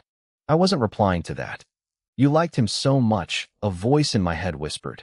Why are you running? I can't deal with him now, I muttered to myself, hitting the gas. First, Chi Weiran is very much alive. Second, he just signed you due to his own company. He already suspects me of cheating. If I get caught, I lose my claim to the inheritance. I won't get a single cent. But you've made so much money selling pork, the voice teased. Do you really need his money? The traffic light turned green. I looked straight ahead. Nobody complains about having too much money. Besides, no matter how much I make, it's nothing compared to the Chi estate. I'm just a lucky entrepreneur with a bit of inside info. Chi Weiran, he's a generational business genius. In this world, I'm just a wealthy nobody. He's the empire. I looked at Xiao Jiji, the digital consciousness in my head. He hung his head, looking genuinely dejected about my lowly social standing. Don't be sad, I told him, reaching up to pat my own head as if I were comforting him. I'm fine. I've already made more money than I ever dreamed of in my past life. That's a massive blessing. I don't care what people think. Whether I got rich selling pigs or digging ditches, I spend that money with a clear conscience. Xiao Jiji perked up. He knew I was right. After leaving the pig farm, I met with Nda to discuss the location for our new company. I left the final decision to him. My current identity had too many restrictions, so I couldn't always show my face. Luckily, I had a literal cheat code in my head. Xiao Jiji used his high-tech skills to dig up the identity of a man surnamed Chi who had been missing for years. Nobody cared about him, so he used his name to register accounts and handle all the real name verification processes. Even Chi Weiran wouldn't be able to trace it back to me.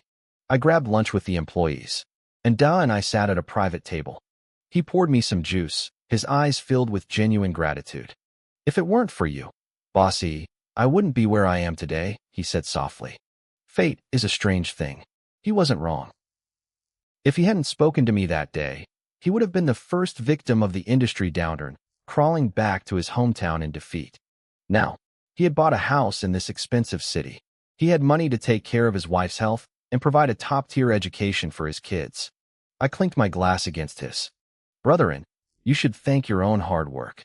And decide, finally unable to contain his curiosity. Bossy, I know I shouldn't ask, but I'm dying to know. Tawanzi's last name is Chi. And then you told the people at the Chi Corporation that your name was Chi too. Is there a connection between you and them? I had expected this question. I didn't say a word. I just let out a long, heavy sigh and shook my head slowly. Those two small gestures were enough for Nda to construct an entire tragic soap opera in his mind. By the time I got home, it was late. Auntie Zhang greeted me at the door. Madam, you're back late. Yeah, I went shopping, I replied, heading for the stairs.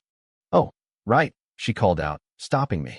Don't forget, it's the master's birthday in 2 days. She chuckled to herself. Listen to me, reminding you of that. You've probably been counting down the days.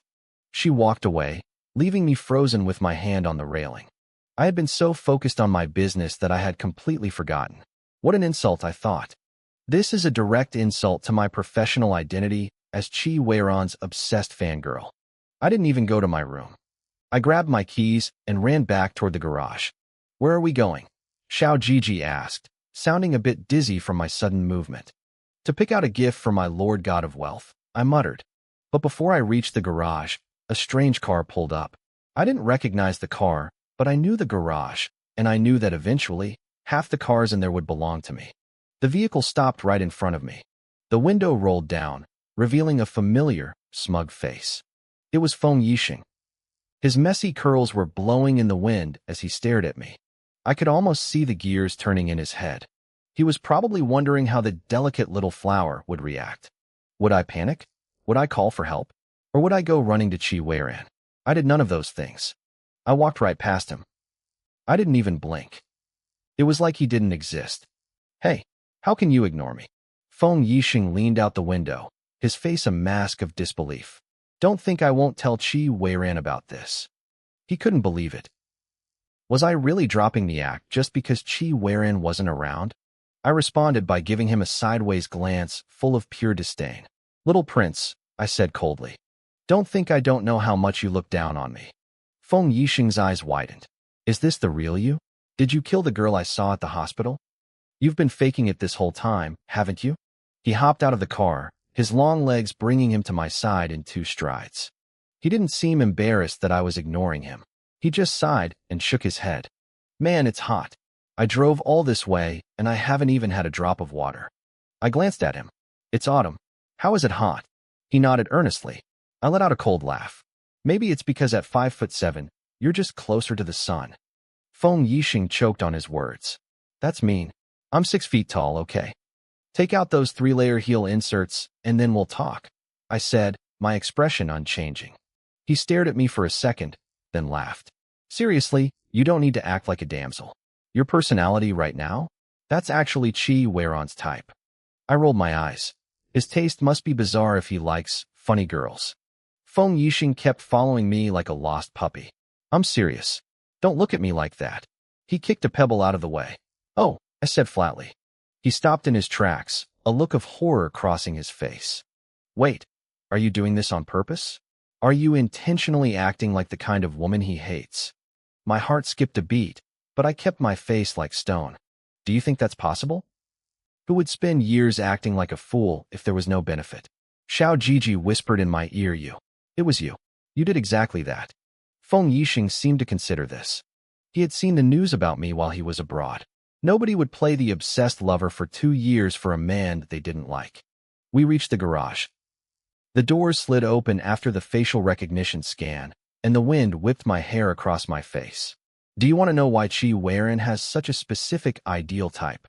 Feng Yixing asked, watching me. I grabbed my car keys and unlocked the door. Do you want to guess if I want to guess?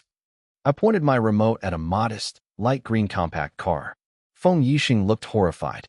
Does Chi Weiran not give you any money? What is this piece of junk? He didn't understand.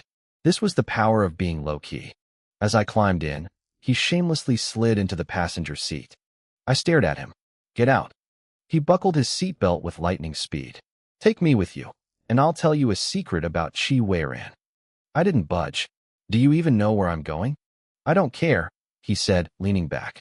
Xiao Jiji chirped from inside my bag. Are we really taking him with us to buy the gift? I turned the key.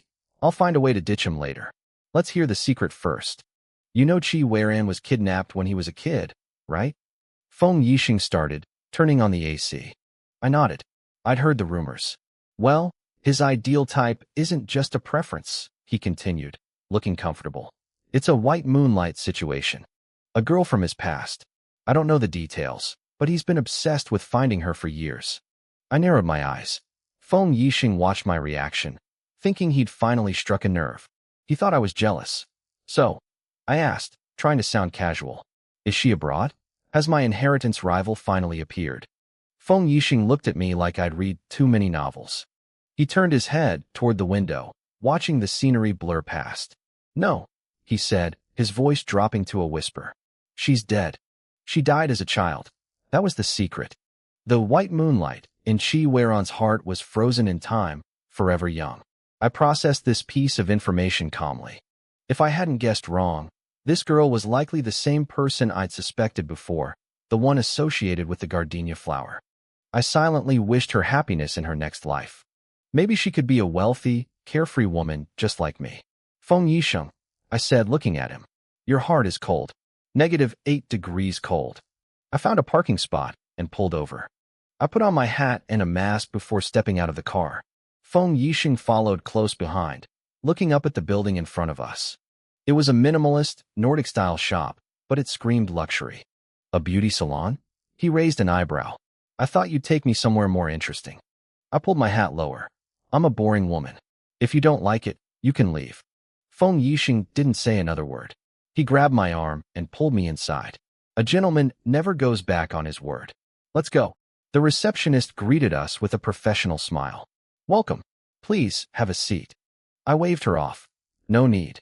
I have a reservation. When I told her I only wanted a manual massage, no expensive machines or high-tech equipment, her enthusiasm visibly withered. This way, please, she said flatly.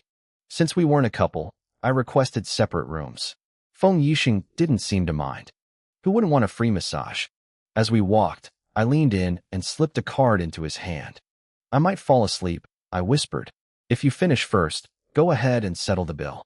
This is my membership card. Feng Yisheng glanced at the card and caught the word VIP on the front. He tucked it away. Thanks. You're all right, E.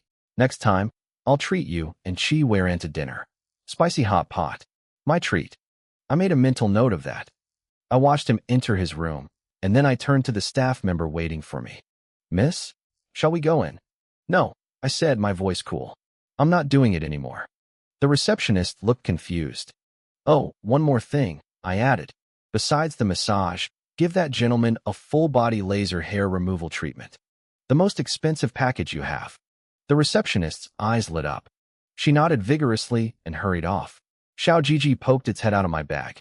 Since when do you have a membership card for this place? I blinked innocently. I don't.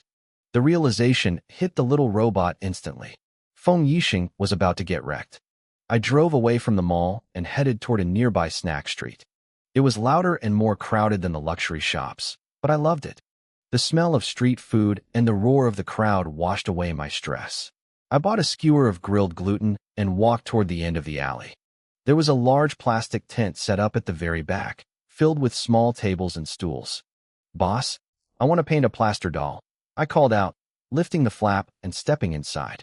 A person wearing a mask and a hoodie stood up from a plastic stool. As I turned to pick out a doll, I didn't notice the pair of sinister eyes gleaming from behind the stranger's long, messy hair. Xiao Jiji climbed out of my bag and stared at the white Hello Kitty plaster mold I'd chosen. I thought you were out buying a gift for Chi Weiran. I gave a mysterious smile. You'll see. I sat on a bench and started painting. The owner sat behind me, watching me in total silence. Suddenly, there was a loud thud from a tricycle parked just outside the tent. I looked back, startled. The owner stood up immediately. Must be the wind knocking over some stock. I'll check it. The owner walked out and lifted the tarp covering the tricycle. Underneath, a chubby man was curled into a ball, bound tightly with ropes. Tape was slapped across his mouth. His eyes were wide with terror, pleading for mercy. Stay quiet, the owner hissed, their voice low and vicious. If she finds out, I won't just wreck your shop. I'll kill you. Understand? The man nodded frantically. By the time the sun began to set, my neck was stiff and my stomach was growling. I'd finished my masterpiece. I'd already called a driver to pick up the little nephew from school, so I wasn't worried about the time, but I needed to get home. Boss, I said, here's an extra 5 yuan. Use the quick dry spray. I need to take this now. The owner was surprisingly generous. They even gave me a foam box to pack the doll safely. Thank you, boss. I'll come back again, I said, waving as I left. The owner watched me walk away. A cruel smirk curled under their mask as they thought about the modifications they'd made to that plaster doll. In their mind, they were the protagonist.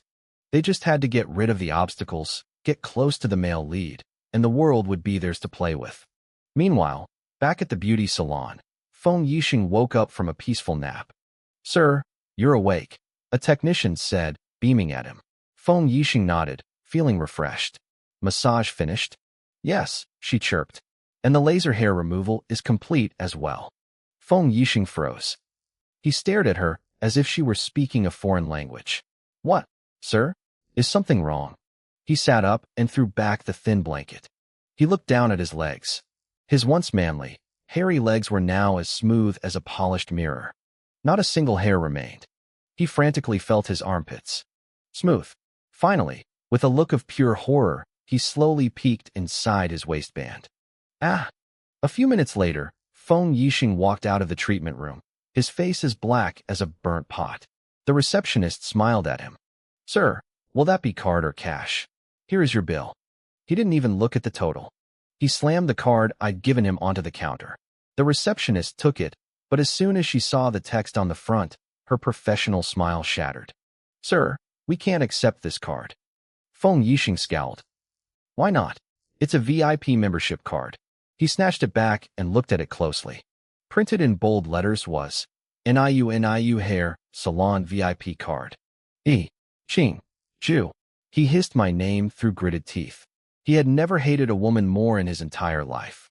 Over at the Chi Corporation, Assistant Wan Sui took a cup of tea from a secretary and brought it into Chi Weiron's office. He noticed a small detail. Usually, the boss was buried in his work, but today he'd checked his watch 5 times in the last few minutes. Being a high-paid professional, Wan Sui knew when to take a hint. Sir, tomorrow is Saturday, and today's workload isn't heavy. Why don't we finish early? Chi Weiron looked up, his brow furrowed. Thinking about leaving early during work hours? Assistant Wan, is this your professional standard? Wan Sui blinked. Had he misread the situation? He opened his mouth to apologize, but Chi Weiron cut him off. However, the boss said, standing up and closing his laptop with a decisive click. Once in a while is acceptable.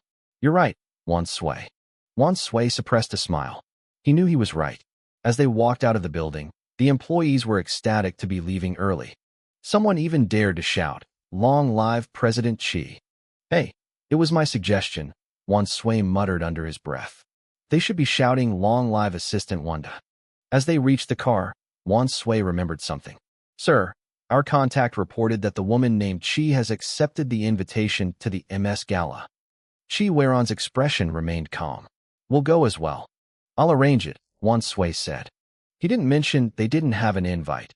For a man like Chi Weiron, a piece of paper was never an obstacle. He glanced at his boss's face. Do you need a female companion for the event?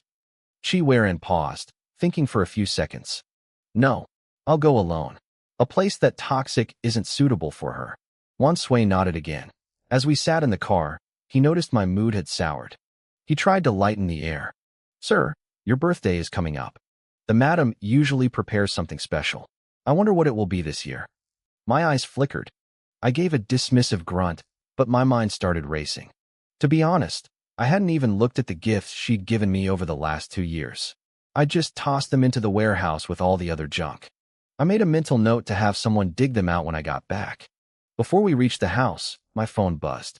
The caller ID read $20.35. It was Feng Yixing. I put the phone to my ear, heard a pathetic wail, and immediately pulled it away. Once the screaming stopped, I spoke. What? Is your family bankrupt? I don't have any money. Wan Sui looked at me like I was a comedian. Me, the man controlling the world's economy, claiming to be broke? Feng Yixing, I said. You and your wife are both stingy as hell. I caught a keyword in his rambling.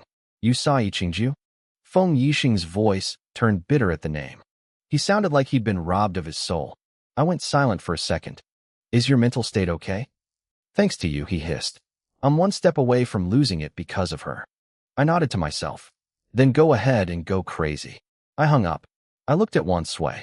Find out who Feng Yixing met today and what he did. Wan Sui smiled, though I knew he was thinking about the overtime. Of course, sir. Before I closed my eyes, I added one more thing. You've been doing well lately. You're getting a raise. Wan Sui pushed up his glasses. Just investigating young Master Feng? I thought about it and nodded. It wasn't that I didn't trust Yiqingju. I just knew that when you have feelings for someone, you have to respect their space while still knowing what's going on. I felt pretty proud of myself. In a world of toxic CEOs who harvest kidneys and eyes, I was a breath of fresh air. I needed to remember this lesson to pass it down to Qi Xingyan one day. Back at the house, I, Yi Qingju, had just finished hiding the cooler with the plaster dolls when Qi Weiran walked in. The house was huge, which made hiding things easy. I warned Aunt Zhang not to throw it away, then went to greet him. "Sir, you're back," I said, walking down the stairs. I was wearing a long skirt that showed just a hint of my ankles. My hair was a bit messy from the day's work. I looked at him with my best, innocent cat eyes. I'd kept him in the dark for 2 years. It wasn't entirely his fault. My face was just too good at covering up my bad acting. He took off his coat. Aunt Zhang went to get tea, so I took over.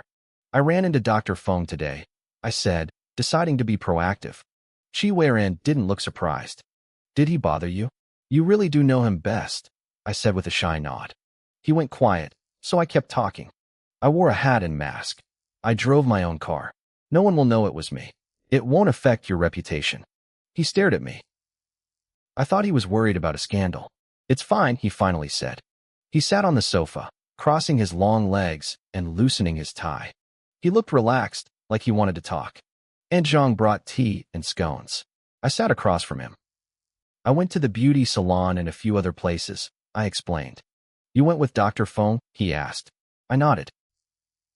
Actually, he was getting a massage and laser hair removal. So that was it. That's why he was wailing on the phone earlier. For a man like him, losing his fur was probably a fate worse than death. And the other places? Qi Weiran pressed. I looked down, acting embarrassed. "Sir, can I keep that a secret?" He wouldn't get a birthday surprise if I told him now. A faint, rare smile touched his eyes for a split second before vanishing. "Fine," he said, sounding uninterested. I figured he was bored. But then he spoke again. "You do." I felt like I'd just inhaled a gallon of smelling salts. I was wide awake. "You want to talk about him?" "I checked his files," Qi Weiran said. "I watched his stream. He has a lot of potential. It's a waste to leave him where he is." As Yudu's mother, or rather, as the man himself, I felt proud. This guy had good taste. "As long as he brings profit to the Qi family, that's good," I said, keeping my smile steady. Then he dropped a bomb. "Do you like that type? The funny, charming young dog type?" My eyes immediately welled up with fake tears. "Sir, how could you think that? Are you questioning all the effort I've put in over the years?" He didn't buy it. He looked tense, almost suffocated by his own question. Internally, I was laughing. Yudu was exactly my type. Talking to him was great.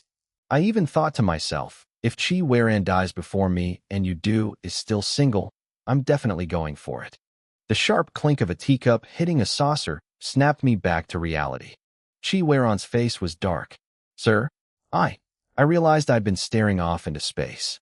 My fake tears had dried up. I needed to start crying again, but I wasn't ready. He suddenly stood up. He was a wall of a man, his broad shoulders blocking the light, casting a long, cold shadow right over me. His face was a mask, impossible to read. "I'll be back for dinner," he said. Then he turned and walked away, his strides long and urgent, as if he had somewhere important to be. I shifted my weight, trying to wake up my legs after sitting still for so long. It took a moment for his words to sink in. It was almost like he was afraid I wouldn't leave any food for him. Did he really think I was that petty? Well, he wasn't entirely wrong. If he had left without a word, and Auntie Zhang asked me later, I definitely would have told her he wasn't coming back. I laughed to myself. I reached across the table, grabbed the plate of scones he hadn't touched, and finished them off along with my own.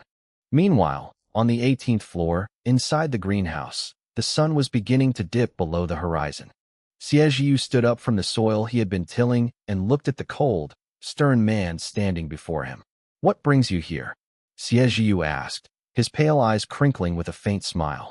Behind him, the sunset painted the sky in shades of crimson, casting a holy, silver glow over his snow-white hair. "Give it to me," Qi Weiran said. "If it was going to hurt, let it hurt. Anything was better than dying and having to watch me flirt with Yudu from the afterlife." Xiejiu raised an eyebrow, clearly surprised. He was the only one who knew how much Qi Weiran loathed this medication. Saturday arrived. As if they had planned it, Both Qi Weiran and I disappeared from the house at the same time. If Qi Xingyan hadn't seen us leave at different hours, he would have thought we were sneaking off on a secret date. In reality, we both knew that Sunday's banquet was going to be a battlefield. I left early Saturday morning to try on my custom gown and finalize my look for the next night. Since it was a masked theme, the organizers at MS had sent over a beautiful, exclusive mask just for me. My only headache was that the dress shop was a bit out of the way, and I had to handle everything myself. I couldn't exactly ask my assistant, Ander, to do it. This whole ordeal made me realize I desperately needed a personal secretary. If you're going to that banquet, won't the Chi family be there too? My system asked. I hit the brakes at a red light and smirked. MS is the Chi family's biggest rival. There's no way they'd invite Qi Weiran. I checked the guest list. His name isn't on it. And he'd never set foot on his enemy's turf willingly. The system nodded. Fair enough. But how are you going to explain your absence to him? You haven't been working overtime at all lately. It's because your social life is a desert, the system added. If you had even one rowdy friend, you'd have a built-in excuse. For once, I didn't argue. The system was right. I was a social butterfly with zero actual friends. While I was out, Qi Weiran hadn't actually left the villa grounds. He was up on the 18th floor, letting Seduce pump him full of various drugs. It felt like 100 insects were warring inside his body. Every inch of him throbbed with a different kind of pain. It was a chaotic, agonizing mess. Coming back for more next time? Seduce asked. He watched the man who was clearly weak but refused to accept any help standing up. A flash of amusement crossed Seduce's pale eyes. Qi Weiran gave him a flat look that said everything it needed to. He kept his back straight and his step steady until he was out of sight. Seduce watched him go, actually doubting his own work for a second. Was the pain not enough? Maybe he needed to add a stronger dose next time. When Qi Weiran got home and learned I was out, his expression sharpened instantly. The servants were so terrified they made quick excuses to disappear. Once he was alone, the man who had looked invincible just moments ago slumped. He knit his brows in pain. It really hurts, he muttered. If he'd known I wasn't home, he would have let his driver, Zhang Wei, bring him back instead of forcing himself to walk. He started to sigh, but caught a glimpse of a small figure peeking from the corner. He immediately swallowed the sigh and wiped his face clean. What is it? Qi Xingyan walked over, wearing his Ultraman backpack. He looked up with big, innocent eyes. Uncle, can you take me to a classmate's house to play? Qi Weiran patted his head. Did you clear it with them? The little guy nodded. And Zwaran moved to a new house. She invited me over. Qi Weiran had Auntie Zhang prepare a gift, then carried the boy to the car. I wanted Yi Qingju to take me, Qi Xingyan said as he climbed into his car seat. But she was gone before I even woke up. Qi Weiran asked if he knew where I went, but the boy didn't have a clue. Qi Weiran went silent. When they arrived at the address, Qi Weiran reflexively scouted the area. It was a coincidence. This luxury complex had been built by the Qi family. The prices were astronomical, and the location was prime. Living here meant the boy's friend came from a wealthy background. He realized he had been negligent in not vetting the boy's social circle earlier. He rubbed the bridge of his nose and led Qi Xingyan inside. Welcome. Imagine it's a relaxing Saturday and your boss's arch-nemesis suddenly appears at your front door. Ander was absolutely stunned. Qi Weiran didn't seem to notice. He was used to people freezing up when they saw him. He was the man who held the world's economy in his hands, after all. Hello, I'm Qi Xingyan's guardian. Qi Weiran extended a hand, the veins slightly prominent on the back of his powerful grip. Ander took it, his body stiff as a board. Hello, he managed to choke out. His mind was racing. If the boss's kid wasn't standing right there, he would have thought Qi Weiran had the wrong house. What was going on? My boss and this man were supposed to be enemies.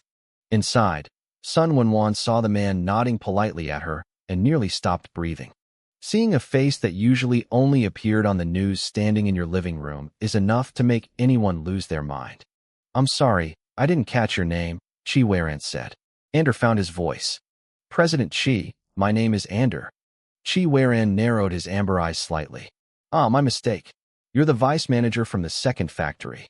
I heard you're starting a new company soon. I haven't had the chance to send my congratulations. Ander's head was spinning. Boss, how do I handle this? You never mentioned this part. He laughed nervously, made some small talk, and invited Chi Weiran to sit down. Chi Weiran shook his head. I have things to attend to. I won't disturb you. I trust that whatever business exists between the adults won't affect the children. Of course, Anders said quickly. The kids are old friends. And besides, he's my boss's son. Chi Weiran gave a dignified nod, turned on his heel, and left. He acted as if he hadn't noticed anything strange at all. Once the door clicked shut, Ander and Sun Wenwan stared at each other. Sun Wenwan spoke first. If he's the boy's father, then the boss is... Shoo, Ander cut her off. Whatever is going on between those two is their business. He pushed his wife back into the room and immediately tried to call me. When I didn't pick up, he sent a frantic text.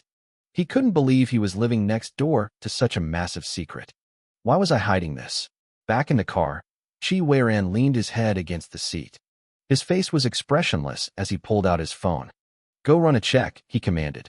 I needed to find out if there was a connection between Yi Qingju and that vice manager, Ander. No, it was more than that. I had to know the exact nature of their relationship.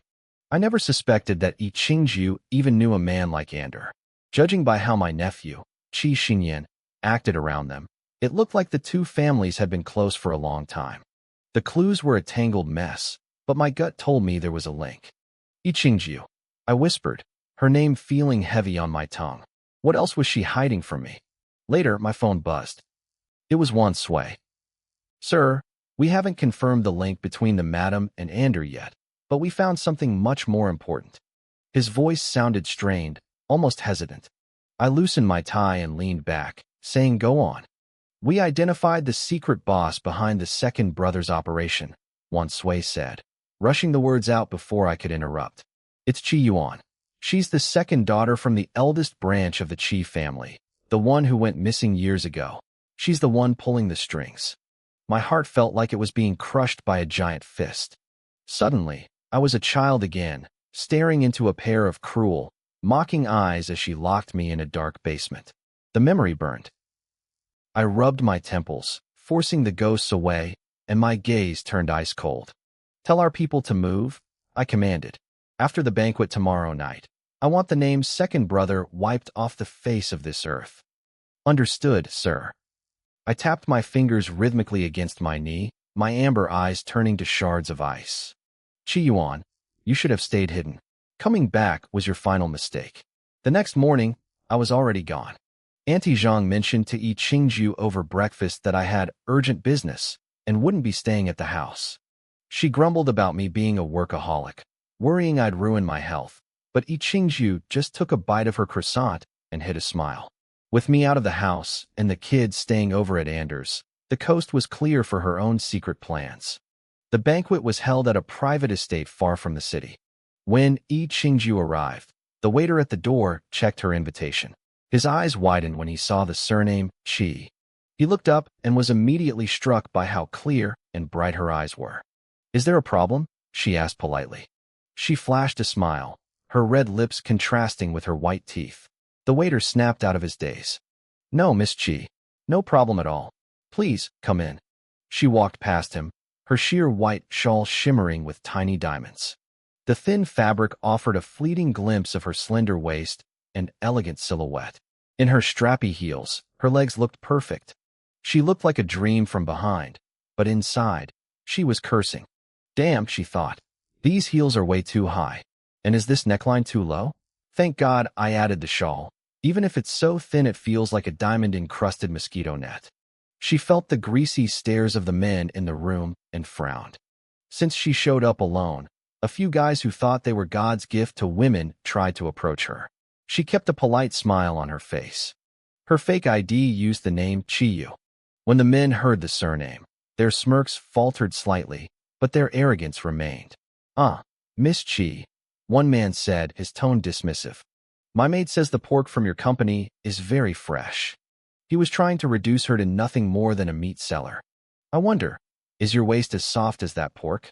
He laughed and reached out to grab her. Another man chimed in. Watch out, Boss Wong. Don't let that big belly of yours bump into her. The group of men in their expensive suits laughed like hyenas. Oh, it's just the pig seller. A woman whispered nearby, her voice dripping with jealousy. I thought I smelled something disgusting when I walked in. Don't say that, another added with a fake giggle. She's starting a new company. Careful, or she won't sell you any more pork. Usually, these people might have shown some restraint. But behind their masks and the cover of the crowd, their ugliness came out in full force. Ichingju stepped back, dodging the man's hand. She mimicked the mocking tone of the women nearby and let out a soft, melodic laugh. The sound was so enchanting it made the men freeze. They looked at her like she was a prize to be won. Then, her expression flipped. The charm vanished, replaced by pure disgust. You really don't do anything that resembles being a decent human, do you? She said to Boss Wong. Your arms are as thick as the pig loins I sell, and you still have the nerve to try and touch me? And stop glaring. My neck is getting sore from having to look so far down at you. The man, sensitive about his height, turned a deep shade of purple. You? Do you have any idea who I am? You'll never work in this industry again. Ichingju laughed. You certainly think highly of yourself. Everyone here is a leader in their field. Since when did you become the spokesman for the entire industry? A man watching from a corner suddenly spoke up. Honestly, Wong, that was a pathetic line. You're embarrassing yourself. The man must have had some real power because Boss Wong's mouth hung open, but he didn't dare argue. His friends quickly pulled him away. That's enough. Don't forget her last name is Chi. The atmosphere turned awkward. Ichingju offered a small smile to the man in the corner who had helped her. He looked surprised for a moment, then raised his glass to her. Feeling suffocated, she headed toward the garden to get some air. On her way out, she passed the woman who had insulted her earlier. Ichingju smirked. That's a nice scent. The woman blinked, thinking she was getting a compliment. She opened her mouth to brag about her perfume, but Ichingju just winked. Oh, my mistake. I smelled it wrong. It's just your natural body odor. Before anyone could react, she swept out of the hall. The autumn wind caught her long shawl as she stepped onto the grass. She sighed, watching rose petals drift through the air. I blew it again, she muttered to herself. She knew she shouldn't have provoked those rich brats. They'd probably find a way to trip her up later. Her system tried to comfort her, but she wasn't in the mood to listen.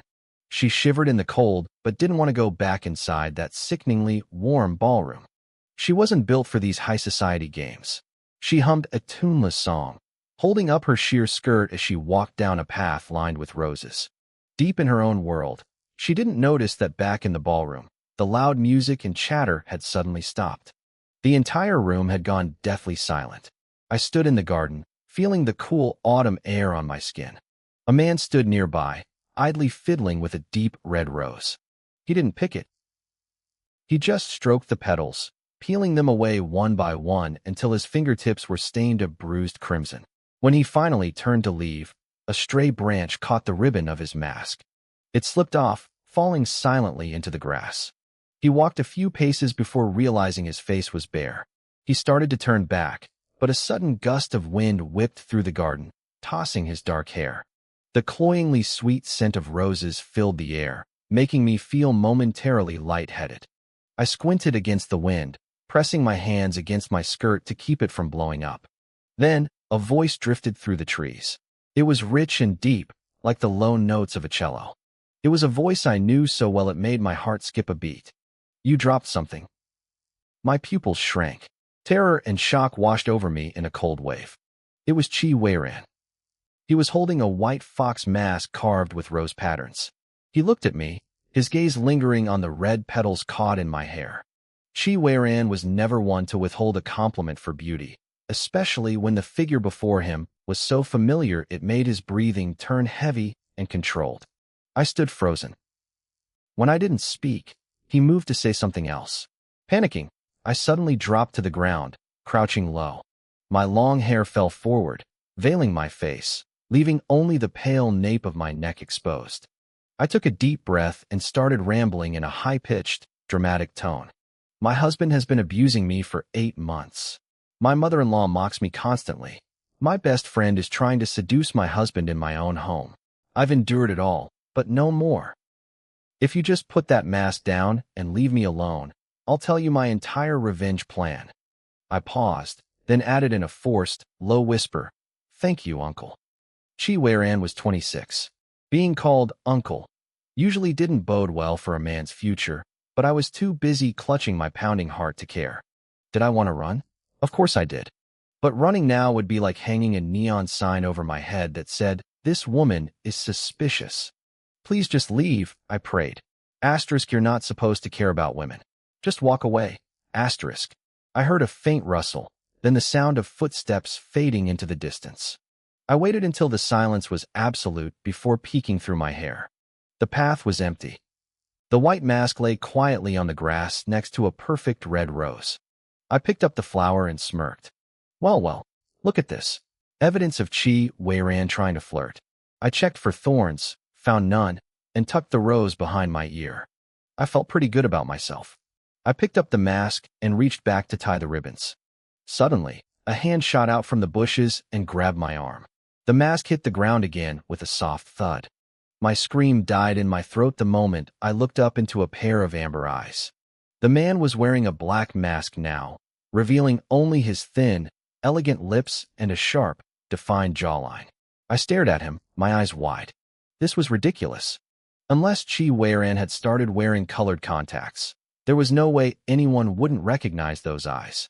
He looked down at me, his gaze softening as the wind ruffled the rose behind my ear. The intense fragrance of the garden seemed to cling to him. For a second, he looked like he wanted to kiss me. I was doomed. Being exposed like this in front of him felt as humiliating as being caught doing something private in public. My husband abuses me. He repeated the words slowly, his voice cool. I snapped awake. Those were my words.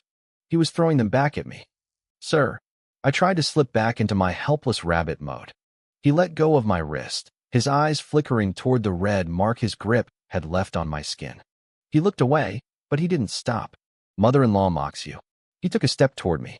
I took a step back. Best friend seduces your husband? He kept coming until he was only a few inches away. I felt like crying. Why did he have to have such a good memory? Could I punch him hard enough to trigger amnesia? Probably not. He reached out, his finger hooking under my chin to tilt my face up. He finished my own ridiculous sentence with total indifference. Put the mask down and listen to your revenge plan. I wanted to die of shame. Where was my system when I actually needed it? His face moved closer, and I instinctively squeezed my eyes shut. Was he actually going to? Something green flickered past my eyes. The scent of expensive wine and sandalwood moved away. I opened my eyes to see Chi Weiran holding a wriggling green caterpillar between two fingers. He flicked the tiny creature away with a blank expression. There was a bug in your bangs, he said calmly. I stood there stunned. Now, he said, crossing his arms. The shadows cast by the trees made him look like a cold, arrogant aristocrat. Before we get to the revenge plan, why don't you explain why you're here? I lowered my eyes, trying to look innocent.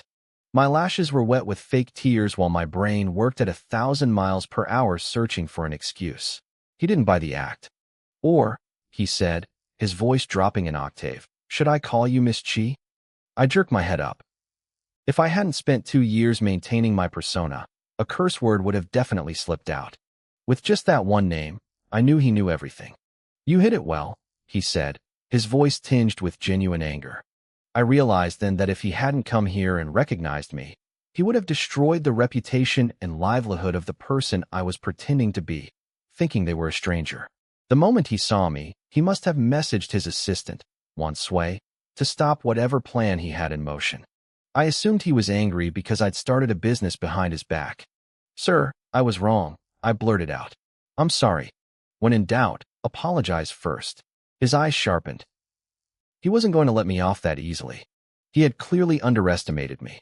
He thought he was raising a delicate flower, but I had been building an empire behind his curtains.